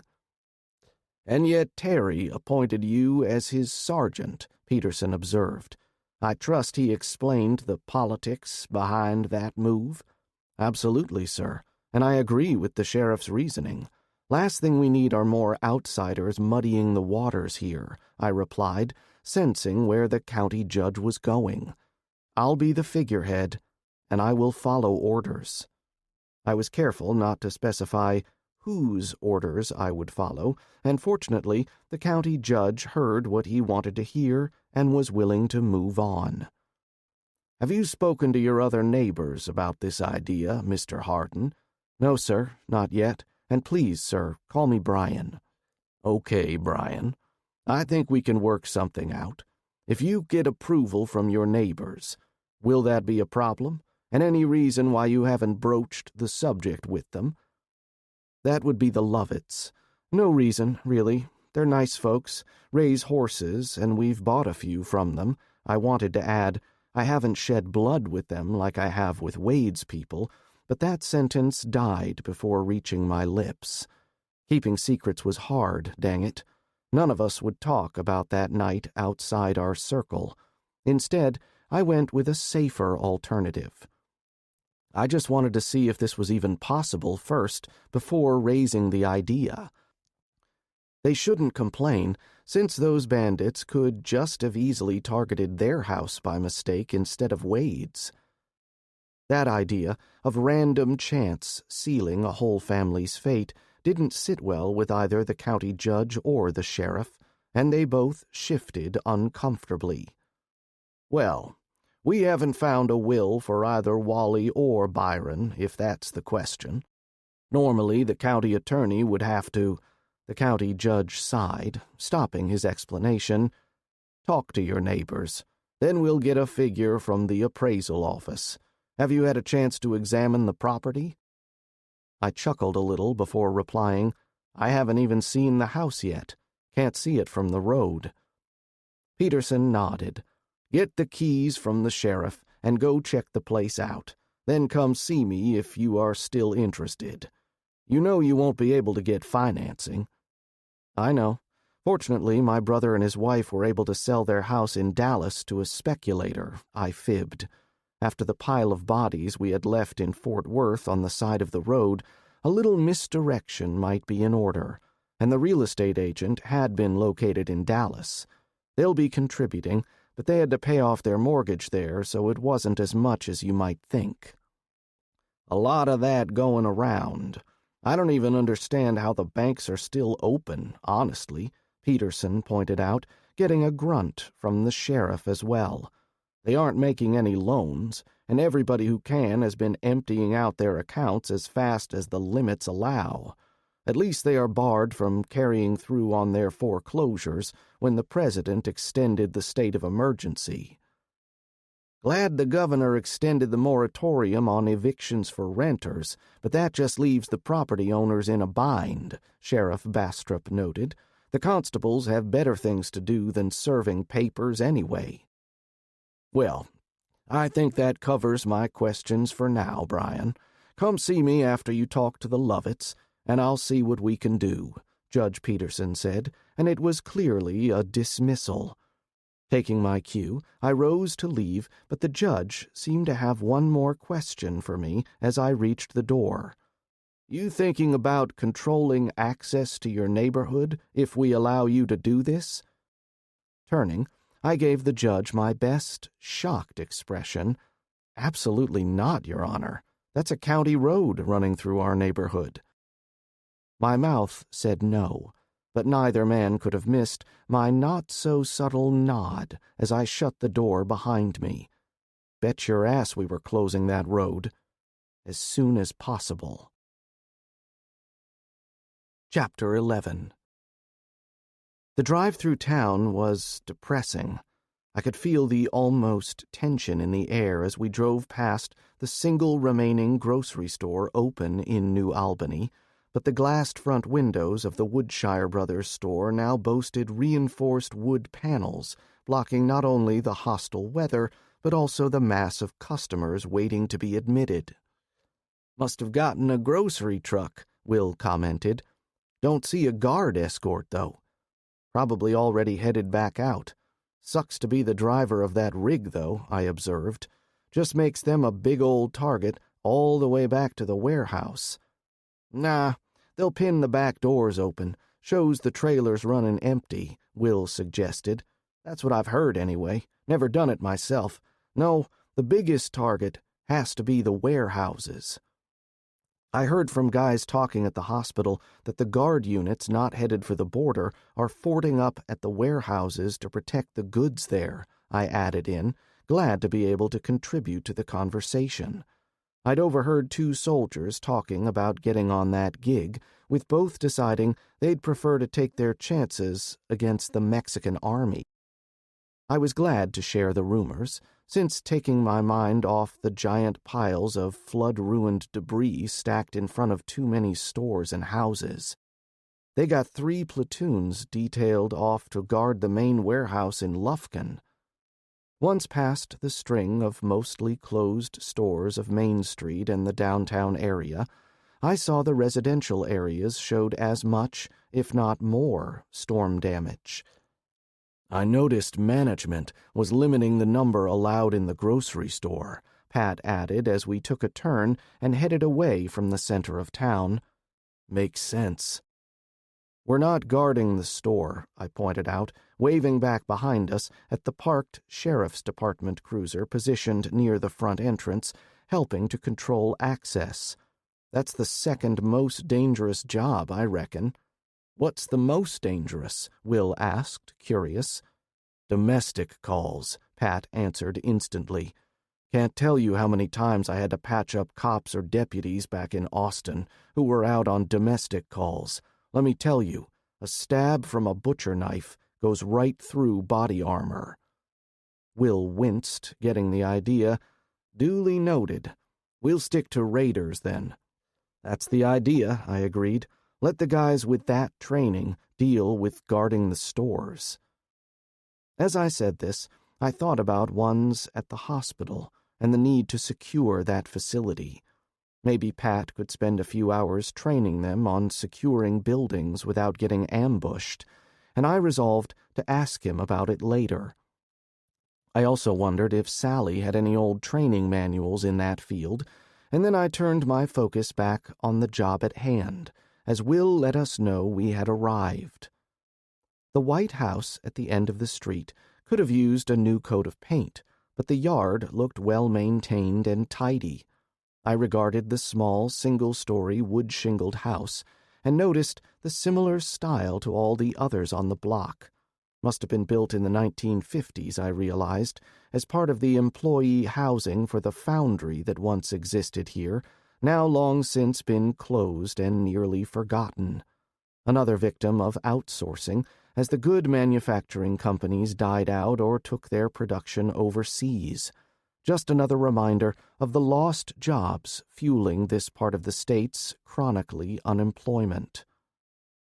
Will pointed out the short driveway to the detached garage, and I pulled in and parked the farm truck. I'd considered taking the little pickup for the improved gas mileage, but the emphasis was on the little part in my mind, and of the three of us, only Pat stood a bit under 6 foot. None of us were fat, but trying to squeeze the three of us, not to mention the gear claimed from the sheriff's department, in that Datsun, sounded too much like packing a clown car. Plus, my Chevy 1-ton had a massive toolbox for us to store all our long arms and newly acquired radios and whatnot from the department. I only had an inkling of what we'd picked up, since Pat and Will had loaded the truck while I was chatting with the judge and the sheriff, so I would have to wait until we got home to check out the goodies. "You sure he's home? I don't see a rig here," I noted, and Will gave a chuckle before waving me ahead. "You don't think he parks that beast here, do you? Do you ever see Ethan's at Wade's?"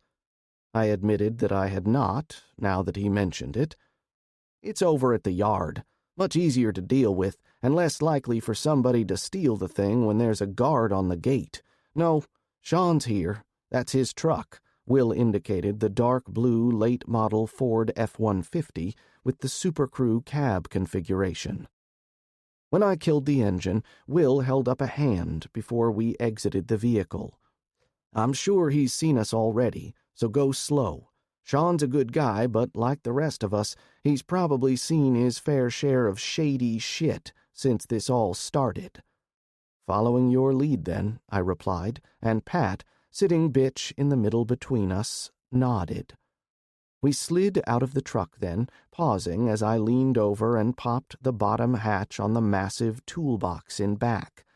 I retrieved the large canvas shopping bag from the cargo compartment and pushed the steel door shut with the back of my hand. This little space was a handy feature I'd discovered online when searching for a secure toolbox to mount on the back of the farm truck.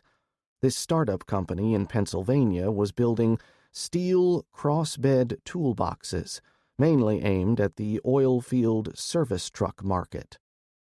In addition to the lockable, hinged doors on both ends that came up like wings, the manufacturer also included a pair of matched bottom compartments measuring a foot tall, 2 feet wide, and 4 feet deep. Unlike the main side doors, I never bothered adding a lock to these compartments, and they were mainly used to transport groceries rather than tools. I thought of the 2 spaces as the trunk for the farm truck, and they proved their use many times over the years. Now, loaded down with the grocery bag, I followed Pat while Will led the way around to the wrought-iron front gate into the yard. I noticed the grass here, like our own, showed a yellowish tinge to the green and looked to be recovering from weeks of too much rain. Our steps on the stone pavers leading to the modest front porch showed the dirt beneath to still be waterlogged, though, and I had to focus on my feet to keep from slipping. "Side door," Pat murmured, and I only realized what he meant when I heard the ominous shashink of a slide pumping. Shotgun chambering a shell, I thought, as I looked over to see an extremely large African-American gentleman staring down the barrel at the three of us. "What are you—" "Will?" Instinctively, all three of us raised our hands in response to the sound of the pump shotgun cycling at close range. You don't argue with a 12-gauge this close. I held the canvas bag tight and lifted it to show no weapon in that hand, too. "Hey, Sean," Will replied calmly. "Just wanted to come and check on you guys. These are my neighbors, Pat and Bryan." "How do?" I said politely, and I saw the barrel lower a fraction and then drop entirely. "You vouch for 'em, Will?" "I do," Will replied immediately. "They're as good as blood kin to me, Sean." Now that expression might sound quaint and old-fashioned to most city folk, but blood kin was still a thing in this part of the world. If you have a second cousin who you considered close and reliable, they might be considered blood kin, while a no-account sibling who drank too much and beat his wife? Maybe not so much. "Well, I guess y'all can come on around the side of the house. We're set up out back," Sean explained with a little sigh. That was the only thing little I could see about the man. He was tall and thick-set, but mostly with muscle. Whatever fat he might have been carrying before rockfall appeared to have been melted away in the months since. His hair was cut short to the scalp, but he had a goatee that rivaled a Fu Manchu. If I hadn't known he was a classmate of Will's, though, I would have gauged him to be in his late 30s, maybe even early 40s. Clearly, the apocalypse wasn't treating this man gently. His face was lined with stress and worry, even though he tried for a pleasant face upon seeing his old friend. We followed Sean around the narrow, concrete, block-lined path, with the side yard only measuring 6 feet from the wooden security fence on one side to the old asphalt shingles of the house on the other. Here, as well, I could see where the floodwaters marked the shingles up to a high-water mark of nearly 3 feet. I shuddered, thinking about how much damage the house must have endured from the unceasing rains and the hurricanes, and I wondered how the roof was still in place. Older construction sometimes meant better, I was coming to learn, but even thick, structural beams had their limits. Around the corner of the house, we found a collection of chairs and tables, no doubt retrieved from the home and arranged in a circle around what at first glance appeared to be a waist-high brick block, but I quickly realized it was an outdoor, built-in grill. We had one of them out back at home, used by Beatrice for some of her food preservation projects. This one, however, I judged from the pots and bowls arranged on the slate-top preparation table next to the grill, seemed to be dedicated to its original use. Sean and his family were using the wood-fired grill for cooking and boiling water. Drawing my attention away from the grill, I noted 3 more adults scattered around the small backyard in various states of agitation. 2 ladies and another man, all 3 also African-American, though the other man looked to be of at least a shade or 2 lighter complexion than the 2 women. That man stood with his hands behind his back, but I thought I saw a small flash of metal as he turned more fully to face us, and I figured he was concealing a weapon of some sort. At least one of the women seemed to recognize Will and offered him a welcoming wave. She stood next to the make-do brick oven and had just set aside her paring knife to make the gesture and I saw a bandage fastened across the back of her forearm. About 35, with an oval-shaped face and a slightly snubbed button nose, she was slender in a way that made me think this was a recent occurrence. Glancing back at Sean, I then finally noticed his clothes seemed a size or two overly large from his current, still impressive frame. "Hey, Will, what brings you out this way, and bringing new friends?" "Hey, back at you, Winnie," Will replied easily, obviously trying to smooth any nerves at our unexpected arrival. "Sorry to drop in unannounced, but I couldn't get through when I tried to call. Suzanne got worried, so, you know." "She made you come check on us." The lady, Winnie, finished the sentence for him, and her genuine grin widened to show her even white teeth flashing prettily in contrast to her dark coloring. "Seems I needed an escort," Will continued, "so I brought my buddies Pat and Bryan. They're Wade's neighbors, and they are probably the reason I'm still alive." "No kiddin'?" Sean asked, shouldering the shotgun on a sling as he drew near. "What happened?" I pegged him at about 6 feet 5 inches tall, so maybe an inch over my height, and at least 40 pounds heavier. Still, his face looked tight, almost gaunt in this light. In fact, he looked like a boxer who'd been cutting weight for a match, except I didn't know of a weight restriction above heavyweight. Clearly, he'd been sacrificing time at the table, probably in defense to his kids. As I was appraising Sean, I realized Will had paused his answer, glancing around. "Where are the kids?" he asked, concern lacing his words. "Out back," Winnie replied with another touch of a smile. "William is trying to teach Courtney how to fish for crawdads, and Kenya's just agitating things with Tara." "Oh, so all is well with the world," Will responded loudly with a guffaw, then lowered his voice to only encompass the adults in the yard. "Night before last, we had a dozen raiders try to hit Wade's place from the back," Will explained, all trace of humor gone. "Pat and Bryan are part of a group that caught them coming through the wire." "Drive them off?" the other man, still unknown to me, if not Will, asked cautiously. "Killed the whole lot of them," Will corrected dryly. "One of theirs was wounded, and we're taking care of her at Wade's. That's where Suzanne is, or she'd be here today." Will's response seemed to make the group tense up again, instead of relaxing them as he'd hoped. Sensing the mood change, Will gave me a look, and I unfroze, taking a slow step over the stone-topped counter and lifting the bag up without asking permission to set it on the table. "Suzanne and some of the ladies out at our place wanted us to drop these off for you," I explained awkwardly. "Just some things from the garden there, and our place up the road." "And you just decided to drop by over here on Tram Road and see how the other half lives?" The question from the still unnamed man came with a hard edge that wasn't that big of a surprise to me. Some people don't take to charity, especially those who need it the most. "I'm sorry, I don't believe we've met," I replied, trying to diffuse the situation. "I'm Bryan Harden. This is my brother-in-law, Patrick Parker." I didn't extend my hand, sizing up the dynamics and deciding I didn't want the other man to take his hands out from behind his back. Whatever he was holding, I figured Pat and I would be killing him before he got it halfway around. "Mackenzie Dunbar," the man replied grudgingly, trying to go for polite. "And I know who you are."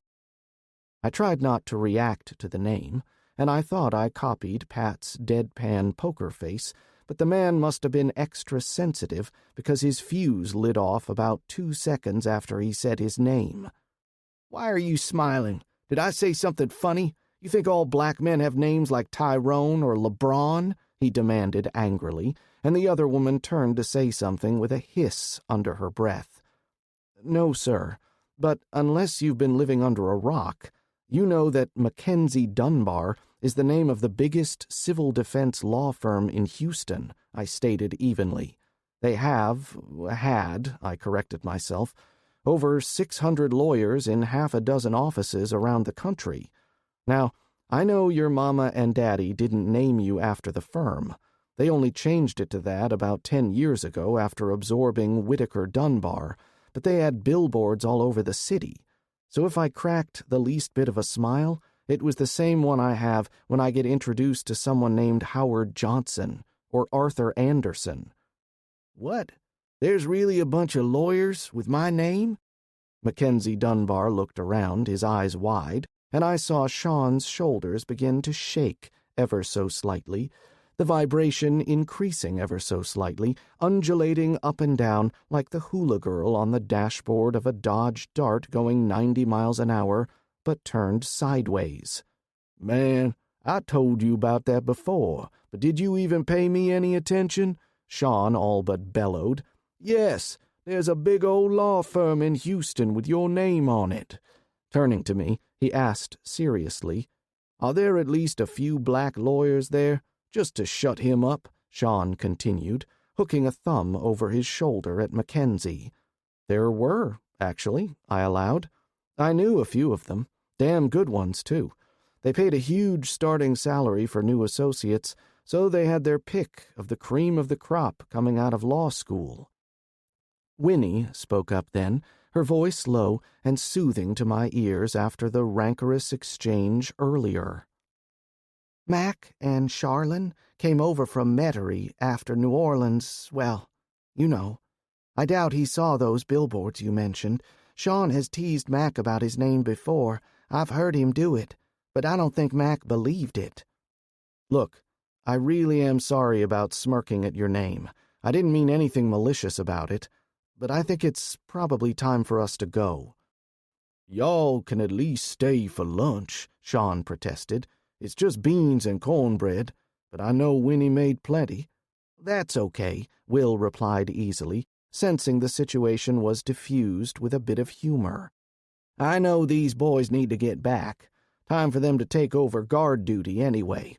We've seen more groups moving on the roads lately, so... Sean's features twisted at this comment. Yeah, they're drifting into here as well. Some of them are just like Mac and Lil' Sister there, just trying to find a safe place to hold up. But others, all they want to do is take and take. We have to stay on watch all the time as well. At least we don't have to watch the law around here so much anymore, Winnie added. I swear, those thugs wearing badges were just as bad as any crackhead, and they had their badges to hide behind. Well, we killed most, Will started, then stopped, red-faced. Damn, that was a slip of the tongue, and I hurried to fill in the gap when Will slammed on the verbal brakes. What my friend was trying to say is we've buried our fair share of these raiders already. My brother Mike and I got into a tussle right there at the feed store, ended up with half a dozen laid out there on the concrete. Wait, that was you boys? Sean interjected excitedly. I heard it was a farmer did the damage, and another Army vet. That you? I laughed. Mike was in Army. So was Pat here. Not me. I'm scared of guns. Now it was Pat's turn to chuckle, further drawing the attention away from Will's gaffe. Don't let him fool you, Sean. Bryan's a right decent shot, and the fool has no fear. I saw that the other night when 4 of us took on 12. Will said you were in too. Army? 10th Mountain Division, out of Fort Drum, Sean responded with evident pride. Climb to glory, Pat murmured, and Sean gave him a curious look. You were a mountaineer too? The big man asked.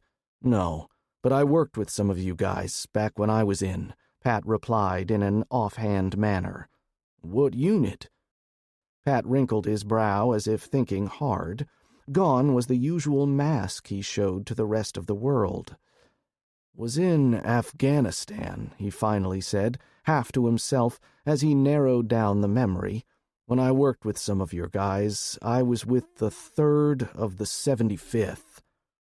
I exchanged a glance with Mac, both of us clueless. It was a thing guys in the same branch of the service did, trying to connect with some shared past memory. I'd seen my brother Mike do the same thing, bumping into another vet and trying to figure out if they'd ever shared a piece of ground in common. Mike described it as a way of forging a link in their common misery. "What does that mean?" Mac inquired curiously, being drawn into the conversation. "It means he was not only an Army Ranger, but he was then invited to serve in the 75th Ranger Regiment," Sean replied, filling in some blanks for his brother-in-law, but then he gave Pat another measuring look. "That where you stayed?" Pat gave him a nod, then added a short addendum. "I was there until I qualified for selection. Then I was third group until I got out." Sean whistled under his breath. "Retired?" "Nah," Pat shook his head a little sheepishly, I thought. "Wife gave me the news one day. She was tired of North Carolina, and I had kids I never saw. I was deployed more than I was home. You know the drill. So I got out. We moved back to Texas, and I went to school to be an EMT. I was only in 4 years, did one deployment, and that was enough," Sean replied, now openly staring at Pat. "What was your MOS?" 18 Delta, Pat replied with a grin. "Went to school," Sean scoffed. "You should have been teaching the school, man." Raising his voice, he looked over at his brother-in-law to explain. "These guys basically have to graduate from medical school before they're done. Spent a lot of time at Fort Sam? Yeah, but you have to remember a lot of my training didn't get transferred over to Civvy Street. I mean, it was supposed to, but you had to have the time to take the online classes, and I was busy elsewhere." "Yeah, no kidding," Sean commiserated. "I barely got the certs to qualify for my CDL, and that was mostly on my own dime." "But did you learn to ski when you were in, or use snowshoes?" Pat shot back with a grin. "Don't you get a Snow Bunny merit badge?" "Graduated from Camp Ethan Allen," Sean laughed before he replied proudly to Pat, then cut his eyes at the former Green Beret. "Thought I was going to freeze to death, but I finished that freaking mountain course. Not many mountains to climb around here, but I remember the training. You trying to say something?" Pat shrugged, then pointed at me. "Brother-in-law is convinced we're going to have a cold winter. Real cold. You might want to get ready for it." I accepted the conversational baton from Pat and joined the conversation. "Winter's already started up north, Mr. Tyler. All these volcanoes, they are blocking the sunlight and cooling temperatures. We might get some greenhouse effect later, but right now, looks like a long, nasty winter, and next summer likely to be cooler than usual." "You think this is going to cause another ice age?" Sean asked softly, pitching his voice very low, suddenly serious. Yeah, this guy gets it, I thought. "Could happen," I allowed. "Smart to get ready if you can." Sean snorted, then released the air with a sigh. "Mister, I would if I could. I had to quit a good job to come here and take care of family, and wages around here aren't near what I was making in Houston. Then Mama passed just this summer, and I guess we were blessed we weren't still in Houston when it happened." Sean paused, running a hand over his face. He was clearly at wit's end. "Mama's house was flooded, and most everything inside was ruined. We're cooking out here because the kitchen is trashed from the flooding, and the kids are sleeping in the attic, or at least the mold hasn't gotten to the wood.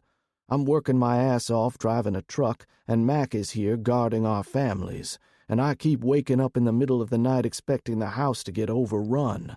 We can barely buy food at the store, and I'm getting shot at more often than not when I make a run in my rig.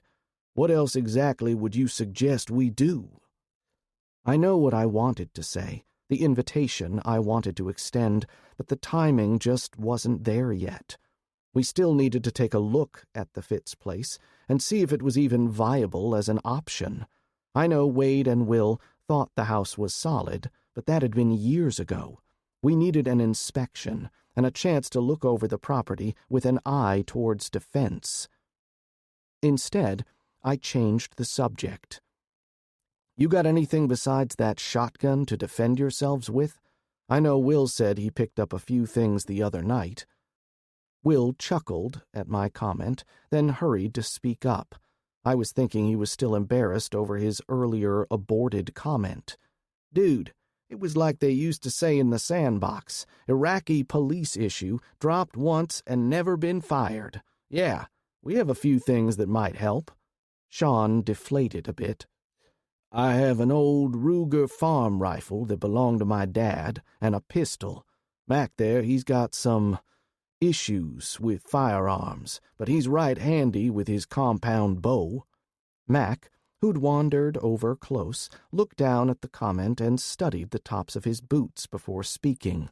Grudgingly, he admitted, "I picked up a felony conviction right out of high school. Drugs. Can't get caught with a gun now, so I do what I can with what I've got." Sherilyn, Sean's sister and Mac's wife, reached out and patted her husband's arm affectionately. "That's all in the past, hon, and I feel safe when you're here. We'll be fine. I can fix you up with more ammunition, Sean, and we can drop off some more boomsticks later. Talk more then. You think William can pitch in?" "He already is," Sean said with some pride in his voice. "He's guarding the other kids right now. He's got Winnie's little Bursa in his pocket.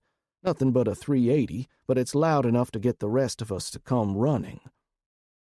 "I'll come back by, say, day after tomorrow. Maybe the next day," Will offered. "I'll bring some more ammunition and a few rifles we don't need." "If I can get loose, I'll join you," Pat added, then gave Sean a small grin. "Depends on what my wife has me doing." After handshakes were handed out all around, Sean escorted us back to our truck, and I could see several windows flutter as curtains were disturbed in the neighboring houses. Now that I paid better attention, I could see that almost all of them showed similar signs of flood damage to their exterior wood shingle walls. "What did you think?" Will said. "Seems solid," I replied idly as I guided the truck out of the neighborhood. Again, I clocked watchers, mostly behind concealment, taking note of our passing. "I like the family," Pat admitted. "Sean's adapting to the situation, and I think Mac could be an asset. Pretty soon that felony won't be a thing, and he will be fine carrying around the house anyway. We'll need to see if the son is trainable. Nice bonus that Sean was trained in winter survival.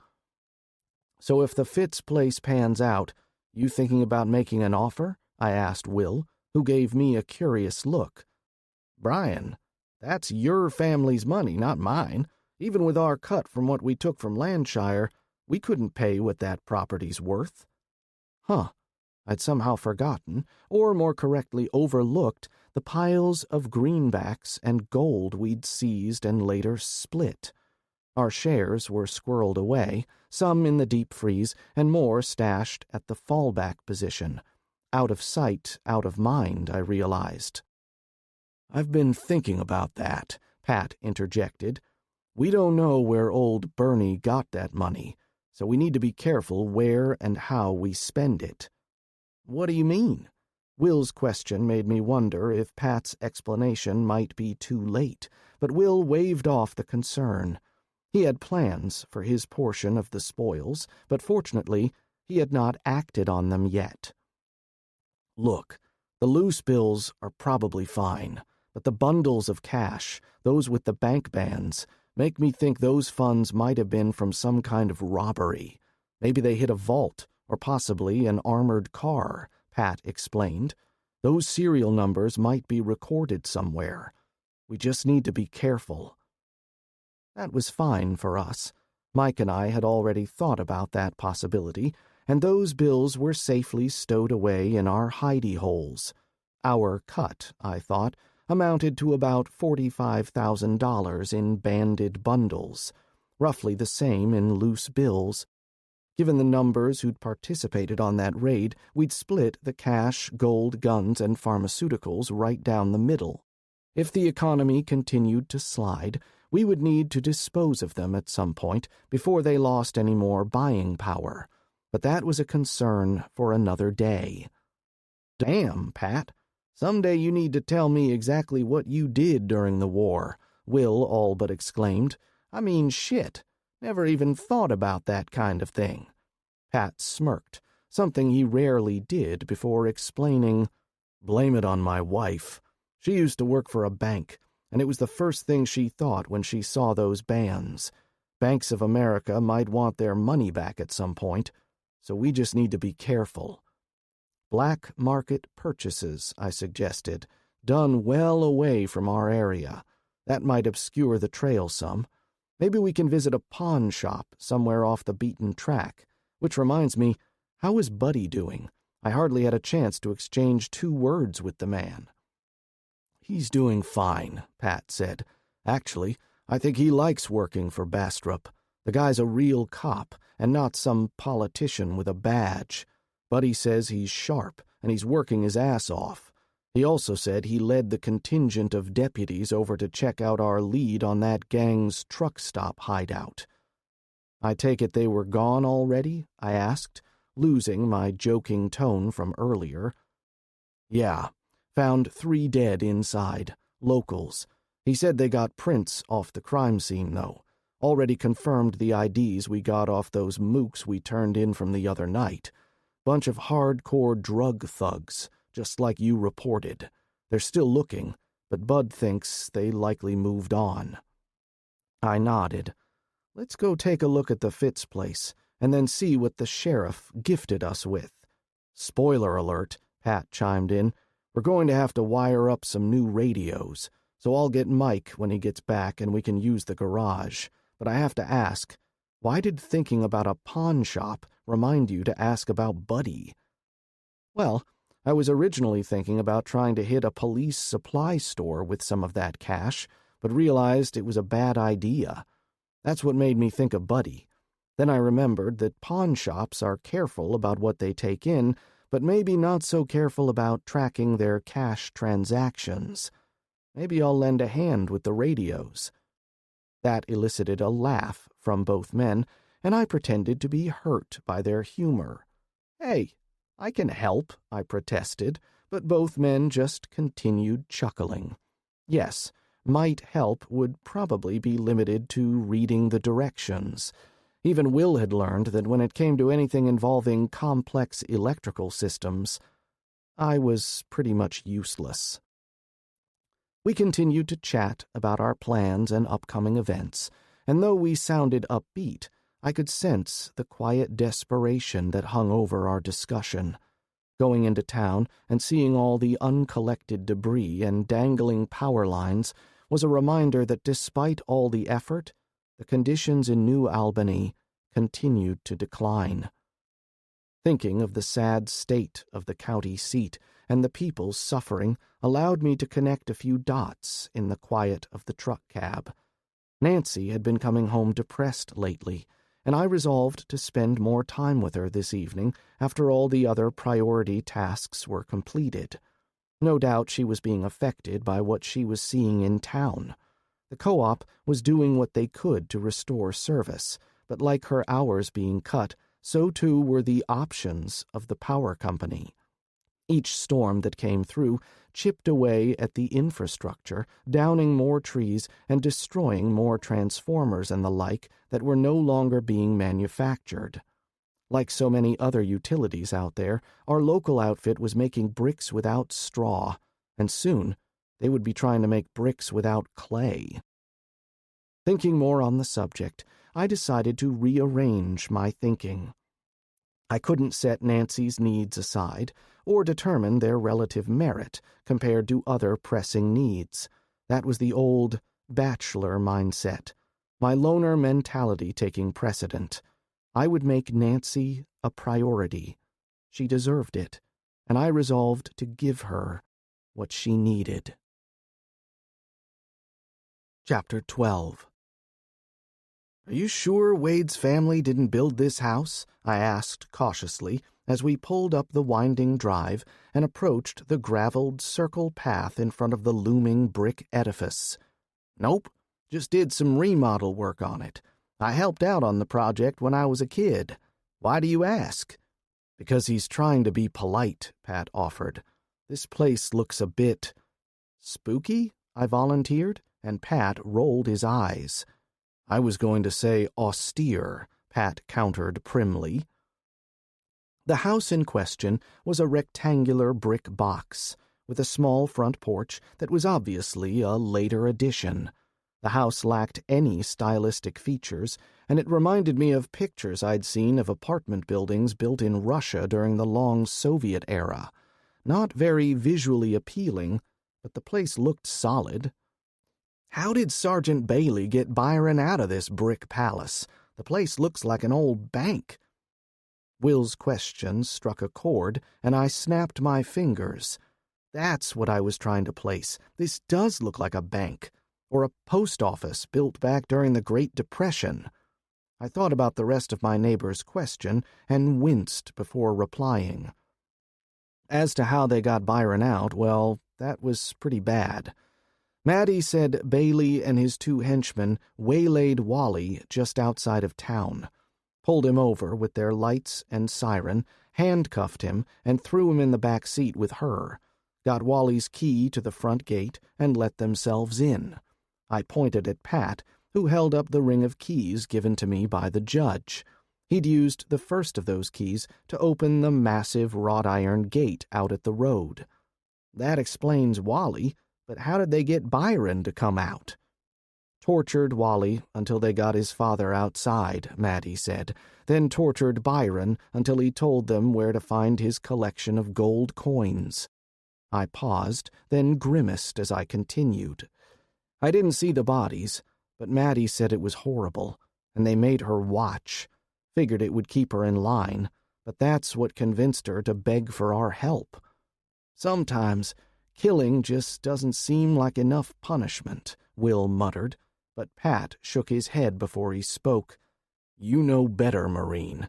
Just kill them and be done with it. If you start torturing for the sake of torture, then it will start messing with your head." "Yeah, I know," Will complained. "I just hate hearing about something like that happening to a friend. Hell, I've known them, father and son, my whole life. Don't seem right is all. Now I feel like we're going to take advantage of their deaths if we buy this place. Come on, lay off the guilt," I grumbled. "I feel bad enough not doing something before they died. If I'd just approached Byron sooner." "He would have turned you down," Will interrupted me, and my self-pity parade ground to a halt as I heard the pain in the younger man's voice. Well, he had known these people on a level I never would. He had grown up with Ethan, and Wade was like his big brother. Little wonder he ended up marrying Suzanne. Seemed a little incestuous, but despite the tight relationship between the families, they were not related by blood. I knew from my own background how tightly knit some of these country families could be. From what little he'd said about his own family situation, Will had spent more time at the husband's place than he did his own house after his own mother died. When he called Esther husband Mom, it wasn't in the semi-ironic way most sons-in-laws did. Unless I was misreading the situation, she really filled that role for the younger man, which didn't surprise me, as I had mad respect for the woman myself. "Sorry, but that old man was a hermit and a half by the time he was murdered. Only person he allowed in the house was Wally, and he didn't seem too keen on having his own son around too much. After Byron's wife died, he pretty much rolled up the welcome mat and told the rest of the world to screw off. I told you, I knew them since forever, man. Don't beat yourself up." "You win," I conceded, lifting my hands from the steering wheel as I mimicked my surrender. "How's Esther doing? I really miss that mean old woman," I continued, giving voice to my earlier words. "She fitting in with Doyle and his crew all right?" With half her children staying with their uncle and Wade's house getting a little crowded already, she had volunteered to stay with Doyle and Bridget, and help out at the chicken operation. Will grimaced. As good as can be expected. She sounded okay, but I know she's struggling with playing second fiddle after running things at Wade's for so long. I nodded my understanding. By running things, Will meant working as office manager for Wade's construction company, not the household itself. I'd been surprised at first to realize Esther handled the books and ordering for Wade's business, as well as taking care of his taxes and withholdings, but she did it all, and as far as I could tell, she did it well. You tell her if she gets fed up with Doyle, she can come stay with us. Aw, man, you don't have to do that. If she wants, she can move back over here. We aren't that cramped for space. Pat laughed, with that sharp bark of his that seemed out of character for his usual quiet, easy-going demeanor. Man, Bryan isn't trying to be nice, Pat explained, flashing a rare grin. He's trying to poach Doyle's talent. I don't know your mother-in-law all that well, but from what little I've heard, she is a whiz at running schedules and managing operations. Sounds like a heck of an asset to me. And we are here. All right, Mr. Husband, you are the tour guide, I announced, interrupting Pat as we pulled up into the circle drive in front of the main house. I crawled out of the truck cab, trying to regain my equilibrium. I knew one of my many faults included taking more responsibility than was necessary or even right. Knowing I had a problem sometimes helped me adjust for it, but I still felt a sting of guilt, despite Will's words. By all accounts, both of the Fitz men were also assets that the community could have used, but now they were dead and buried, lost to us. It was a terrible waste, and a symptom of the greater danger we all faced.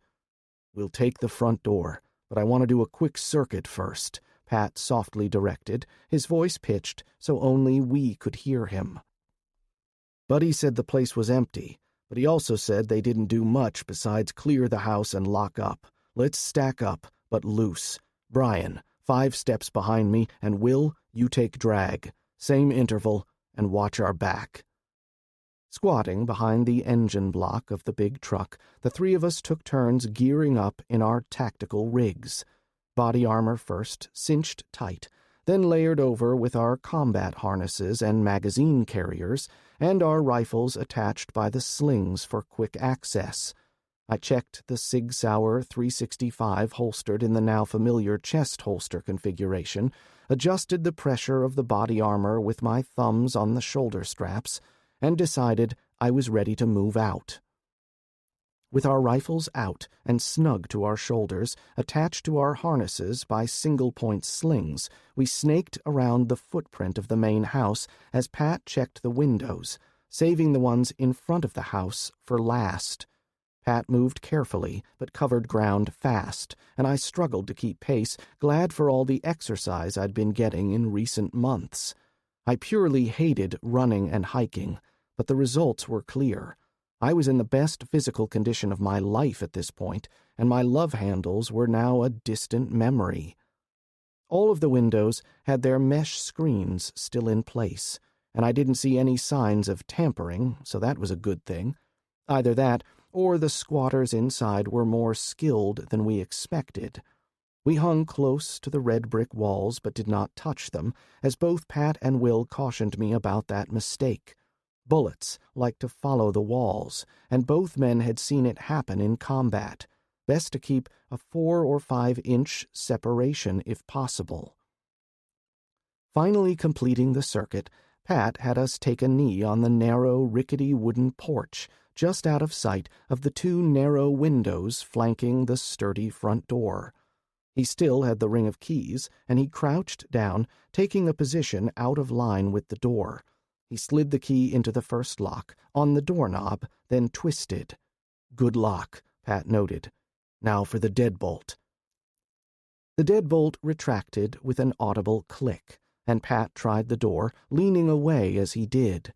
I knew that entering a potentially hostile building from the front door was always a bad idea. However, Unless we wanted to bust through one of the few ground-floor windows or blow our own entry with explosives, this was the only way we were going to tour this particular dwelling. Hell of a way to evaluate the real estate on the market these days, I thought idly, as Pat exploded through the door. Pat was up and right, so I went low and left, my rifle tucked tight against my shoulder as I scanned frantically in the gloom for threats. Had there been squatters in that foyer, or the open living room, I sincerely doubted my ability not to pull the trigger. Repeatedly. "Clear," Pat called out. "Clear," I repeated. "Clear and hold," Will finished for us as he rushed deeper into the gloom before taking a knee and sweeping deeper into the house with his rifle moving in smooth, practiced arcs. "Lights," Pat warned as he flipped a series of switches by the front door, and a series of 100-watt recessed light bulbs came on. I'd narrowed my eyelids in preparation, but the suddenly increased light conditions still caused tears to form. I was just glad the power was back on again. Pat and Will leapfrogged through the downstairs, clearing the living room, bathroom, master bedroom, and kitchen, while I stayed behind covering the stairs. I felt like I was somewhat exposed there, squatting down at the corner of the wide, grand stairway and not able to see up around the landing situated halfway to the second floor. My breathing, harsh and labored only a few seconds before, evened out as I tamped down the fight-or-flight chemicals in my system. This was all going according to plan so far. I trusted the other two men to move faster and more thoroughly than I did myself. No matter how hard someone trained, experience was always a valuable commodity, and both men had cleared buildings like this many times in the past. They might have served in different branches, but the practiced motions and subtle use of hand signals apparently transferred between Army and Marine Corps. When I heard them moving back down the hallway, I sighed with satisfaction as Pat softly announced, "Ground floor looks clear." "Still wish we could use flashbangs," Will grumped, and a slight smile tugged at my lips. "Nothing moving on the stairs," I added. Then softly I inquired, "Upstairs or basement?" Will had already identified the door under the stairs that led down to the basement, and I was relieved from having to watch that door by the simple expedient of Pat using a plastic wedge and kicking it under the bottom edge of the door. Pat had a bag of the cheap little door wedges stowed in his pack, and he always had one or two in a pocket for just such a purpose. "Upstairs. Then we need to check the attic. See how the structure looks up there," Will suggested, and Pat nodded in agreement as Will continued. "Wouldn't want you guys to spend money on this place and find out the roof needs replacing or the termites have eaten everything up." "But isn't that always the case on those home improvement shows?" I teased, and Will shook his head in disgust. "I try not to watch that trash, and it drives Wade crazy. It's like they pick a house that needs asbestos abatement or has a busted sump pump with a basement full of water, and nobody catches it until they are halfway into the project. Should revoke all their inspectors' licenses," he complained. "Well, pretty sure there's nobody here," Pat admitted, then went on, "but pretty sure has killed more men than I'd care to count. So let's finish this up and check out the bones of this house, shall we?" Pat didn't need to say anything more as we got back on mission and cleared the second floor, followed by the cluttered but finished attic. We then prepared to complete the tents tour by securing the basement as well. During the process, we found the massive home to be much more impressive on the inside than the bland and depressing exterior suggested. Nice, high-end fixtures in the bathrooms and bedrooms, only slightly out of date, though the mattresses in the bedrooms were decades old and the curtains were a bit moth-eaten and faded by the sun.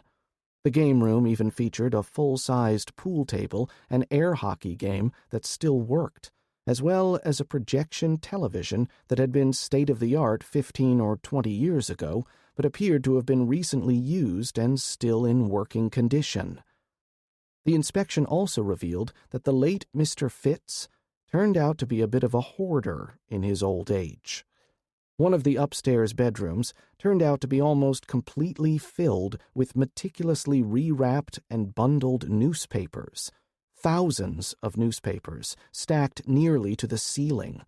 We didn't waste any time, but I found copies of the local weekly paper as well as the Houston Chronicle, with the oldest ones going back to the 1980s, but there were likely older ones in the mix as well. Good kindling, I pointed out, and Will snorted but didn't disagree except to suggest we save the comics sections for the kids. The bedroom at the end of the hall really caught our attention, though. In it, Mr. Fitz had set up a reloading station, complete with a high-end Dillon turreted press, numerous tumblers, and a whole filing cabinet full of dies and tools. Oh, and enough gunpowder to blow the whole house into low Earth orbit, should the place ever catch on fire. Wow. Just wow, I had to exclaim. Mike is going to be so jealous. "Does this come with the house and other property?" Will asked as he approached one of the benches and began examining the stacks of sorted casings and shotgun hulls. "As is, according to the county judge," I explained. Not that he would probably know what this stuff is, or how it might have some value in the future. Of course, there's already a whole lot of ammunition out there in the world. This stuff only represents maybe 20 or 30,000 extra reloaded rounds added to the mix. Granted, that's a lot for our group, and will allow us to reload some of the oddball stuff Mike has sitting around in his safes. "Makes me wonder, though," Pat mused. "What's that?" Will asked. "Even with him reloading this many different calibers, he's obviously not doing it on a commercial basis. So where's his gun collection?" That got us to thinking. The basement, as it turned out. The safes weren't anything fancy, more like stackable lockers than the heavy-duty bank vault styles I was expecting, but then I studied the stairs and realized even getting these lightweight models down here must have been a pain in the ass. What was amazing was the sheer number of the darned things, as Bryan had filled one entire wall with nothing but a solid row of the green metal safes. If they were the same as the ones I was familiar with, each one might have held 12 rifles or shotguns in the upright cradles made for the units. I counted 10 lockers and whistled. And it only took us 5 minutes to locate the keys to Byron's gun cabinets down there. He hadn't bothered to try hiding them, and Pat found the key ring hanging on a hook behind one of the shelves along the wall. While most of the cabinets contained firearms, I wasn't surprised when we also found one of the cabinets contained bags of junk silver and more gold coins in protective cases. Will opened an old suitcase stowed in one of the other lockers and gave a low whistle. "Well, looks like you have more cash to add to your kitty. This might help make a dent in that down payment." This time, the bills were simply held together with rubber bands. 20s, mostly, though I saw at least one bundle that appeared to be strictly hundreds. I let Pat and Will count the cash while I continued trying to inventory the cache of coins.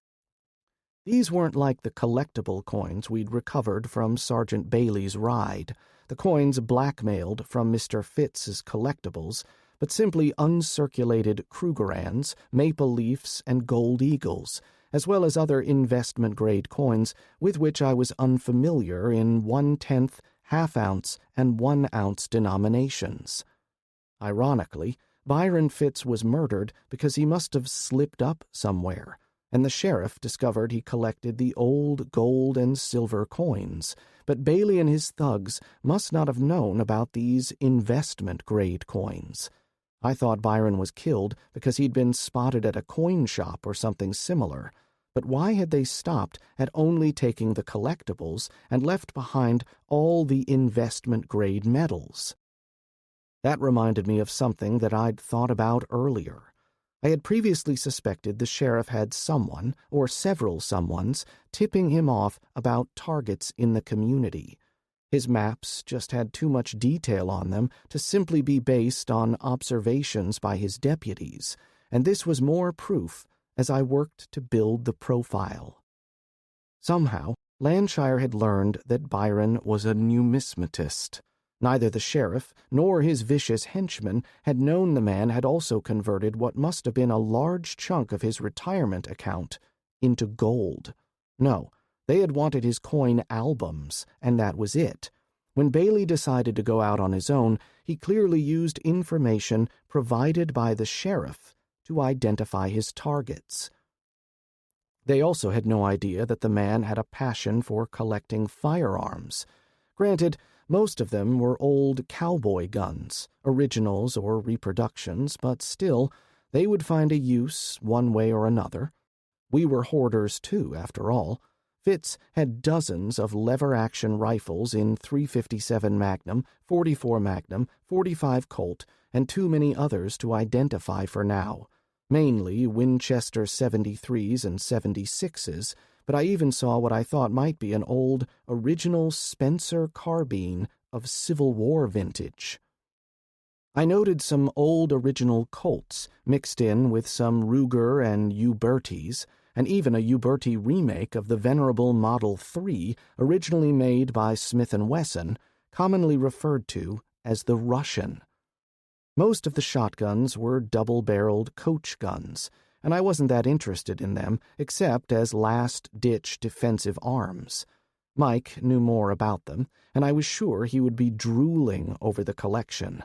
However, the fact that Bailey failed to raid the house for what must have been some highly collectible and therefore valuable firearms added another piece to the puzzle in my mind regarding possible sources of information.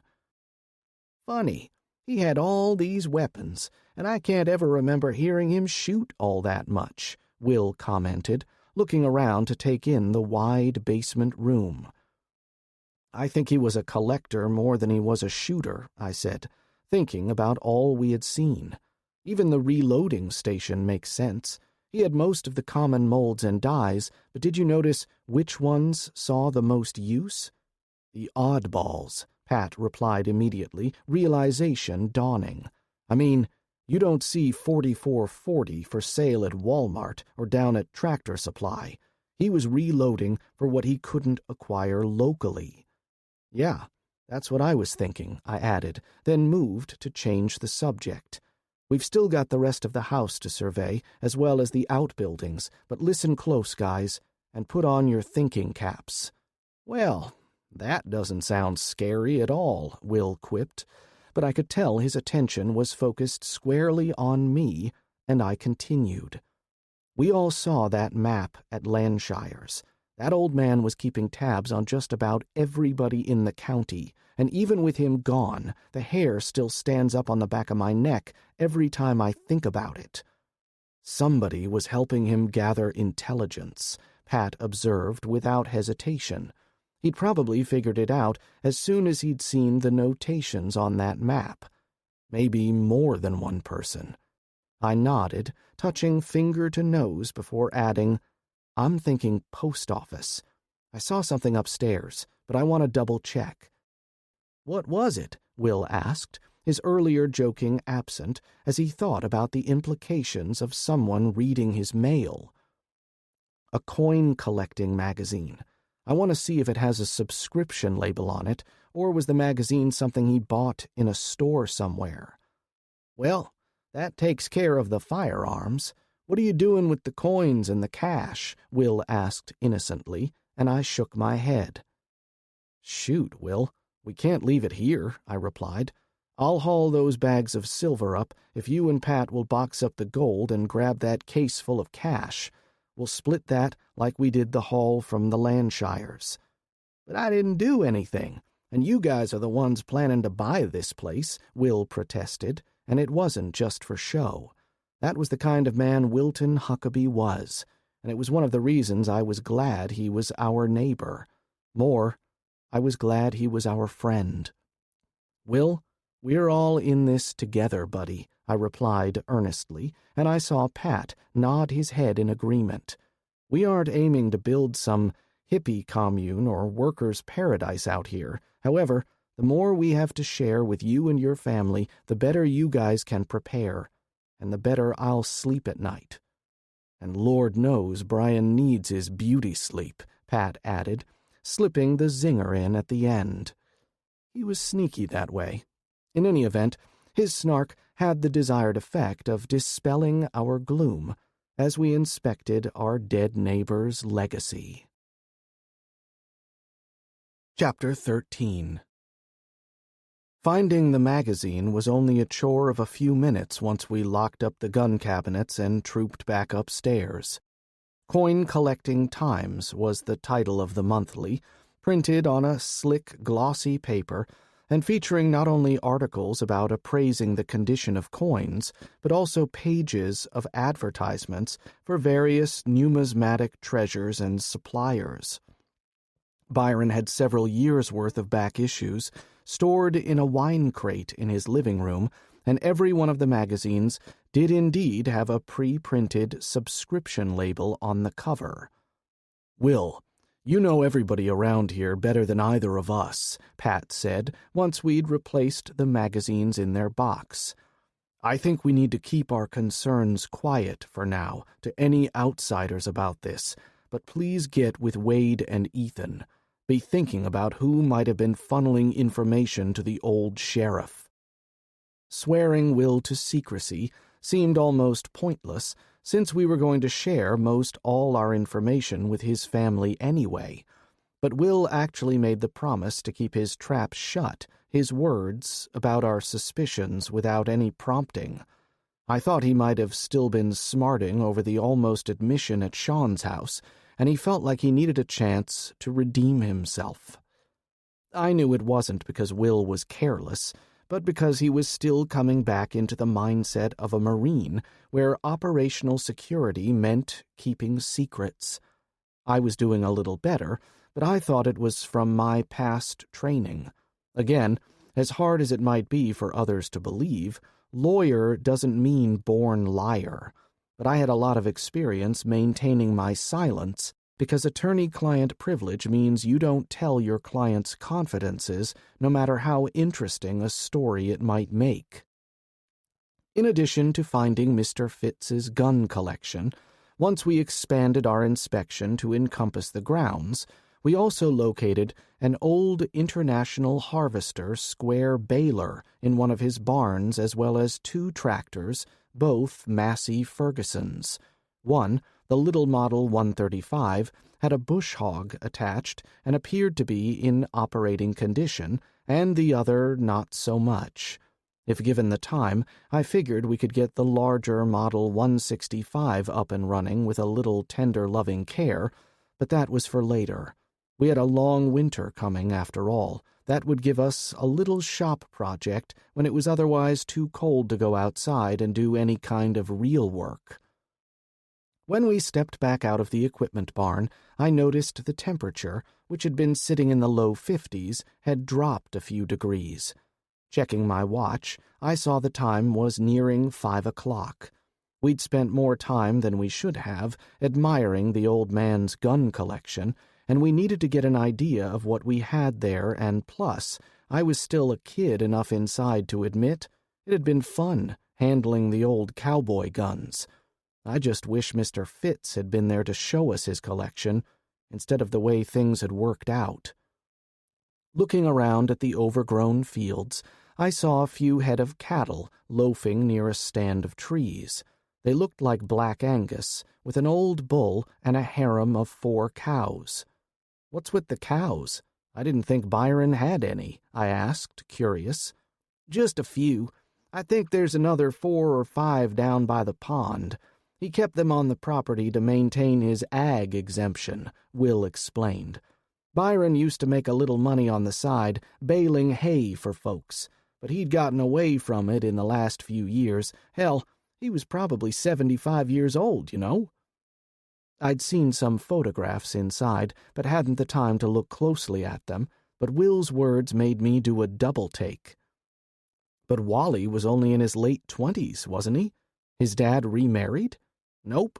Older than me, probably at least 40, I'd say. Ahead of me in school, anyway. That said, he was an oopsie baby. His mom was nearly that age when she had him, is all I know, Will explained. Well, I was never very good at estimating ages, I decided.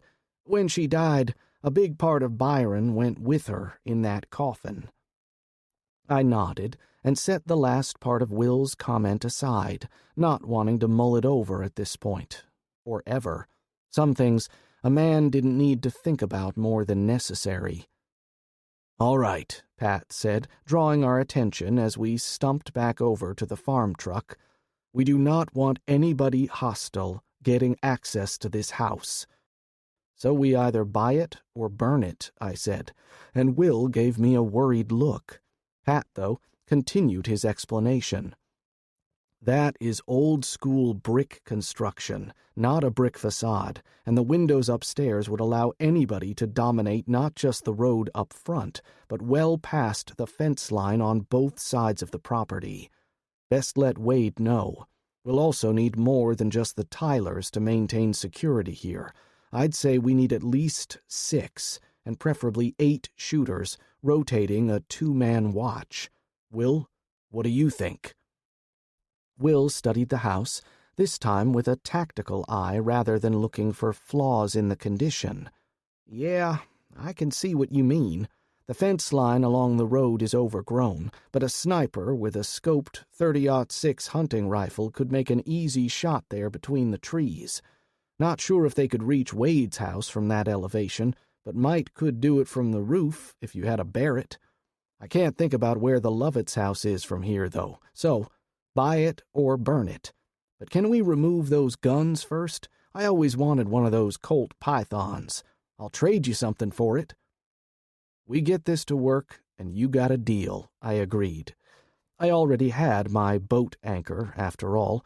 The Dan Wesson in .44 Magnum I'd claimed was an accurate silhouette target shooter, but not something I'd carry as a self-defense firearm, or for a quick-draw competition.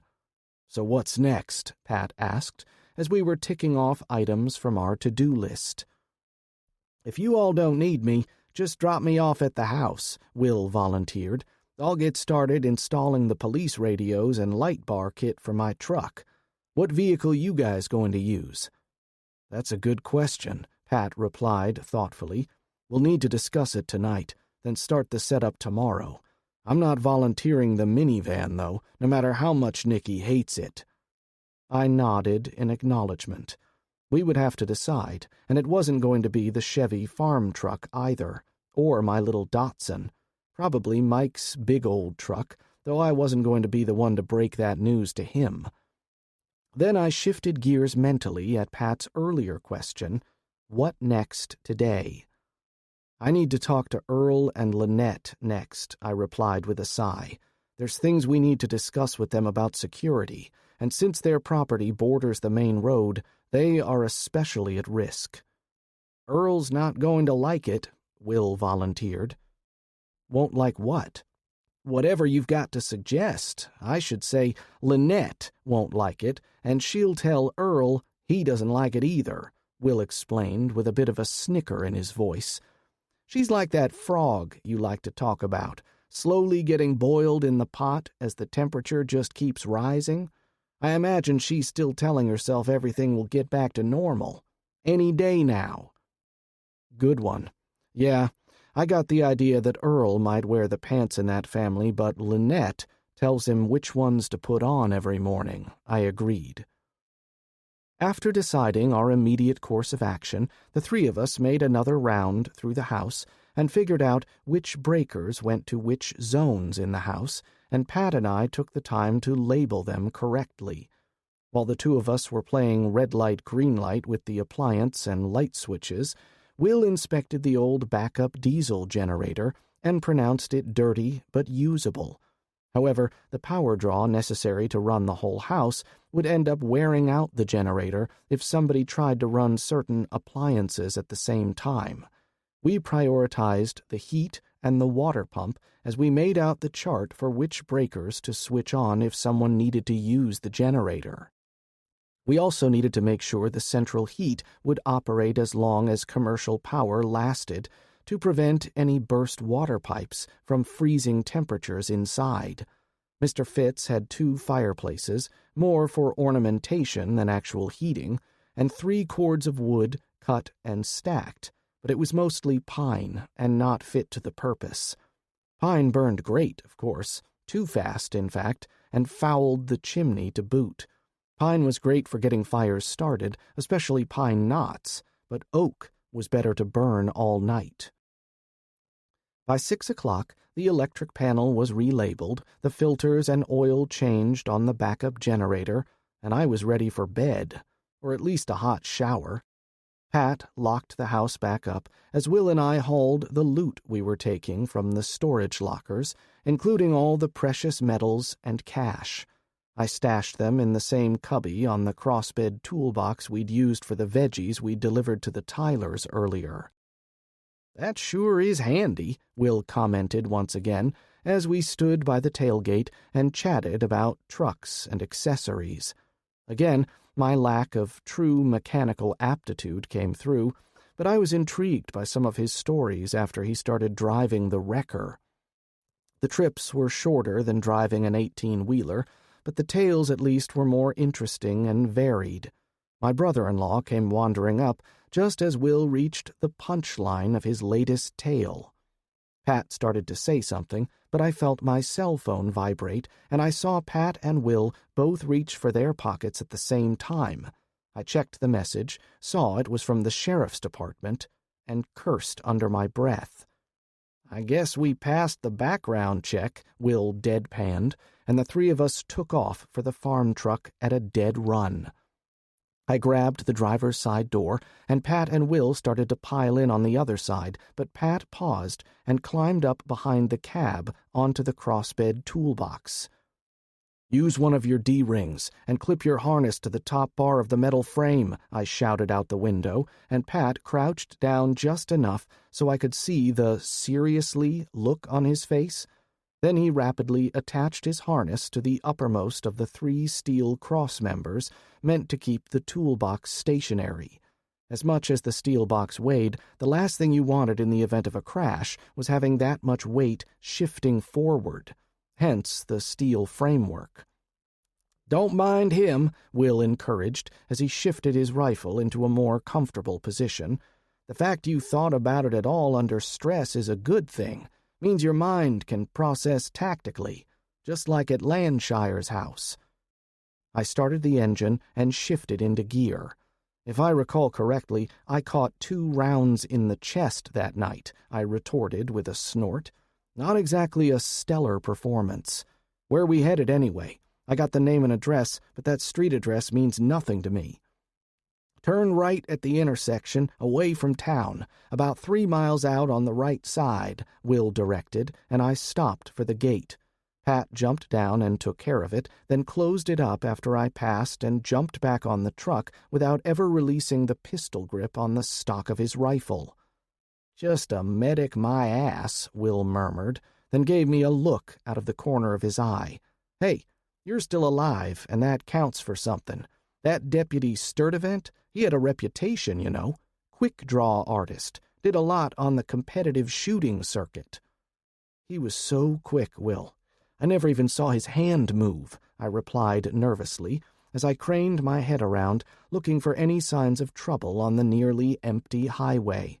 We had only just turned onto the blacktop, and I was already feeling anxious. I wasn't sure if it was anxiety over getting into another potential gunfight, or worry about arriving too late. "What he did, Bryan, it was a trick," Will counseled. "That's all.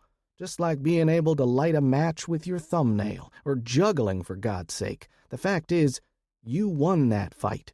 You walked away, and he didn't." "Oh, don't worry about it," I replied easily. "I'm not having nightmares about it. I just want to get back into practice so I can do that kind of shit myself next time. I used to train, but that was 3-gun, mostly. I did run the murder house the Major set up in Kuntz a few times." "You talking about that retired Rangers outfit? The one that came out to your house? I knew he used to train up all the local departments in the area," Will asked, then suddenly changed the conversation as he pointed off to the right. I could make out a driveway, leading back and lined with chinaberry trees. "That's it, the Hostetler place. Older couple, retired now, go figure," Will added with a snort, since that probably described a quarter of our country neighbors. They had a couple of sons who moved off after they finished school, but likely back living at home. If they survived the last few months, was the unspoken part of the message. "You ever been inside?" "Yeah, but I can't recall the layout. Hopefully we won't have to go that route. You got the same text I did. They were holding out with one bandit vehicle in the driveway."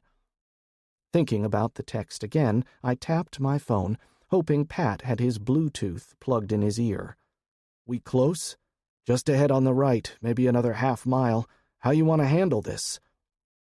"Like you and Mike did in Fred, if the Hostetlers are still alive in the house," Pat replied. I had him on speaker so Will could hear him as well. "Unless we hear different, Bryan, I want you to pull in behind their truck, parking at a diagonal so they can't get by us if they try to retreat." "Quick now, how close do I park?" I demanded, already gripping the wheel to turn into the driveway. We couldn't see the house for the row of overgrown hedges on this side. "As far back as possible to the turnoff," Pat replied rapidly. "Too close, and they could rush us." He probably wouldn't have to tell one of his fellow soldiers this, but I was still learning the trade. I did realize the angled approach might also help us avoid any blue-on-blue if Hostetler and his boys were shooting straight down their driveway.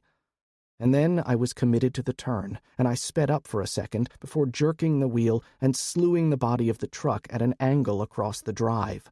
I killed the engine and hunkered down, worming my way towards Will and out the passenger side door. I looked for Pat, and he was gone, but a few seconds later I heard him over the still-open phone line. "I'm in the hedge on the far left. Don't shoot me or Nicky will have your ass," my brother-in-law warned, and I could make out a ripple in the green undergrowth on that side, but that was it. I braced myself against the sheet metal just behind the cooling engine, and I took a breath in preparation for standing up and firing over the hood.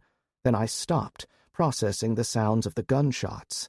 They were sporadic, and I realized all coming from the house. I popped up, risking a look prairie dog style before dropping back on my haunches again, rifle laid across my arms like a sleeping baby. The transport for the suspected bandits was a faded red, rattle-trap-looking Chevy Suburban. The back glass was pockmarked with several bullet holes, and I could only figure the front windshield looked the same. "Will! Pat! Hold your fire!" I suddenly called out, a bad feeling growing in my gut. Something was wrong here, and more than just the usual. "Not me," Pat reported. "Not me," Will added, but he was close enough I already knew that. "Will, can you get a call into the house on your cell? Call dispatch and get their number," I went on, hunkering down and risking another glance around the front bumper as I gazed at the truck. "What's got you spooked?" Pat asked, his voice low and expressing concern, even if I was the only one to hear it.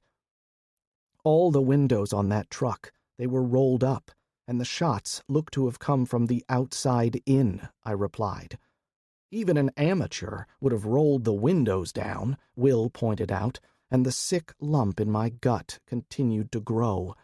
Then he was punching buttons on his own phone as I held on to the link with Pat. I thought Will was on the same page as I was, and his terse comments into the phone once he connected to the house confirmed my suspicions. All of them. "No!" Will demanded, his voice rising over the crack of random gunshots originating from the house. High-pitched cracks, making me think 22s were now being used. "Stop your fire right now! You're too close to us, and you're getting no return fire! Stop shooting, damn it!" The sporadic gunfire faded to nothing, and I exchanged a look with Will, who then stared down at the phone in his hand. "I got Albert Hostetler on the phone," he said softly. "It's his place. Said this truck pulled into the driveway and the driver got out. She came up to the porch and started asking to come in. He told her no, and she commenced to caterwauling in Spanish. "And?" I asked, dreading what Will might say next. "Albert locked the door, and the woman started banging on it. That's when Beulah called 911, and she got dispatch." "Where's the woman?" I asked, matching Will's subdued tone. "I think that's her on the side of the porch," Pat interrupted, quietly joining our little chat beside the truck. Damn, my situational awareness was turning to garbage as I got tunnel vision on the supposed target. "What?" My raised voice sounded like thunder in the quiet afternoon. Will tapped his Bluetooth as if straining to hear what was being said. "Albert just said he wants a lawyer. What do you say, Bryan?" Before I could say anything, Pat brought his rifle up tight to his shoulder at the low ready position, preparing to step out from behind our makeshift shelter. "Tell them folks in the house, Will. Tell them I'm checking the truck. Then I'm checking that woman." Pat paused, steeling himself. "Boys, if they shoot me, I'm counting on y'all." I huffed out air through my nose in a vicious snort, but when I spoke, I barely recognized my own voice. "Will, you tell them they so much as pass gas in that house, I'll murder every last fucking one of them. Then I'll find their picture album and start working my way down their family tree." "Bryan, I can't." "Tell them what I said, Will," I continued, more softly, but my voice sounded like razor blades to my own ears. "I'm not bluffing, and I'm so not in the mood right now. If one of them twitches, I aim to exterminate their bloodline. Tell them." "You got it," Will replied, and then he repeated my threat, my promise, word for word. From the fire in the other man's eyes, Will wasn't feeling particularly charitable right now either. Pat's report came back to us a few minutes later, broadcast over my cell set to speaker. He found 3 little boys in the cab of the truck, and the oldest might have been 10 years old, all dead from gunshot wounds to the head and neck. 5 minutes after that, he stood up from his crouch next to the porch and shook his head. They were all dead. "What are we going to do?" Will asked, his voice breaking. "Call it in," I replied woodenly. "This is a job for the sheriff now." "And then what? What are we going to do next?" I gripped Will's shoulder in my free hand. He'd gone forward to survey the interior of the shot-up truck, and I could tell he deeply regretted it. He was holding on to his ragged emotions as best he could. I'd taken the coward's way, stepping back and keying the phone to call dispatch, requesting the medical examiner and more deputies. I wasn't kidding about what I told Will. This was suddenly no longer our problem anymore. "You see stuff like this, over there?" I asked, half afraid of what he might say. "Yeah, a few times," the former Marine admitted. His features took on a vacant look for a second, as if reviewing file footage on a screen only he could see. "How do you deal with it?" I asked, feeling my hands start to shake a bit from the release of adrenaline and from my own frazzled nerves. I'd gotten the shakes after shootouts before, but this felt different. The sensation reminding me of how I'd felt after Mike and I had stumbled across that house of horrors in the storage office in Fort Worth, like I was standing still and the rest of the planet was moving and slightly out of sync. "You just have to put it behind you, man," Will replied slowly, measuring his words. "Just keep moving forward. Focus on some goal and just remember one thing." Will spoke softly, but with a fierce edge to his rough voice. "This shit, it wasn't on you or us. This wasn't our screw-up, man. Just think of it like driving past a wreck on the side of the road." I thought about Will's words as Pat trotted back to rejoin us, standing by the truck and waiting to hear the sirens. His mouth was turned down in a scowl, but he kept his own counsel as we stood and tried to ignore the elephant in the room. Treat it like a car wreck, I thought. I wondered about what would happen later, when we were the cause of an atrocity and not the innocent bystanders, because in my gut I knew there would be a time where we would have to kill people whose only crime was trying to feed their starving children. I feel bad now about threatening that guy's family, I admitted, but on the other hand, I'm glad we aren't the ones making the arrest. Yeah, I hear you. Killing a woman and kids like that just makes me sick. Don't worry about what you said, though. It was in the heat of the moment, and hey, it worked. Will patted me absently on the shoulder. That was some real Pulp Fiction-level threats you were slinging, though. I didn't bother explaining I wasn't just making threats. If someone had taken a shot at Pat, I was pretty sure I would have done my level best to kill everybody in that house. The sight of that dead woman, crumpled on the ground like a discarded rag doll, was something I knew would be reappearing in my nightmares for quite some time. However, for the moment, I cleared away those thoughts. I'd started the conversation, after all, as a way for Will to focus on something else, but it morphed into my own issues. It might not have been the best idea I ever had, but the words got the former Marine working on keeping me from doing something stupid, so we can call it a win.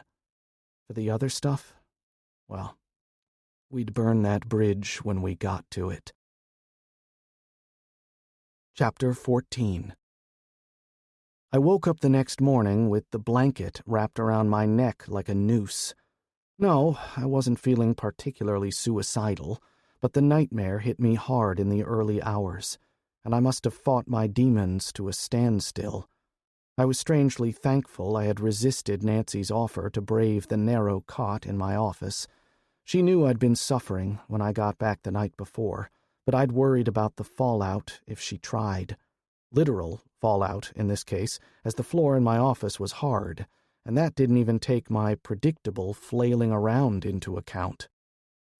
It was 5 a.m., according to the clock on my desk, and I was chilled to the bone. My eyes felt gritty as I stumbled into the kitchen for a bite to eat before starting my early chores.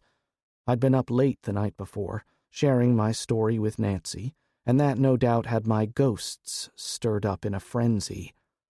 Beatrice and Cecilia were already making pancakes when I fell into my chair, a cup of coffee clutched in one hand and a piece of stale molasses bread in the other. The bread was a simple breakfast roll that Nicky liked to make, and we kept a supply on hand for the early crew. "How many pancakes?" Beatrice asked, spatula held at the ready, hand on her hip like a prototypical short-order cook. All she needed was an unfiltered camel tucked in the corner of her mouth to sell the image. "None for me today, Beatrice," I replied with a sad face. "Gotta get the cows milked this morning. I'll get something after I get back and clean up." "I'll go with you, if you like," Cecilia volunteered meekly, and I gave her a quick glance before nodding my agreement. I usually milked the cows alone, but another hand would be welcome. I could tell Cecilia had something on her mind, but I figured she could fill me in when she felt comfortable enough to do so. Honestly, I could use a little distraction this morning. The nightmare was almost always the same, but sometimes I had variations on the theme. Some bits and pieces from my own current struggles would slip in as anachronisms that were more puzzling than anything else. Last night, I had a whole new scenario to wrestle with. I was surprised my screams didn't wake up the house, but if Beatrice or Cecilia noticed anything, they didn't say a word, because the nightmare had been turned into something even worse than I had ever endured before. Helpless, I had to watch Colette die under a hail of bullets in front of the Hostetler house. In the background, Charlie bled out from a hole in his throat, gagging and whimpering as he succumbed to the wound while I howled in mindless rage and frustration. Like always, I was trapped outside the vivid scene by a pane of glass that resisted all my efforts to break through and save them. All I could do was watch, driven nearly mad by the sight of my loved ones cut down yet again, variations on the theme that had haunted my nights for years. Thinking about it even now brought back the emotions, and I had to lean into a shelf in the mudroom as I felt the world begin to spin as my heart rate skyrocketed. The hammering in my chest and the whooshing of the blood in my ears made me dizzy, and I barely noticed the light touch on my shoulder as Cecilia reached out to steady me. "Mr. Harden, are you okay? Do you need me to go get somebody? Marta is still here. I heard her get up earlier." "No," I managed to rasp out. "I'm fine.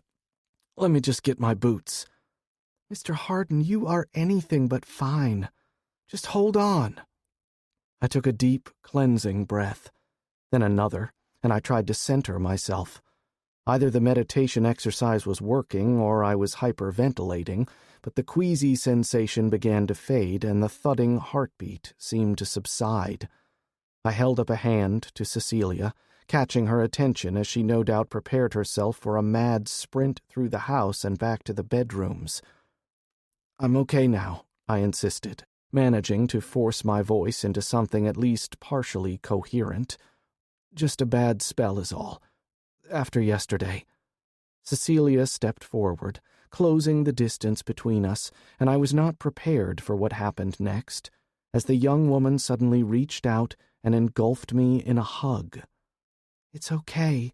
It will be fine," she murmured into my chest as she tightened her grip around my waist.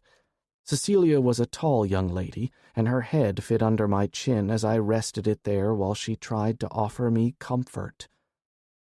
"What did Pat tell you guys last night?" I asked, holding my own arms out somewhat helplessly as the young woman clung to me. She loosened her grip and took a small step back, looking up to meet my eyes. "Not much. I could tell he didn't want to talk about it. I know he was pretty upset. For him, I mean." "That's Pat. He holds it all in." Cecilia said something then, but my thoughts went back, and this time I was able to focus on the aftermath of the shooting at the Hostettlers. That was bad enough, but it didn't trigger another panic attack. We ended up waiting for what turned out to be 2 hours for Buddy Cromwell to show up with another officer I vaguely recognized as one of the detectives, and a technician I knew was the extent of the department's crime lab. We'd taken another 5 minutes to deliver our verbal report. Then the three of us had pulled security as 2 ambulances arrived a bit later.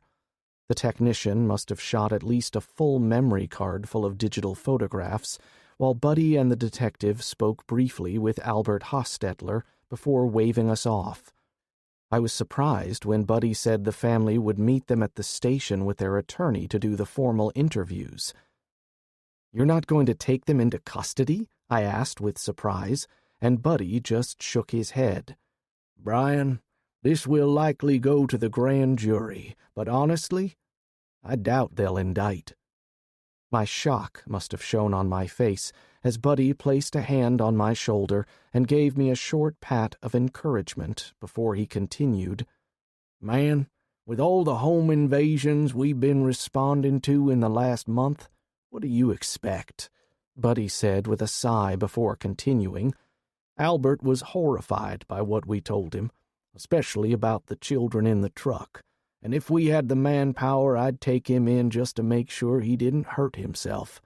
But we don't, and he has his own grandkids in the house that he had to think about. But you're going to let them come down on their own and make their statements? What if they decide to run? Bryan, where are they going to go?" That last sentence had driven home the situation for me. Not long after, the blanket-draped bodies were transported to the ambulances, and I thought I heard a wail of horror from inside the house at the sight of the small corpses bundled up for the ride, but it might have been my own imagination. Cecilia's words jarred me back to the here and now, and I struggled to catch the end of her sentence. "That there was a terrible, tragic mistake, and several people were shot by a panicked homeowner," she finished, and I had the gist of it. "Is that right?" "Close enough," I murmured, not wanting to say what I felt, that it was more a firing squad than a single shooter, but instead I stuck my left foot in the matching rubber boot and then repeated the motion with the right foot. "Let's go. before the cows come looking for me. I completed my first round of morning chores with Cecilia pitching in admirably, clearly still not familiar with the rhythm of the jobs, but no stranger to hard work or the country setting. As a budding agricultural extension agent, she had more book learning about the subjects than I ever would, but from a practical standpoint, she and Maddie were both still learning the ropes. But with that book learning, she brought some unexpected knowledge with her as she finally worked up her courage to speak. "Mr. Hardin, can you explain your plans for feeding all of us long term? I mean, I know with the greenhouses and stored foodstuffs, we are going to have a buffer here, but for how long?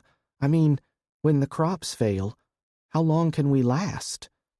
I appreciated the use of "we" in her question, since that word, maybe unintentionally but with unmistakable meaning, showed her commitment to our group. Her friend and fellow rescued agent Maddie used the same pronoun when discussing the challenges we were facing. This was one of the big complaints many of us had with my niece's husband, Charles.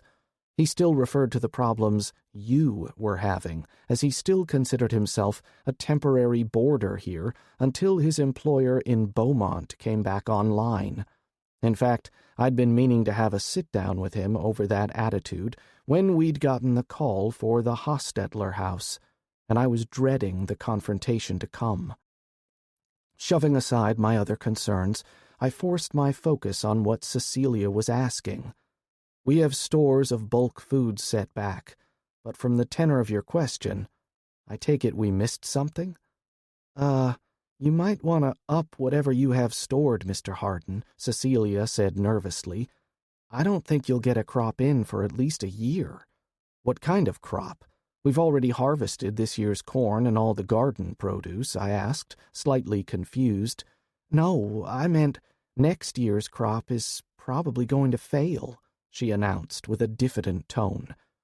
"But we've made plans to use cool weather crops to compensate," I replied, but the young woman's frown left me worried even before she spoke her next words.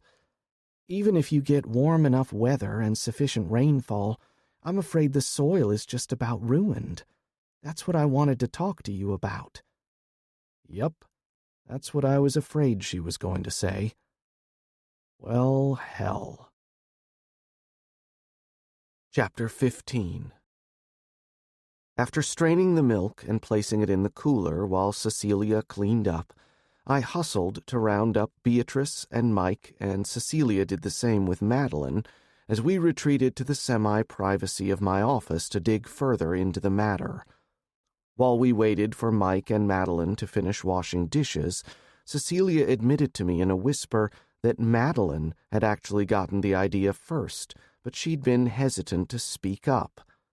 "Why didn't she say anything and put you up to it instead?" Beatrice asked, deeply curious. "You know the old expression about shooting the messenger?" Cece replied simply, and that was the end of it. We all knew Maddie was a great young lady, but she was lacking in self-confidence.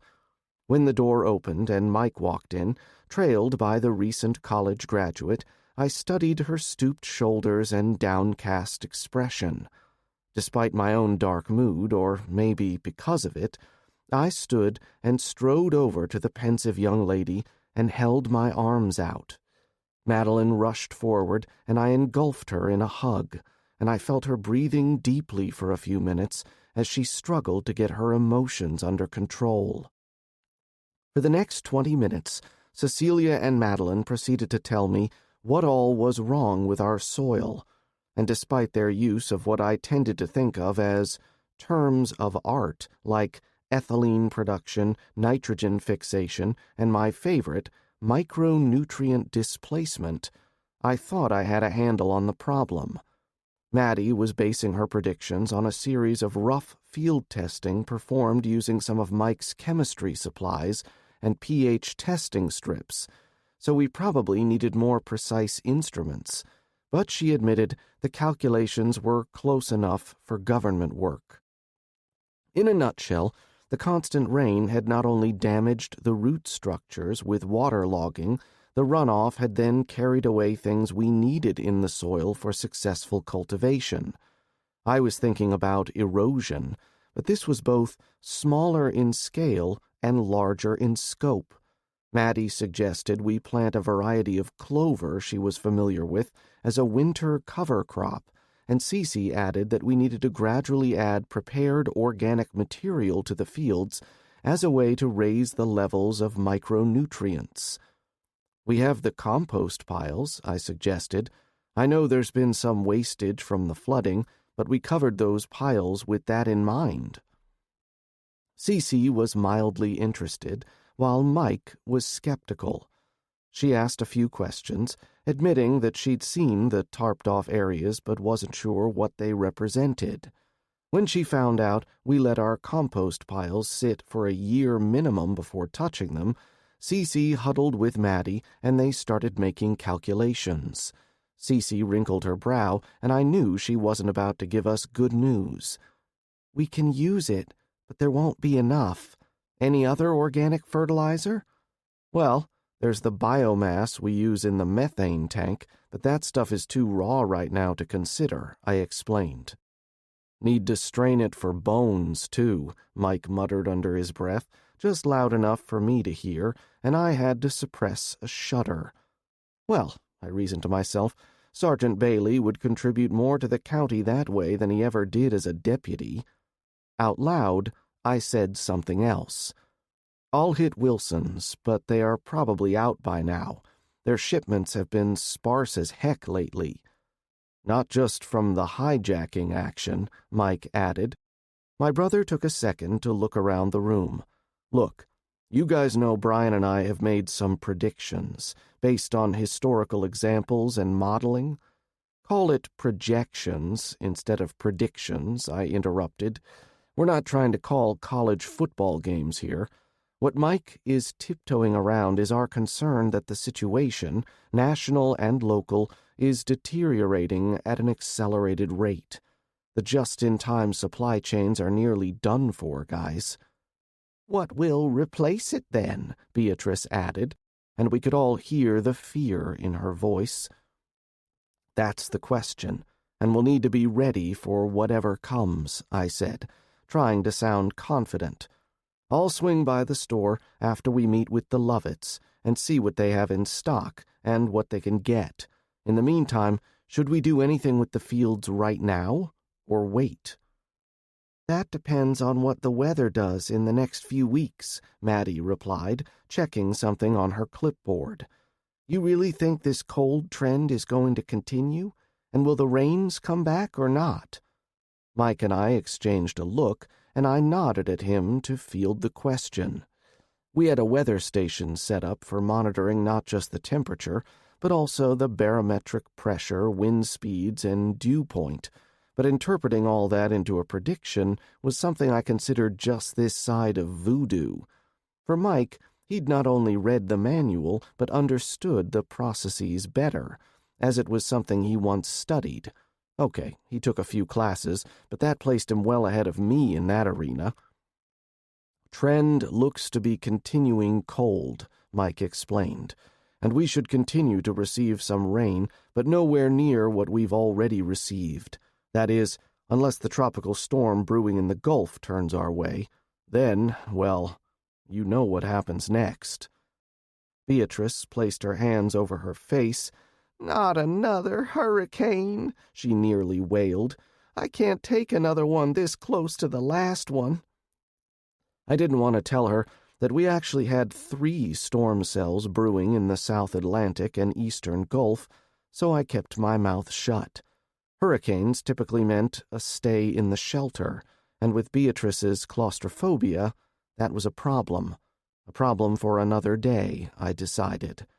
"All right, good meat," I announced, leaving Mike to placate his mother-in-law like the coward I was. "Now I need to go see our neighbors, then swing by to see the county judge about the Fitz place before going by Wilson's."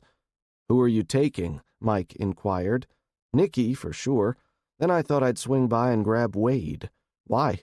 You want to go?" "Oh, hell no," Mike replied. "You know me, not exactly a diplomat. Why don't you see if Nancy wants to go? You can pretend you're taking her on a date. I know she's pretty down now that the co-op has cut out her hours again." That was a great point.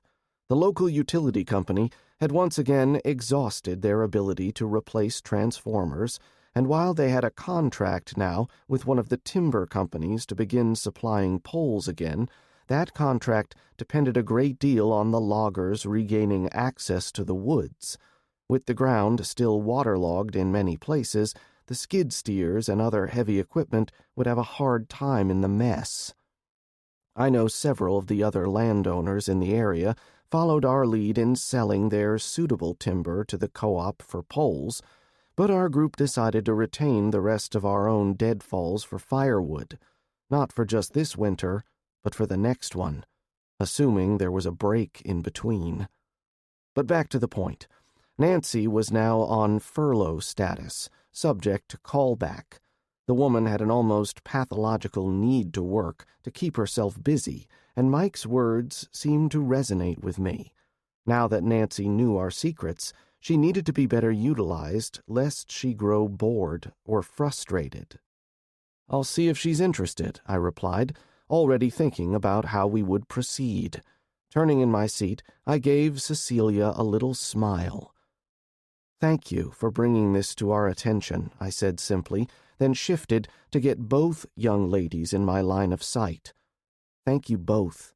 This means a lot. Knowing you have a problem is the first step, and without the help and hard work done by you two, we might never have known before it was too late." Madeline's cheeks flashed a red of embarrassment, while Cecilia gave me a small smile in return. "I know being here is not something either of you planned," I continued. "I just want to repeat what has been said earlier. If you decide you want to go back to Austin, or if you locate your families, just say the word and we'll get it done." We'd offered before, of course. Our little slice of heaven wasn't going to be built on the back of slave labor, after all. I was surprised when timid Madeline, our little Maddie, replied first. "Thank you, Bryan. You've all been so kind to us, but I think I can speak for Cecilia that we've decided to stick. I know you and your family risked a lot to rescue Cecilia, but it's more than that. You've taken us in and made us feel welcome." "We'll stay," Cecilia echoed, and when she continued, her voice rose as the words spilled out. "All of you know what happened to me, but nobody tries to make me feel ashamed, like a victim. I am a survivor, and we are all survivors here. This is the family I choose."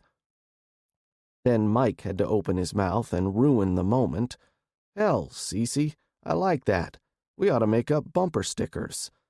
I just copied Beatrice from earlier and covered my face with my hands. "Brother, sometimes I worry about you. Then you say things like that, and I don't worry anymore. That's a good thing, right?"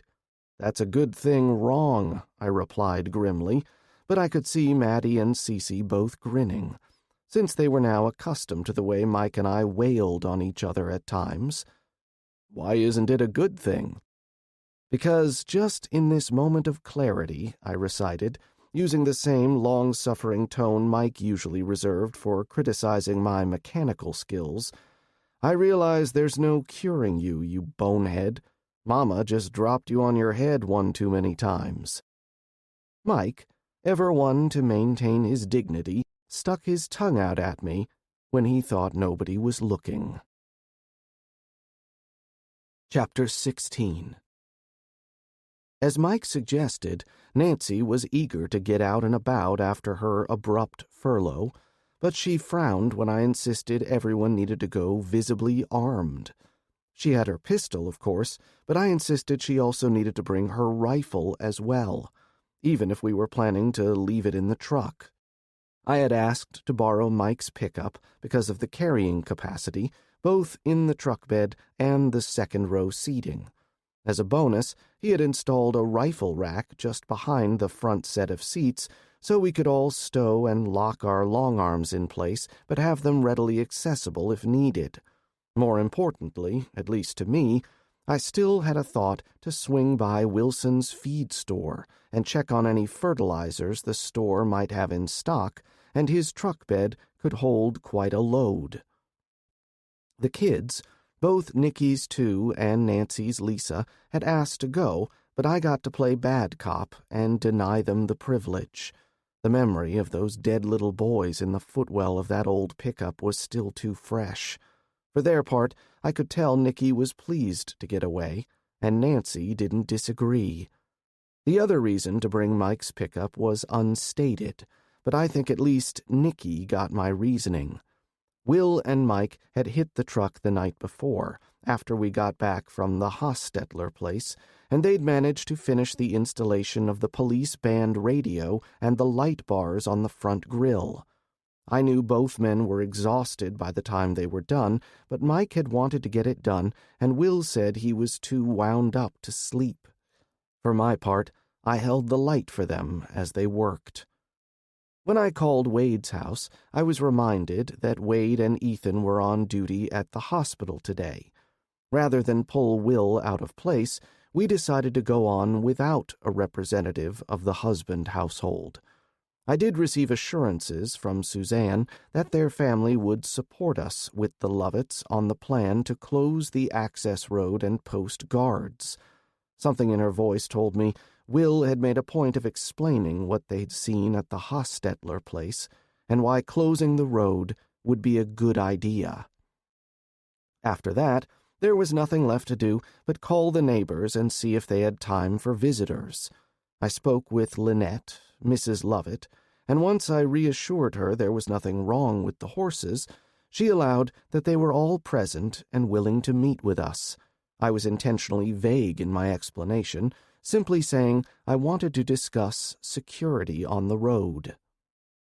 For the visit, I made sure and wear a pair of my dark gray cargo pants, a matching button-up Western-style shirt, and my new Reserve Deputy badge. I also wore the heavy jacket issued to me by Buddy Cromwell with Sheriff's Department highlighted in yellow script on the back.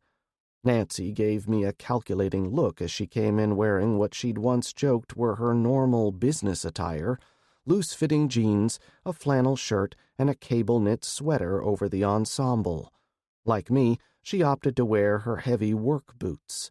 Nicky, in contrast, came out dressed in a nice pantsuit and low heels. Neither of the women wore much makeup, but I could tell my sister had done something with her hair. As I requested, both women carried the AR-15s they either owned, or in the case of Nancy, been gifted, but neither carried any spare magazines that I could see.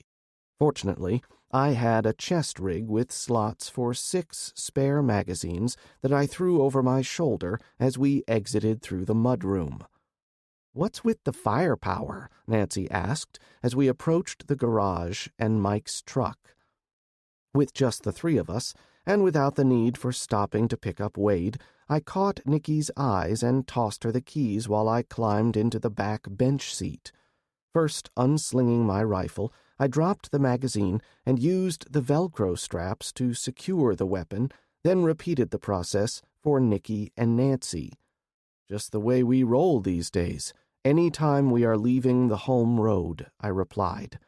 "Nobody told me," Nancy complained in mock frustration. "Don't we get a vote on it?" "Nope, and I just made it up," I replied with a little sass in my voice. Nicky saw through my attempts to play it off, though. "This is about what happened at the Hostetlers, isn't it?" she asked softly, as we drove through the gate and out onto the aforementioned home road. "Yeah, part of it," I agreed.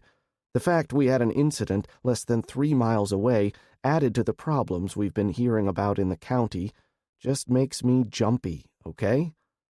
And that's why the hospital run is a 2-person security team rather than just 1 person?" Nancy continued, drawn into the heart of the conversation. "That's right," I agreed. "We know the hospital is a target, but so are the doctors and nurses going to and from. I just want us better prepared." "I'll go along with that," Nancy responded, and I saw a hint of a shiver as she spoke. Honestly, like I told you before, I was getting a bad vibe in some areas when we were out on calls. That's why I usually volunteered to run the loader at the yard, and I always had my pistol handy. If they call you back, I started, but Nancy held up a hand. You're not the boss of me, Mr. Bossy Pants, she shot back, suddenly giving me the juvenile attitude I might have expected from her daughter Lisa. I couldn't help laughing, and Nicky joined in as well. I can see she already has your number, big brother, she chortled as she turned the wheel and headed up the long driveway to the Lovett house. I was just going to volunteer to go with you and guard your lunch pail, ma'am. Make sure your egg salad sandwich doesn't wander off, I replied innocently.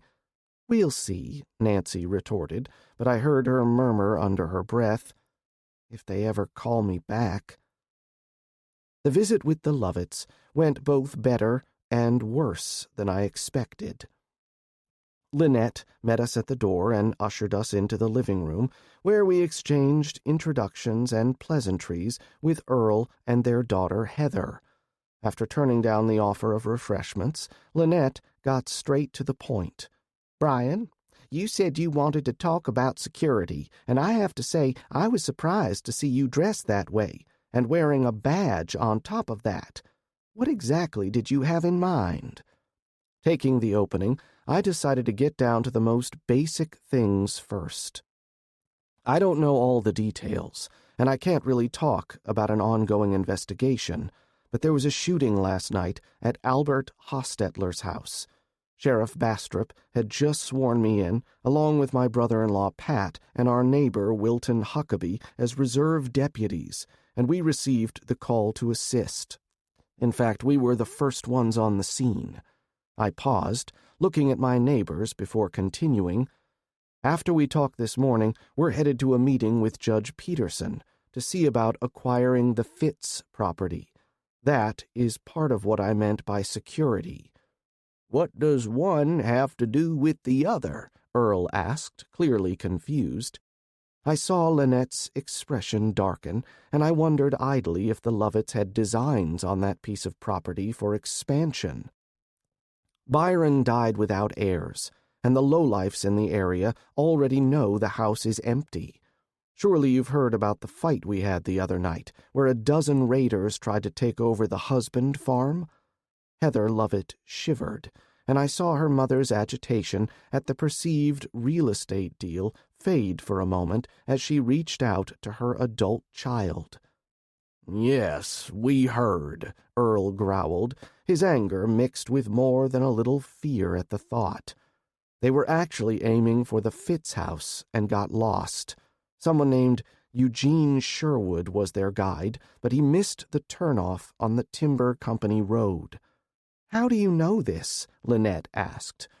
I talked to one of the raiders before he died of his wounds. He had a guilty conscience, I guess. We confirmed Sherwood's identity, anyway. The point is, we want to do something to improve the security here on the road, and to start, we don't want any houses sitting empty. We want to purchase the property and get people in that house. You want to rent out the property? Lynette asked cautiously, as if she was missing something. No.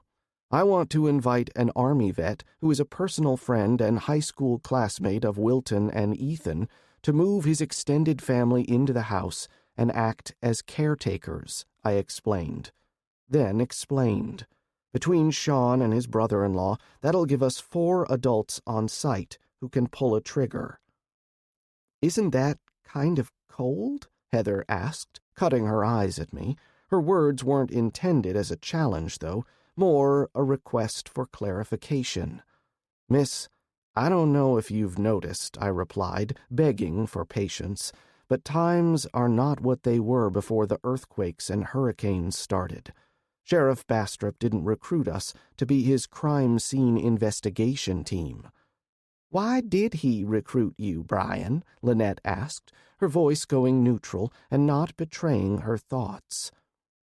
He didn't say, but I imagine because he wanted us to officially start doing what we were already doing anyway. Killing dirtbags. Nikki cleared her throat, cutting me off from making any more pithy observations. Mr. and Mrs. Lovett, Heather, we aren't trying to cause problems here, but face facts. Bryan and Wade represent your only neighbors here on the road, and your property, located here at the corner parcel, is the most likely to be targeted next. We, all of us from both families, want to offer you our help. What? You want to buy us out too? Earl asked, getting back into the conversation. No, sir, Nikki replied, giving me a quelling look. We want to work with you and your family. We want to make some suggestions to help protect your family here and prevent your home from being overrun as well. And who are you again? Lynette asked. She was good. I couldn't tell if her question was a challenge or a real request for more information. I am Bryan's sister, but more importantly, I am Patrick Parker's wife, Nikki replied with an edge in her tone.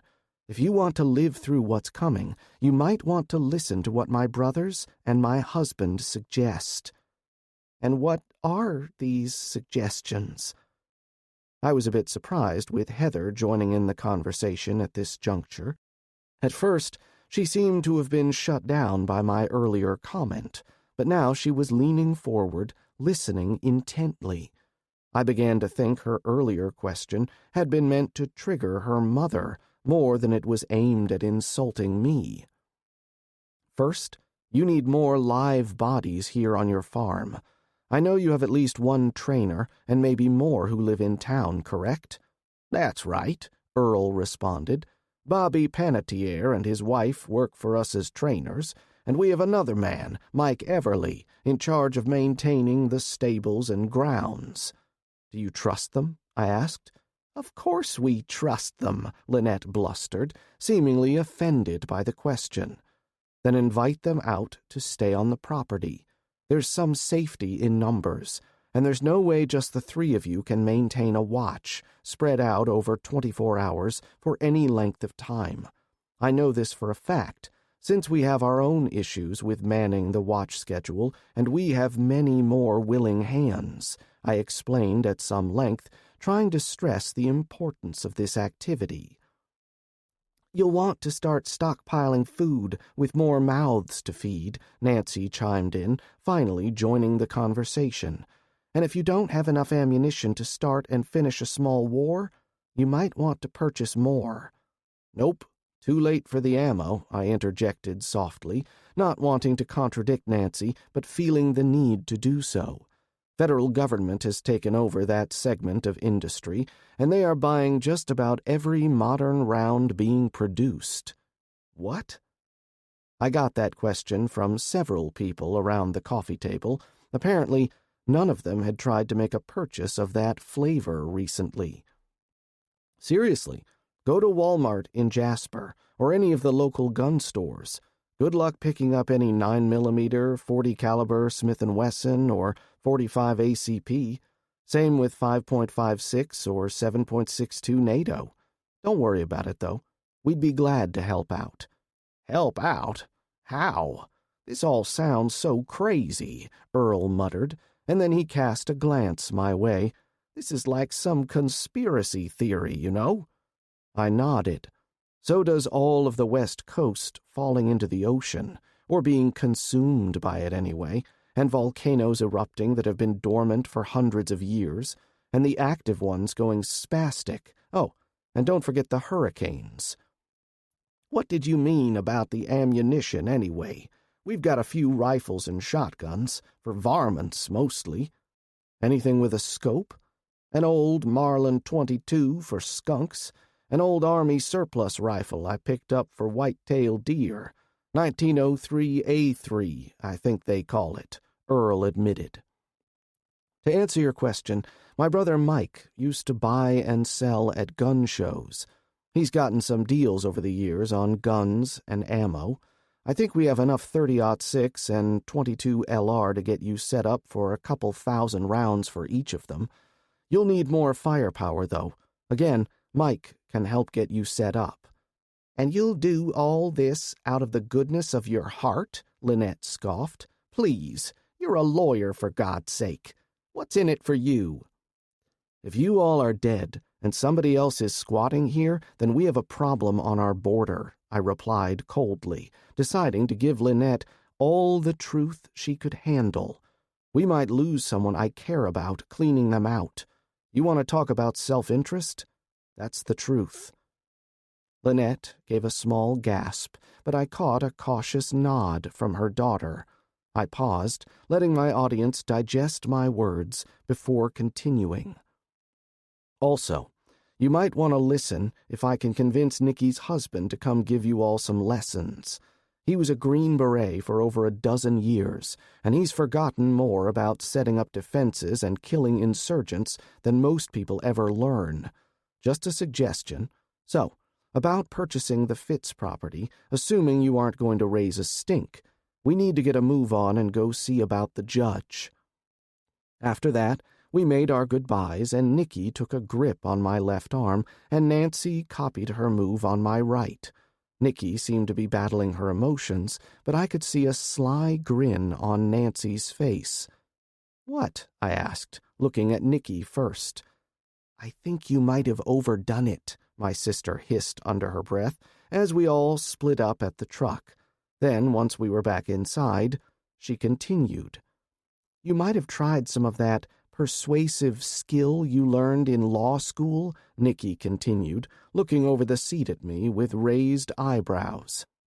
"Advocacy is overrated when you can scare the shit out of them," I retorted with an elaborate shrug. Then I turned my attention to Nancy. "What was it that tickled your fancy, missy?" I think Lynette might have soiled her undies when you explained the inconvenience you might feel in stepping over her dead body," Nancy replied, with the same nonchalant manner I'd spoken earlier. "But you might want to watch that Heather. I think she's got the hots for you." "Meow, kitty," I said playfully, having successfully translated her warning, but I followed with a sigh. I'd really hate to see them get killed. But stupid isn't a survival trait in this new world. Time will tell. With that prophetic statement, my sister went back to ignoring me as she started the truck and eased it into gear. We still had a full agenda, but I could mark this meeting off my to-do list. Chapter 17. As soon as the truck started gradually slowing into the curve, I felt my hackles rise. With the back window rolled down in the mild weather, I was taking advantage of the temporary reprieve from the unseasonable cold.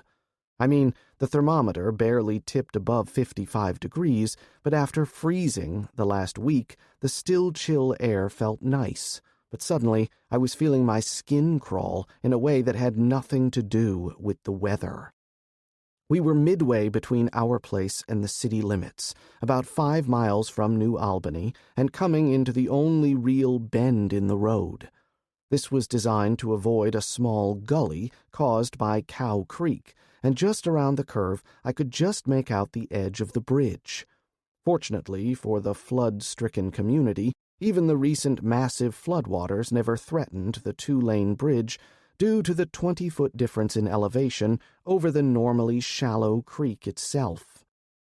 Parked next to the bridge, I saw another truck, an older model Dodge, faded to orange with what looked like a rust-streaked body. Facing us, the pickup was pulled over on the shoulder and rested with the hood propped open.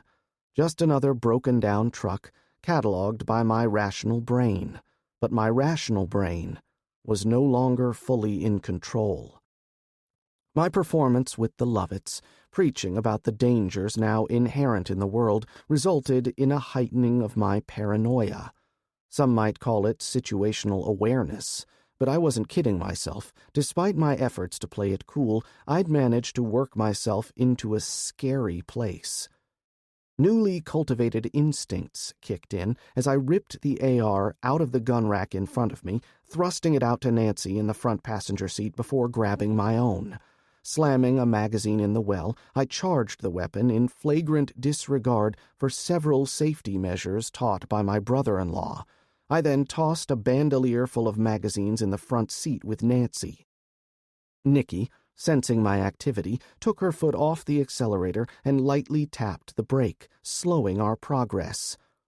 On top of my paranoia, I was assaulted by a sudden tightening in my gut as stories told by Mike, Pat, and now Will intruded on my observations.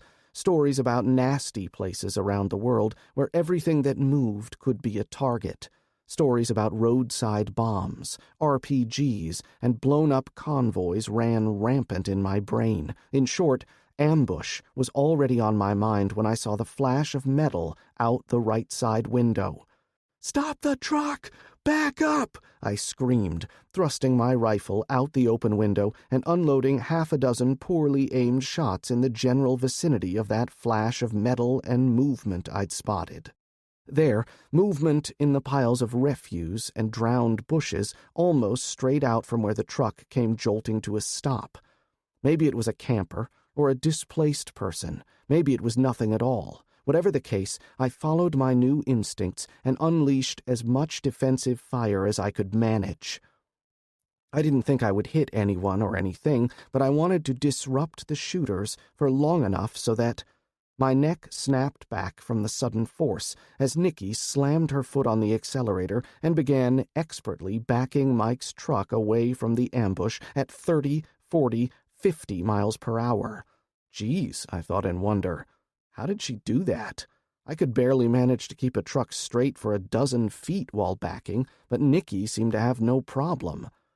After emptying the first magazine, my upper body hanging out the window, I thumbed the release, dropped it, and slammed home a fresh one, even as Nikki brought the truck to a shuddering stop. 500 yards, I thought, as I stepped out on the running board, as I aimed high and unleashed another salvo of rounds into the brush piles. "Anybody hit?" I called out, my breath coming in shuddering gasps as I fired again. I was now hanging off the door, left arm locked around the pillar, half in and half out of the truck, as I sent more hate downrange. "Sound off, damn it! Anybody hit?" No. Nancy managed to sputter, clutching the AR tight in her lap. Her voice sounded faint and distorted, and I wondered if my shots had managed to blow out our eardrums. Levering myself up, I finished off the rest of the magazine and reached for another. Glancing back inside, I saw the front windshield stitched with a ragged row of holes that appeared to have struck at an angle before blowing out the driver's side window. Shit, I wasn't even aware we were actually taking fire. I was half hoping I was suffering a psychotic episode. Then I saw my sister slumped in the driver's seat, and I began to panic. Nikki, are you hit?" Shaking herself, Nikki turned to me, and I saw blood on her face. I freaked. "Nikki, where are you hit?" I had a terrible recollection of Sally, and I felt the surge of blinding hate pour through me, and I realized that my emotions lived so much closer to the surface these days. "What? I'm not..." Reaching up, Nikki touched the side of her head, flinched, and repeated the gesture more softly. "Just scratched up, Bryan. Even just safety glass can cut you. I'm fine. Better than Mike's truck." I noticed the engine idling, and I didn't see any damage to the hood. "What's wrong with the truck?" Somebody shot out the windshield?" Nancy observed, as if it was the most obvious thing in the world. "Engine's still going, and I don't see any smoke under the hood," I replied dully. "Trust me, that's all that matters right now. Can you back us up another 1,000 yards? Yeah. Hold on," Nikki warned, and she proceeded to back up the truck at a much slower rate, but again without even looking back. Then I saw she was actually studying the feed from the rear-view camera, and I felt like doing a facepalm. In the heat of the moment, I'd forgotten that feature in our brother's truck. When Nikki pulled us to a halt and shifted the transmission into park, I gave a sigh of relief. At approximately 1,500 yards from the start of the ambush, they would need a really good sniper to make that shot. "Can you make it home from here?" I asked, directing my question to Nikki. "I think so," Nikki replied, exhaustion in her voice in the familiar pattern of adrenaline bleed-off. "Why? What's running through that squirrel cage of a brain now?" "You and Nancy go home. Get on the police radio right now and report this. Let everybody know there was an ambush on the county road and where. Call the hospital and warn those guys to be careful. Then button up at home and wait for everybody to get back." "Uh-huh. And what are you planning on doing?" "Look, I'm not in Pat's league, but I know some stuff. I'll go scout that ambush site, see if I actually hit anything, sniff around, be my usual nosy self." "You know that's crazy, right? You aren't trained or equipped to do something like that by yourself," Nikki reasoned. In the last few seconds, she'd managed to pull herself together and sound halfway coherent in her protest. "Honestly, I don't want to, and I don't want to abandon you two to the drive home, but somebody needs to go now, before whoever that was manages to fade into the background. We need intel, and I'm maybe not the best choice, but I don't want either of you out there right now." While I spoke, I was sliding my magazine carrier over my shoulder, fitting my arms through the vest-like arrangement and locking the mechanism in front. I wasn't wearing my body armor, not wanting to carry the extra weight on what was supposed to be a jaunt into town. That absence made me feel very naked, but needs must and all that. Lesson learned, if I survived. Always pack for battle. "Nancy, are you okay to cover Nikki?" "Yeah, fuck. That was just crazy," Nancy hissed, rubbed her hands together. "Somebody just started shooting at us. Tried to kill us, for real." "Well, we tried our damnedest to kill them right back, but yeah, that just happened. Now you need to shake it off and get ready to watch Nikki's 6 while you guys get out of here." Saying that, I noticed my own hands starting to quiver, and I slid the sling of my rifle over my head and folded my arms across my chest to conceal the shakes. At the same time, my lungs continued to heave like bellows at a blacksmith's shop. That's what happens sometimes when I mainline adrenaline and the fight-or-flight instinct kicks in. In truth, despite my bravado, I felt as if I had just finished running 5 miles with Pat chasing me with a switch. Training, or so he called it. In short, I felt done in, but again, I knew I couldn't waste time. As if she could read my mind, Nancy reached up and pulled my canteen out of its pouch and offered me the hard plastic bottle. Fumbling with the lid, I finally got the container to my mouth and took a long draw on the water. I was thirsty, and I drank deep. Giving me a satisfied smirk that told me she was trying to get her head straight, Nancy then refilled my canteen out of the gallon jug we kept in a cubby under the center console, somehow not spilling a drop. She then stuffed the canteen back into its holder on my belt and gripped my still quivering right arm. "How did you know?" she asked, and I could tell despite the brave front, this woman I'd allowed into my heart was scared too. How could you tell they were there?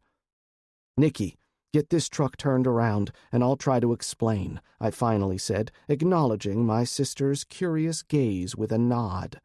She'd taken the few seconds of distraction to flip down the visor, checking the wound at her hairline and dismissing it for the moment. I was already on edge, thinking about what I'd said to the Lovitts, I started, noting how Nikki horsed the big truck around in the center of the road without driving off either narrow, eroded shoulder. Then we were driving, and I started to think about all the horror stories Pat and Mike told about driving into ambushes. Then I saw movement out of the corner of my eye as we rounded the curve. That truck, parked on the shoulder, and the placement of the tires caught my eye. Then to the right I caught movement. At first I thought it was a boat oar I saw, and then I realized it was the outline of a rifle. That's when I started acting instead of reacting. That's why you threw my rifle at me and told Nicky to hit reverse, Nancy reasoned, and I could see the gears turning. And what if it had been just a boat oar with somebody fishing in the creek? Then I would have pulled a Hostetler and killed an innocent person, I replied with some emotion in my voice as I caught their eyes in my gaze. Nancy first, then Nicky. But I couldn't risk your lives. I'm sorry if that sounds cruel, but I was ready to face the consequences. Fortunately, I think I turned out to be right after all. Why stop and reverse, though? I know Pat always said if he found himself in an ambush, the best thing was to push through with maximum force and then flank the attackers, Nicky asked, and that simply reinforced my opinion that my sister was a dangerous woman to cross. Split-second decision, I admitted. We hadn't tripped the ambush yet, and I had no idea how deep they'd set up. Better to back out before you get engaged if you can. Live to fight another day. Amen to that, Nancy murmured. Why do you feel like you need to go back now? Gather intel, and maybe pick off any stragglers. I felt 2 sets of eyes on me, but I ignored the glares for now. I reached under the bench seat, withdrew a cardboard box, and grabbed a double handful of fresh magazines for the AR. I'd left several empties littering the floorboard, but I would leave that cleanup for later, or let someone else worry about it. Stuffing the magazines into the emptied front pockets of the rig, I calculated how long it would take me to slog back to the curve on foot, and I felt my resolve slacken as I began to second-guess myself. Nope, not going down that road, I decided. When you radio dispatch, please try to let them know I'm there without giving too much information away, I asked Nancy, and she gave me a slit-eyed stare before replying, You worried about somebody listening in? And how in the heck am I supposed to warn them about you being on site without giving away the game? I shrugged apologetically as I swung the door open once again, using the angle of the truck to hide what I was doing, hopefully, from any watchers from back the way we had just come. I don't know, I admitted, but you're a smart woman, so I was hoping you'd figure it out. Nancy hissed a sigh. I'll think of something. Just be careful, and come home to me, okay? Her simple words hid a ton of vulnerability, and I realized that this woman felt the same for me as I did for her. We weren't using the L word yet, but it was coming. You got it, I replied, trying to mask my rising apprehension with a jaunty air as I backed out of the rear seat and hustled over to the side of the road. I didn't hesitate as I slid into the debris-strewn ditch and hunkered down to watch as the truck receded in the distance. Time to get down to business, I chided myself as I adjusted the sling of my rifle and crouched down, trying to make myself a smaller target in the flood-littered ditch as I worked my way back towards the scene of the attack, because I knew one thing with complete certainty, and that was when Patrick Parker heard about this attack, he would be here as soon as he knew she was safe. After that, whoever pulled off this little ambush had better hope I caught them first. Chapter 18. By the time the sheriff's department showed up, nearly 30 minutes had elapsed by my watch. In my heart, I'd aged a couple of decades as I stood over the pile of bodies. 6 adults, all apparently shot in the back of the head and dumped in the gully for the scavengers to feast. They were all face down, and I didn't have the heart to climb down and check the bodies. I'd found them easily enough, following the sound of crows fighting over the fresh remains. I might have thought I was ready for all the bad stuff this new world could throw at me after walking into that butcher shop in Fort Worth, but I was sorely mistaken. I was still washing the vomit out of my mouth as I turned to see the department SUV pull up and park on the shoulder just past the old bridge. The old faded red pickup was gone, no doubt used in the flight of the assholes who set this up. One bright spot came early on in my approach when I found a pool of blood back near the scrub trees and brush piles. Whoever I'd hit, they were going to be in a bad way. Nobody loses that much blood and walks away from it. Two deputies I vaguely recognized piled out of the SUV along with Buddy Cromwell, and I raised a hand in recognition as Buddy ambled over to me. Buddy was dressed out like his two men, wearing the heavy body armor and bearing AR-15s like I was carrying. Bud and his boys looked tired, and I thought one of the deputies, a tall black guy wearing mirrored sunglasses even in the cloudy weather, looked like he had a bandage wrapped around his left forearm. "We gotta stop meeting like this," Buddy commented as he drew close to me, then took in my scowl and held up a hand, more serious now. "What you got?" "Body dump, just over there," I pointed, then swept my arm back the way I came. "Blood back over there, where I got some shots off at the start of the ambush." Bud turned to the other two officers and said something under his breath, sending them over to survey the carnage. I saw one of them had his phone out and tamped down my anger when I realized he was probably going to get crime scene photos. Albany County didn't have a dedicated crime scene investigation unit after all, and I didn't see the deputy who'd taken the photos the other night at the Hostettlers. "Thinking they took their guy to the hospital?" I shrugged. "Lot of blood. I might have killed him, but if not, then probably. Need to alert the hospital in Jasper and that clinic over in Royer, though, just in case." "Yeah, they're getting too many gunshot wounds these days for us to run them all down like we did before," Bud admitted. "You ID any of the bodies?" "No, I didn't want to touch them yet," I said, not admitting that I didn't want to see their faces, afraid I might recognize some of them. "This is evil, Buddy.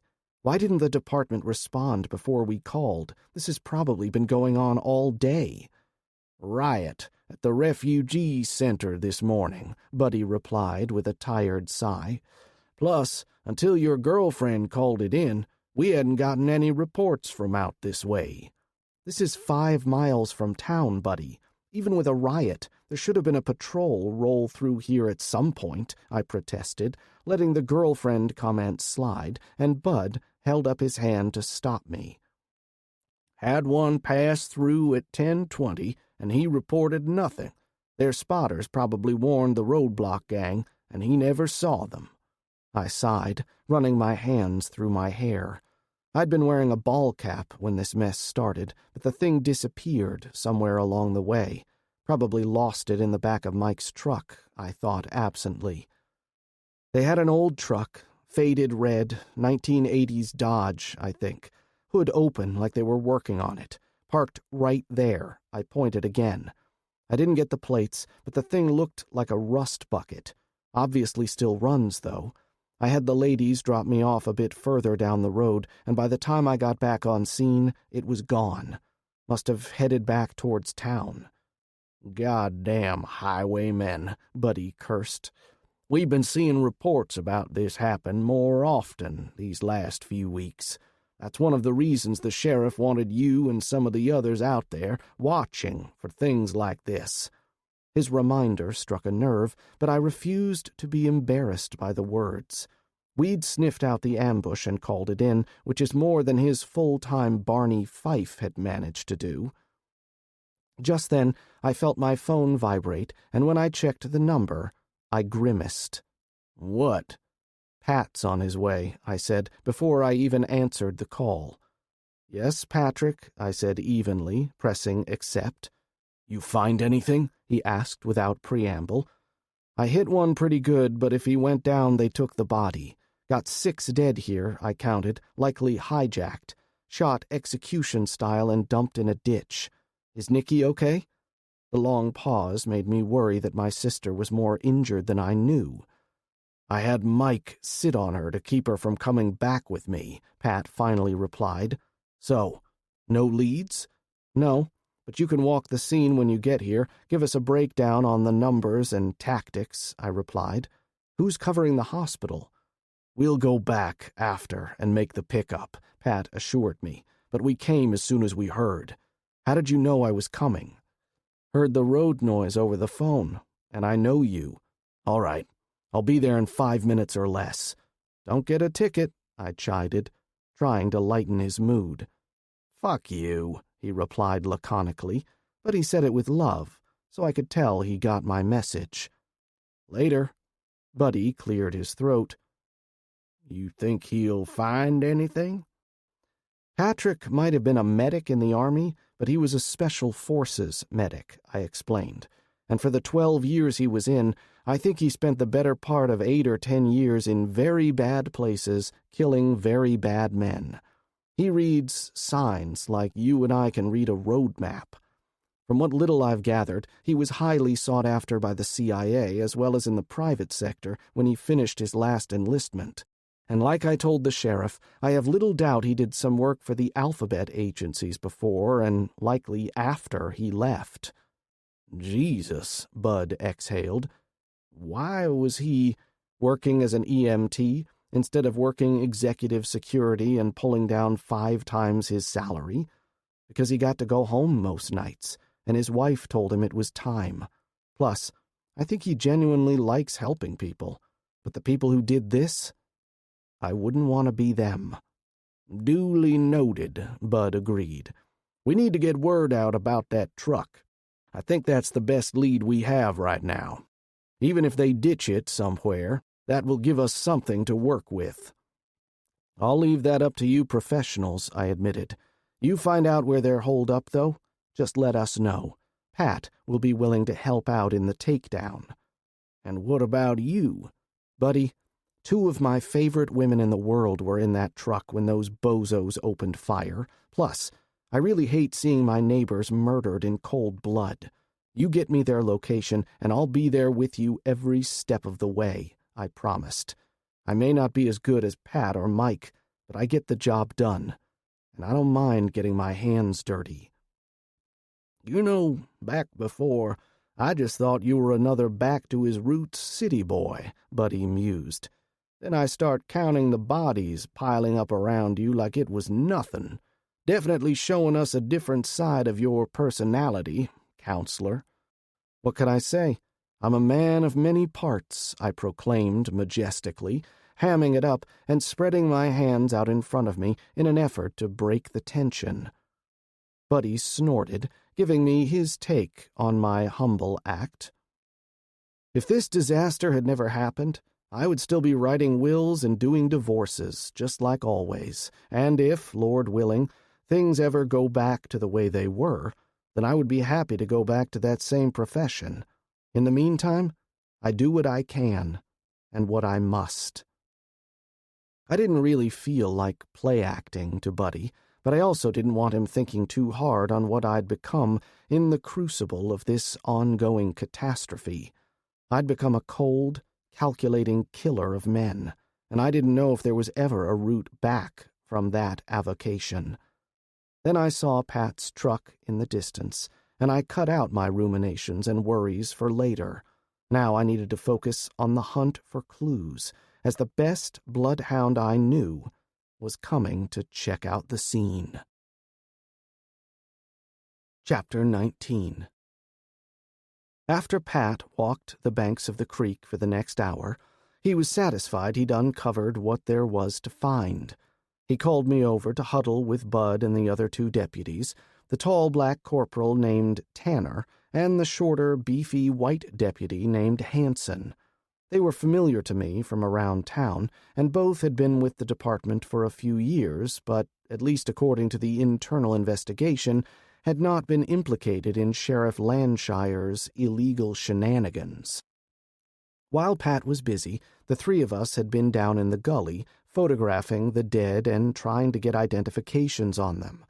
I was wearing disposable latex gloves provided by Corporal Tanner, and I still felt like I needed a full-body condom for what we were doing.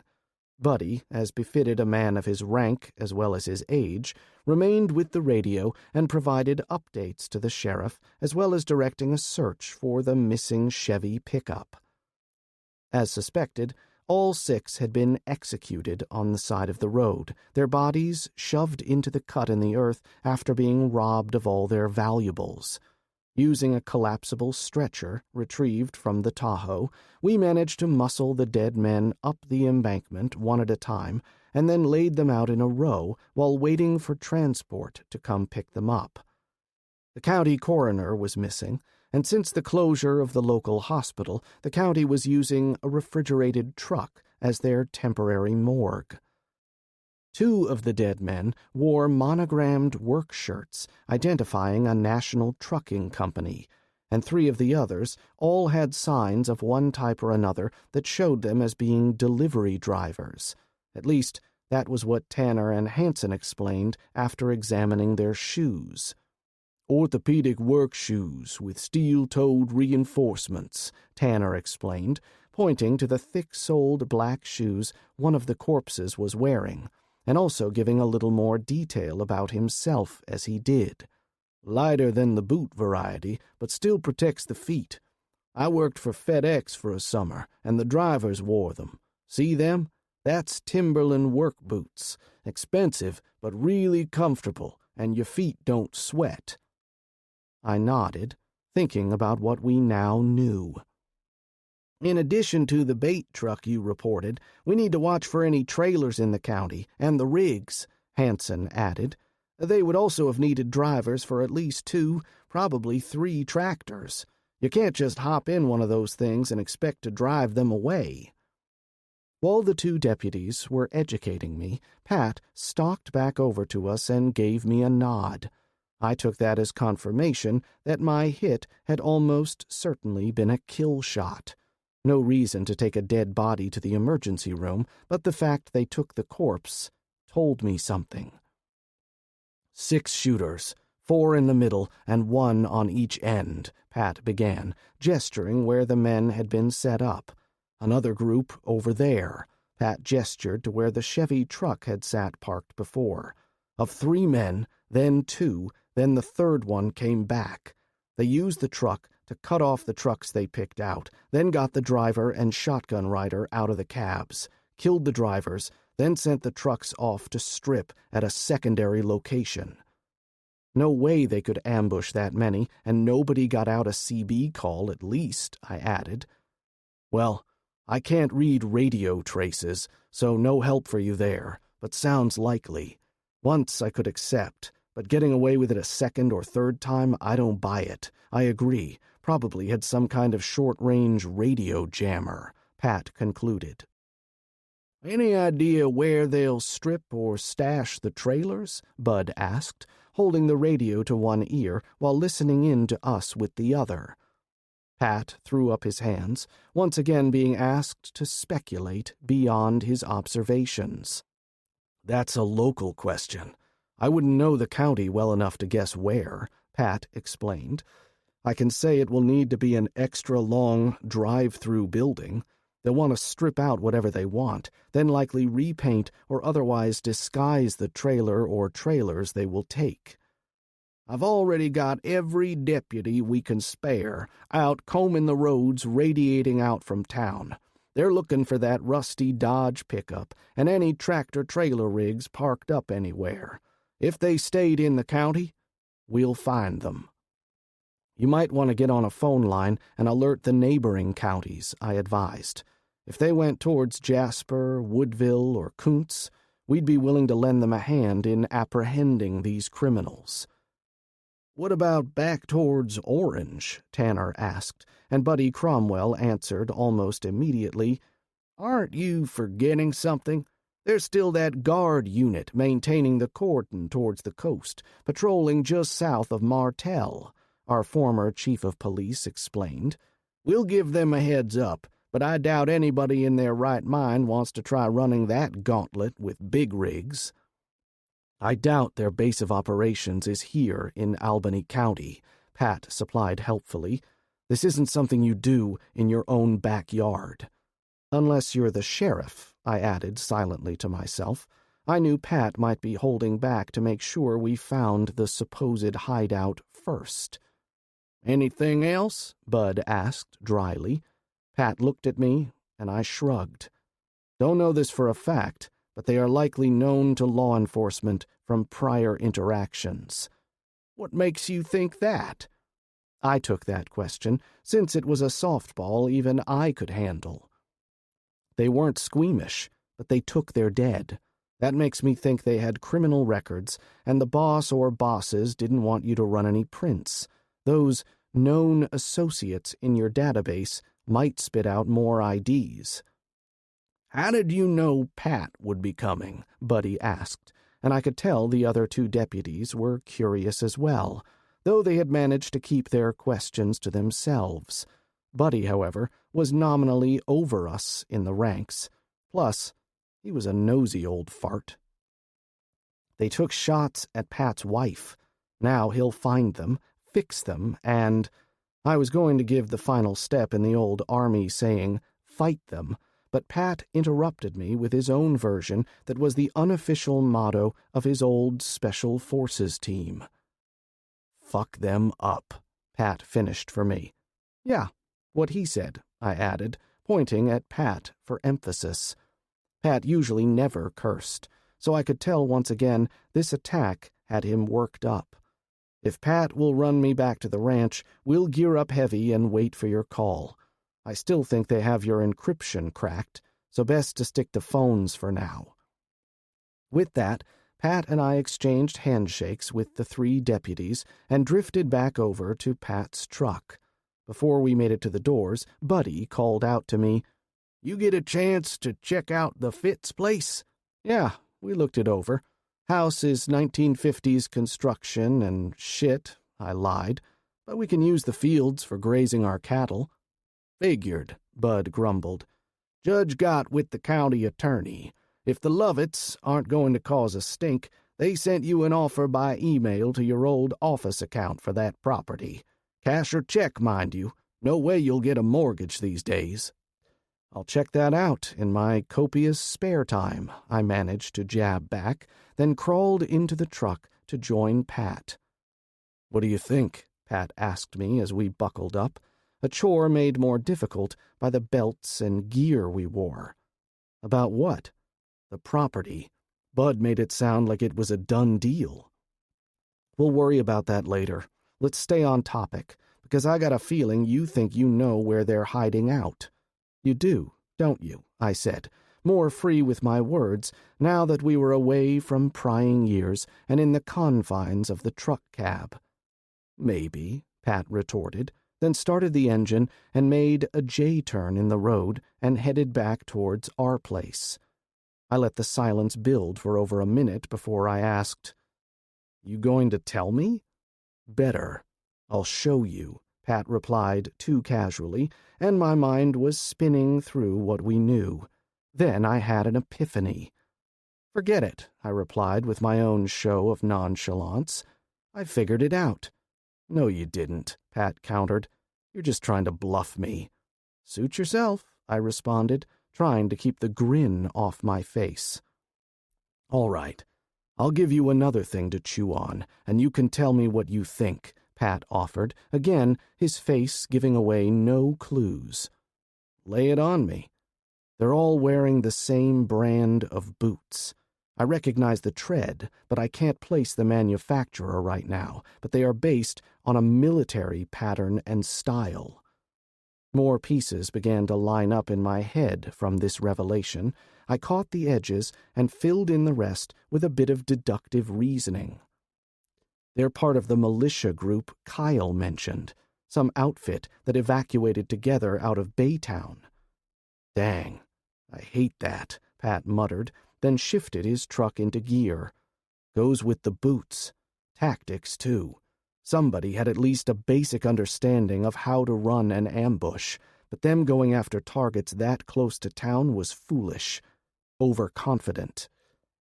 Once we get home, I'm sure we'll figure out at least where they are doing the transfers from the trucks," I replied confidently. "Okay, either you actually did figure it out, or you're spending too much time at night working on your poker face. Which is it?" Pat retorted with some irritation in his voice. I knew he was still stressed over Nicky being in danger, and honestly, I was just as ready to do some killing. That realization stopped me cold. Where the hell did that come from? I thought furiously.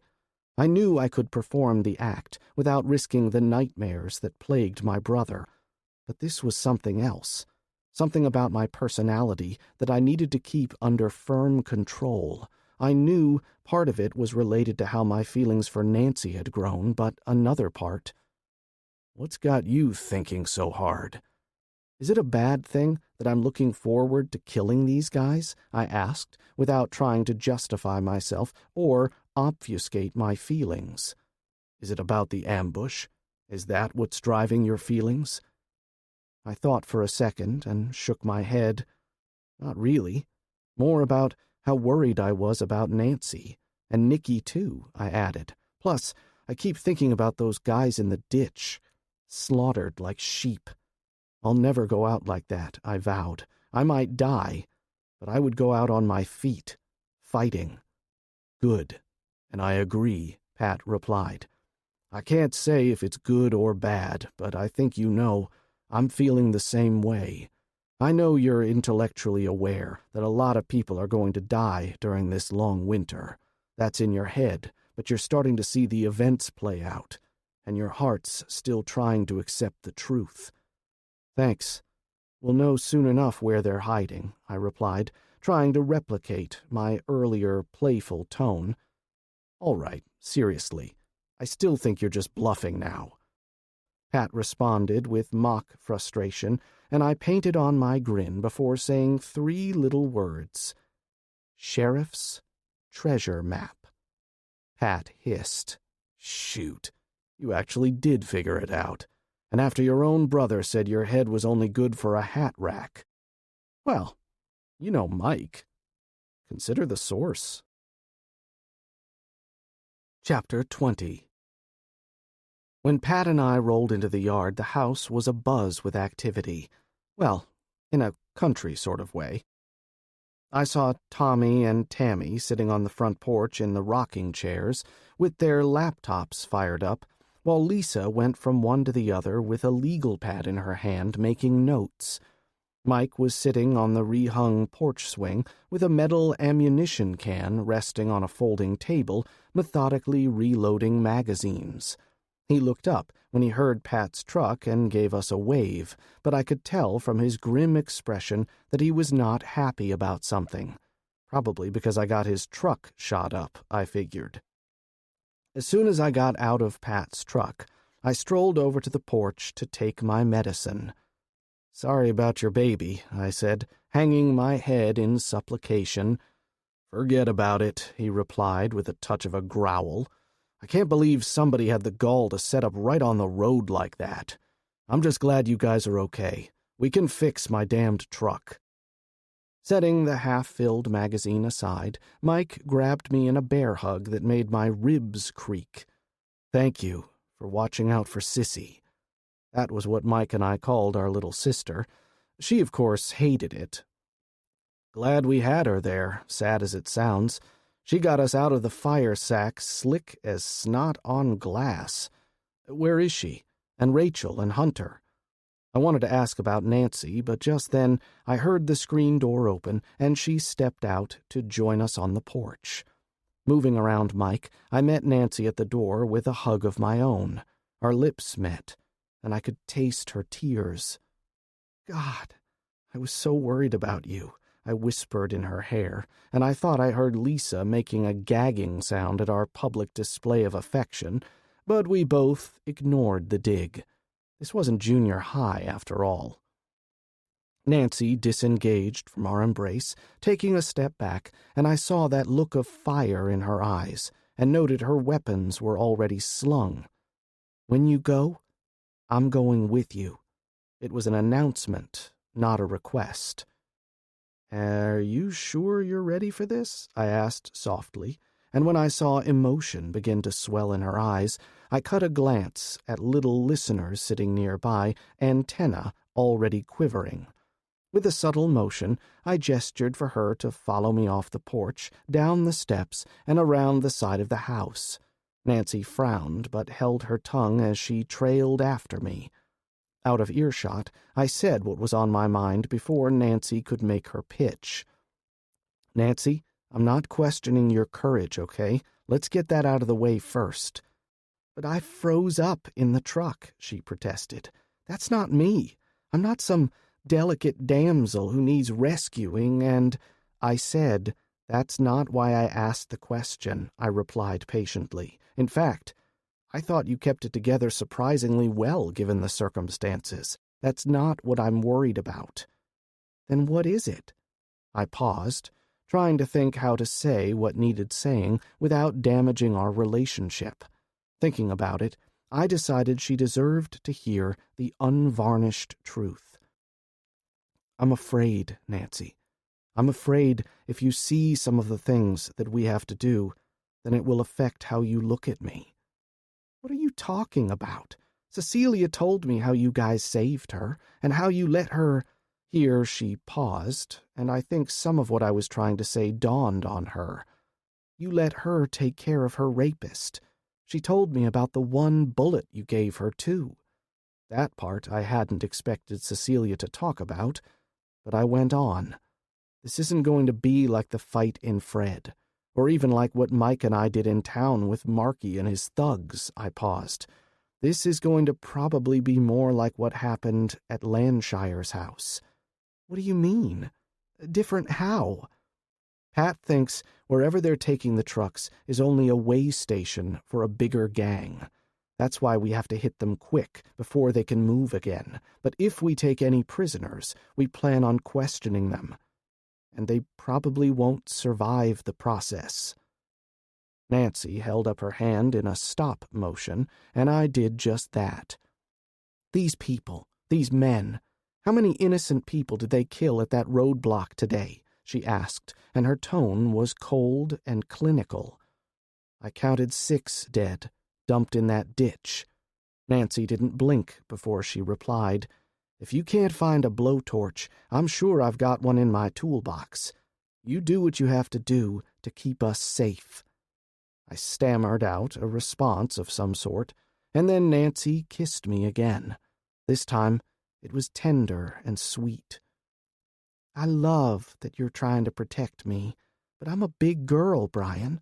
Let's just find those locations and check them out. It might turn out to be a bust anyway." "Okay, then. Let's do this."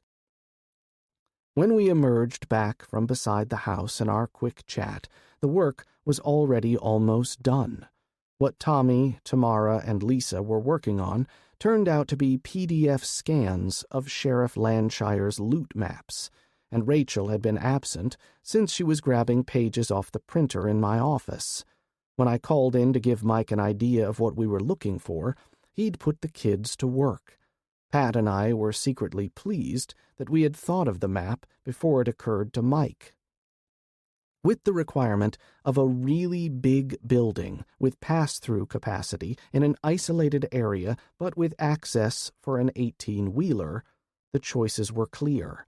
After 30 minutes of examining scans, comparing them to the original laminated map pages that corresponded to where we thought the highwaymen could have gone, Mike gave a satisfied grunt of approval to Lisa, while his son and daughter fought to keep from rolling their eyes. They knew their dad was sulking, but like me, they thought it had to do with the damage sustained by his truck. Now we had a list of 6 potential locations identified. Lisa had been busy writing down the addresses just as fast as Tommy and Tamara could generate the leads. I also found out why Mike was acting pissy.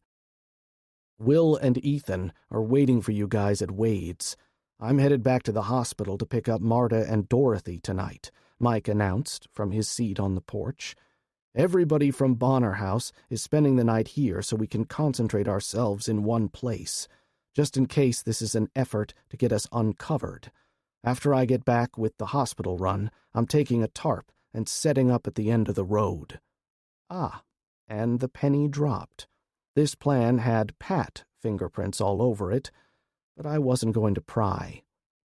"I'm taking Bryan and Nancy," Pat replied, emerging from the house and joining us on the suddenly overcrowded porch. We'll split up the list and scout each one from the road, then figure out which one is the likely stash house. Or barn, Nikki added without missing a beat, walking around the house from where she'd tooled up with weapons, web gear, and body armor from the mudroom. Other than a large butterfly bandage on her forehead and wound cream on the scratches across her face and neck, my sister looked ready to go. In fact, the orange-tinted betadine patches on her face made her look like a pissed-off Valkyrie in war paint. If anybody was going to stop her, that would be up to Pat. I wasn't sticking my hand in the wood chipper. "You guys think to read Sally in on what we're doing?" Nancy actually rolled her eyes at my question, which I took to be a good sign, all things considered. "Yes, Bryan. Mike, Cece, and Beatrice went and got her this afternoon, right about the time Pat went tear-assing out of here. She's set up in the control room downstairs, and she's drafted Billy and Hunter to act as her runners." And that explained the whereabouts of my last nephew. With Tammy, Tommy, and Rachel all clustered around the same age, I always tried to pay a little extra attention to Hunter, so he didn't feel left out. Not as much of a sacrifice as one might think, since Pat and Nikki's youngest might be the smallest physically, but as my friends from Boston would say, the kid was wicked smart. Not take over the world as an evil overlord smart, but close. He did mention thinking about recruiting his older sister and cousins to be his minions when he mounted his campaign of global subjugation, and I could only hope he was joking. We took the list and split it 3 ways, so each of us would have 2 targets to inspect. The plan was, we would simply drive by and look for signs of recent use. That's it. Pat was taking his truck, with Nikki driving, and when we grabbed Will and Ethan, they would get the second list. I was taking Nancy in my trusty Datsun, and we had the last 2 sites to eyeball. All of us had our cell phones charged, and if we found a likely location, then the other 2 teams would converge on that location at an off-site rally point picked by the duo on site. Pat admitted it was a piss-poor plan, but we said what we were all thinking. We were racing against the clock. Chances were likely the target of our hunt would bolt as soon as it got dark. After we broke up, I headed inside and grabbed the rest of my gear, happy for the moment to feel the weight of the heavy body armor on my shoulders as I adjusted the straps. Then I attached the SIG in the center of my chest, angled for quick access, and I was ready to go. "I still can't believe this is your preferred ride," Nancy commented as I opened the truck's passenger side door for her. "What? This thing is small, responsive, and gets great gas mileage. Plus, I actually know how to fix anything that goes wrong with it." "Just doesn't fit the image of a successful attorney," Nancy teased, her Mona Lisa smile giving her away. "Who said I was any good? I'm certainly not rolling in the big bucks," I retorted as I started my little truck and shifted into gear, pulling out of the garage. "I asked around. You have a reputation for being a very competent lawyer and ethical in a field that ranks slightly behind used car salesmen in that particular quality. Lord knows, you could have made more money if you'd taken any of the personal injury or criminal cases that came through your door, instead of sending them down the street. A little birdie even told me you were offered a chance to go to work with Butch Kaminsky as a partner, but you turned him down." Wow. She really had done her homework. My reaction said something about my age and maturity, I think, as I took her words as the compliment she intended, rather than bristling at her for digging into my background. That was the reaction of a young hothead, and those days were behind me. No, I took her inquiries as an excellent sign. She cared enough about our chances to check under the hood, which meant she had plans to possibly stick around for the long haul. "Got our first address programmed?" "Yep," Nancy replied. "Got a round chambered, safety on, finger off the trigger?" She showed me a finger then, one of her long, slender middle ones, and I laughed. Okay, we have a little bit of a drive, so if you'll help me keep an eye out, I'll tell you a story about a young lawyer and one of his criminal cases. Deal? Deal. Now, a long time ago, in a county not so far away, a young lawyer graduated from law school deeply in debt and burning with a dedication to serve the public as a prosecutor. But as time went on, that young lawyer realized that the scales of justice didn't always weigh true, and after a few years, he left the district attorney's office and went to work for himself. And one of his first cases was representing an older gentleman, a pillar of the community, who had been accused of a terrible crime. He was arrested for fondling his own 5-year-old granddaughter. "Oh, my God," Nancy whispered, drawn into the story. Now, you need to know a few things first. She wasn't his granddaughter by blood, not that it matters, except he didn't know that much about the little girl's mother before his son married her just a year before. This man, let's call him Paul, didn't know at the time he agreed to babysit the little girl that her mother had previously made sexual abuse allegations against 2 men she had dated before marrying Paul's son. These allegations were handled discreetly, and the mother received a pair of sizable settlement checks to be held in trust for the little girl's future treatment. Of course, her mother had deposited both of those checks in her own checking account and proceeded to blow through that cash like a fat kid at a Krispy Kreme.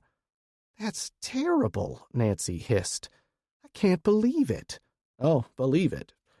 After the little girl stayed over for a weekend, the accusations started. The mother confronted him that Monday at his office, and she demanded $20,000 to make the whole thing go away.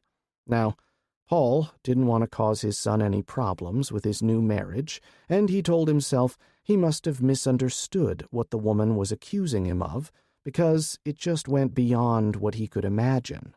So he refused and suggested that she and her new husband should go with the little girl for family counseling.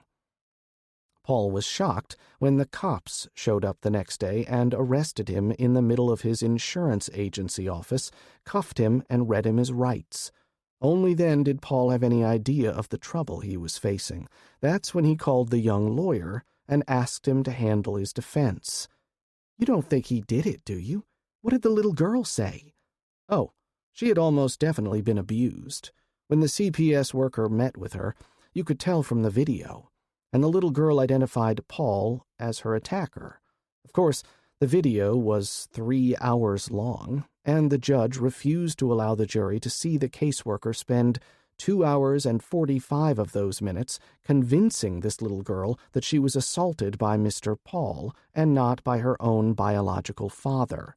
She was 5, and the woman clearly seemed to have an agenda, but the judge did as well. See, it was an election year, and he had to be seen as being tough on crime. The young lawyer mounted a spirited defense.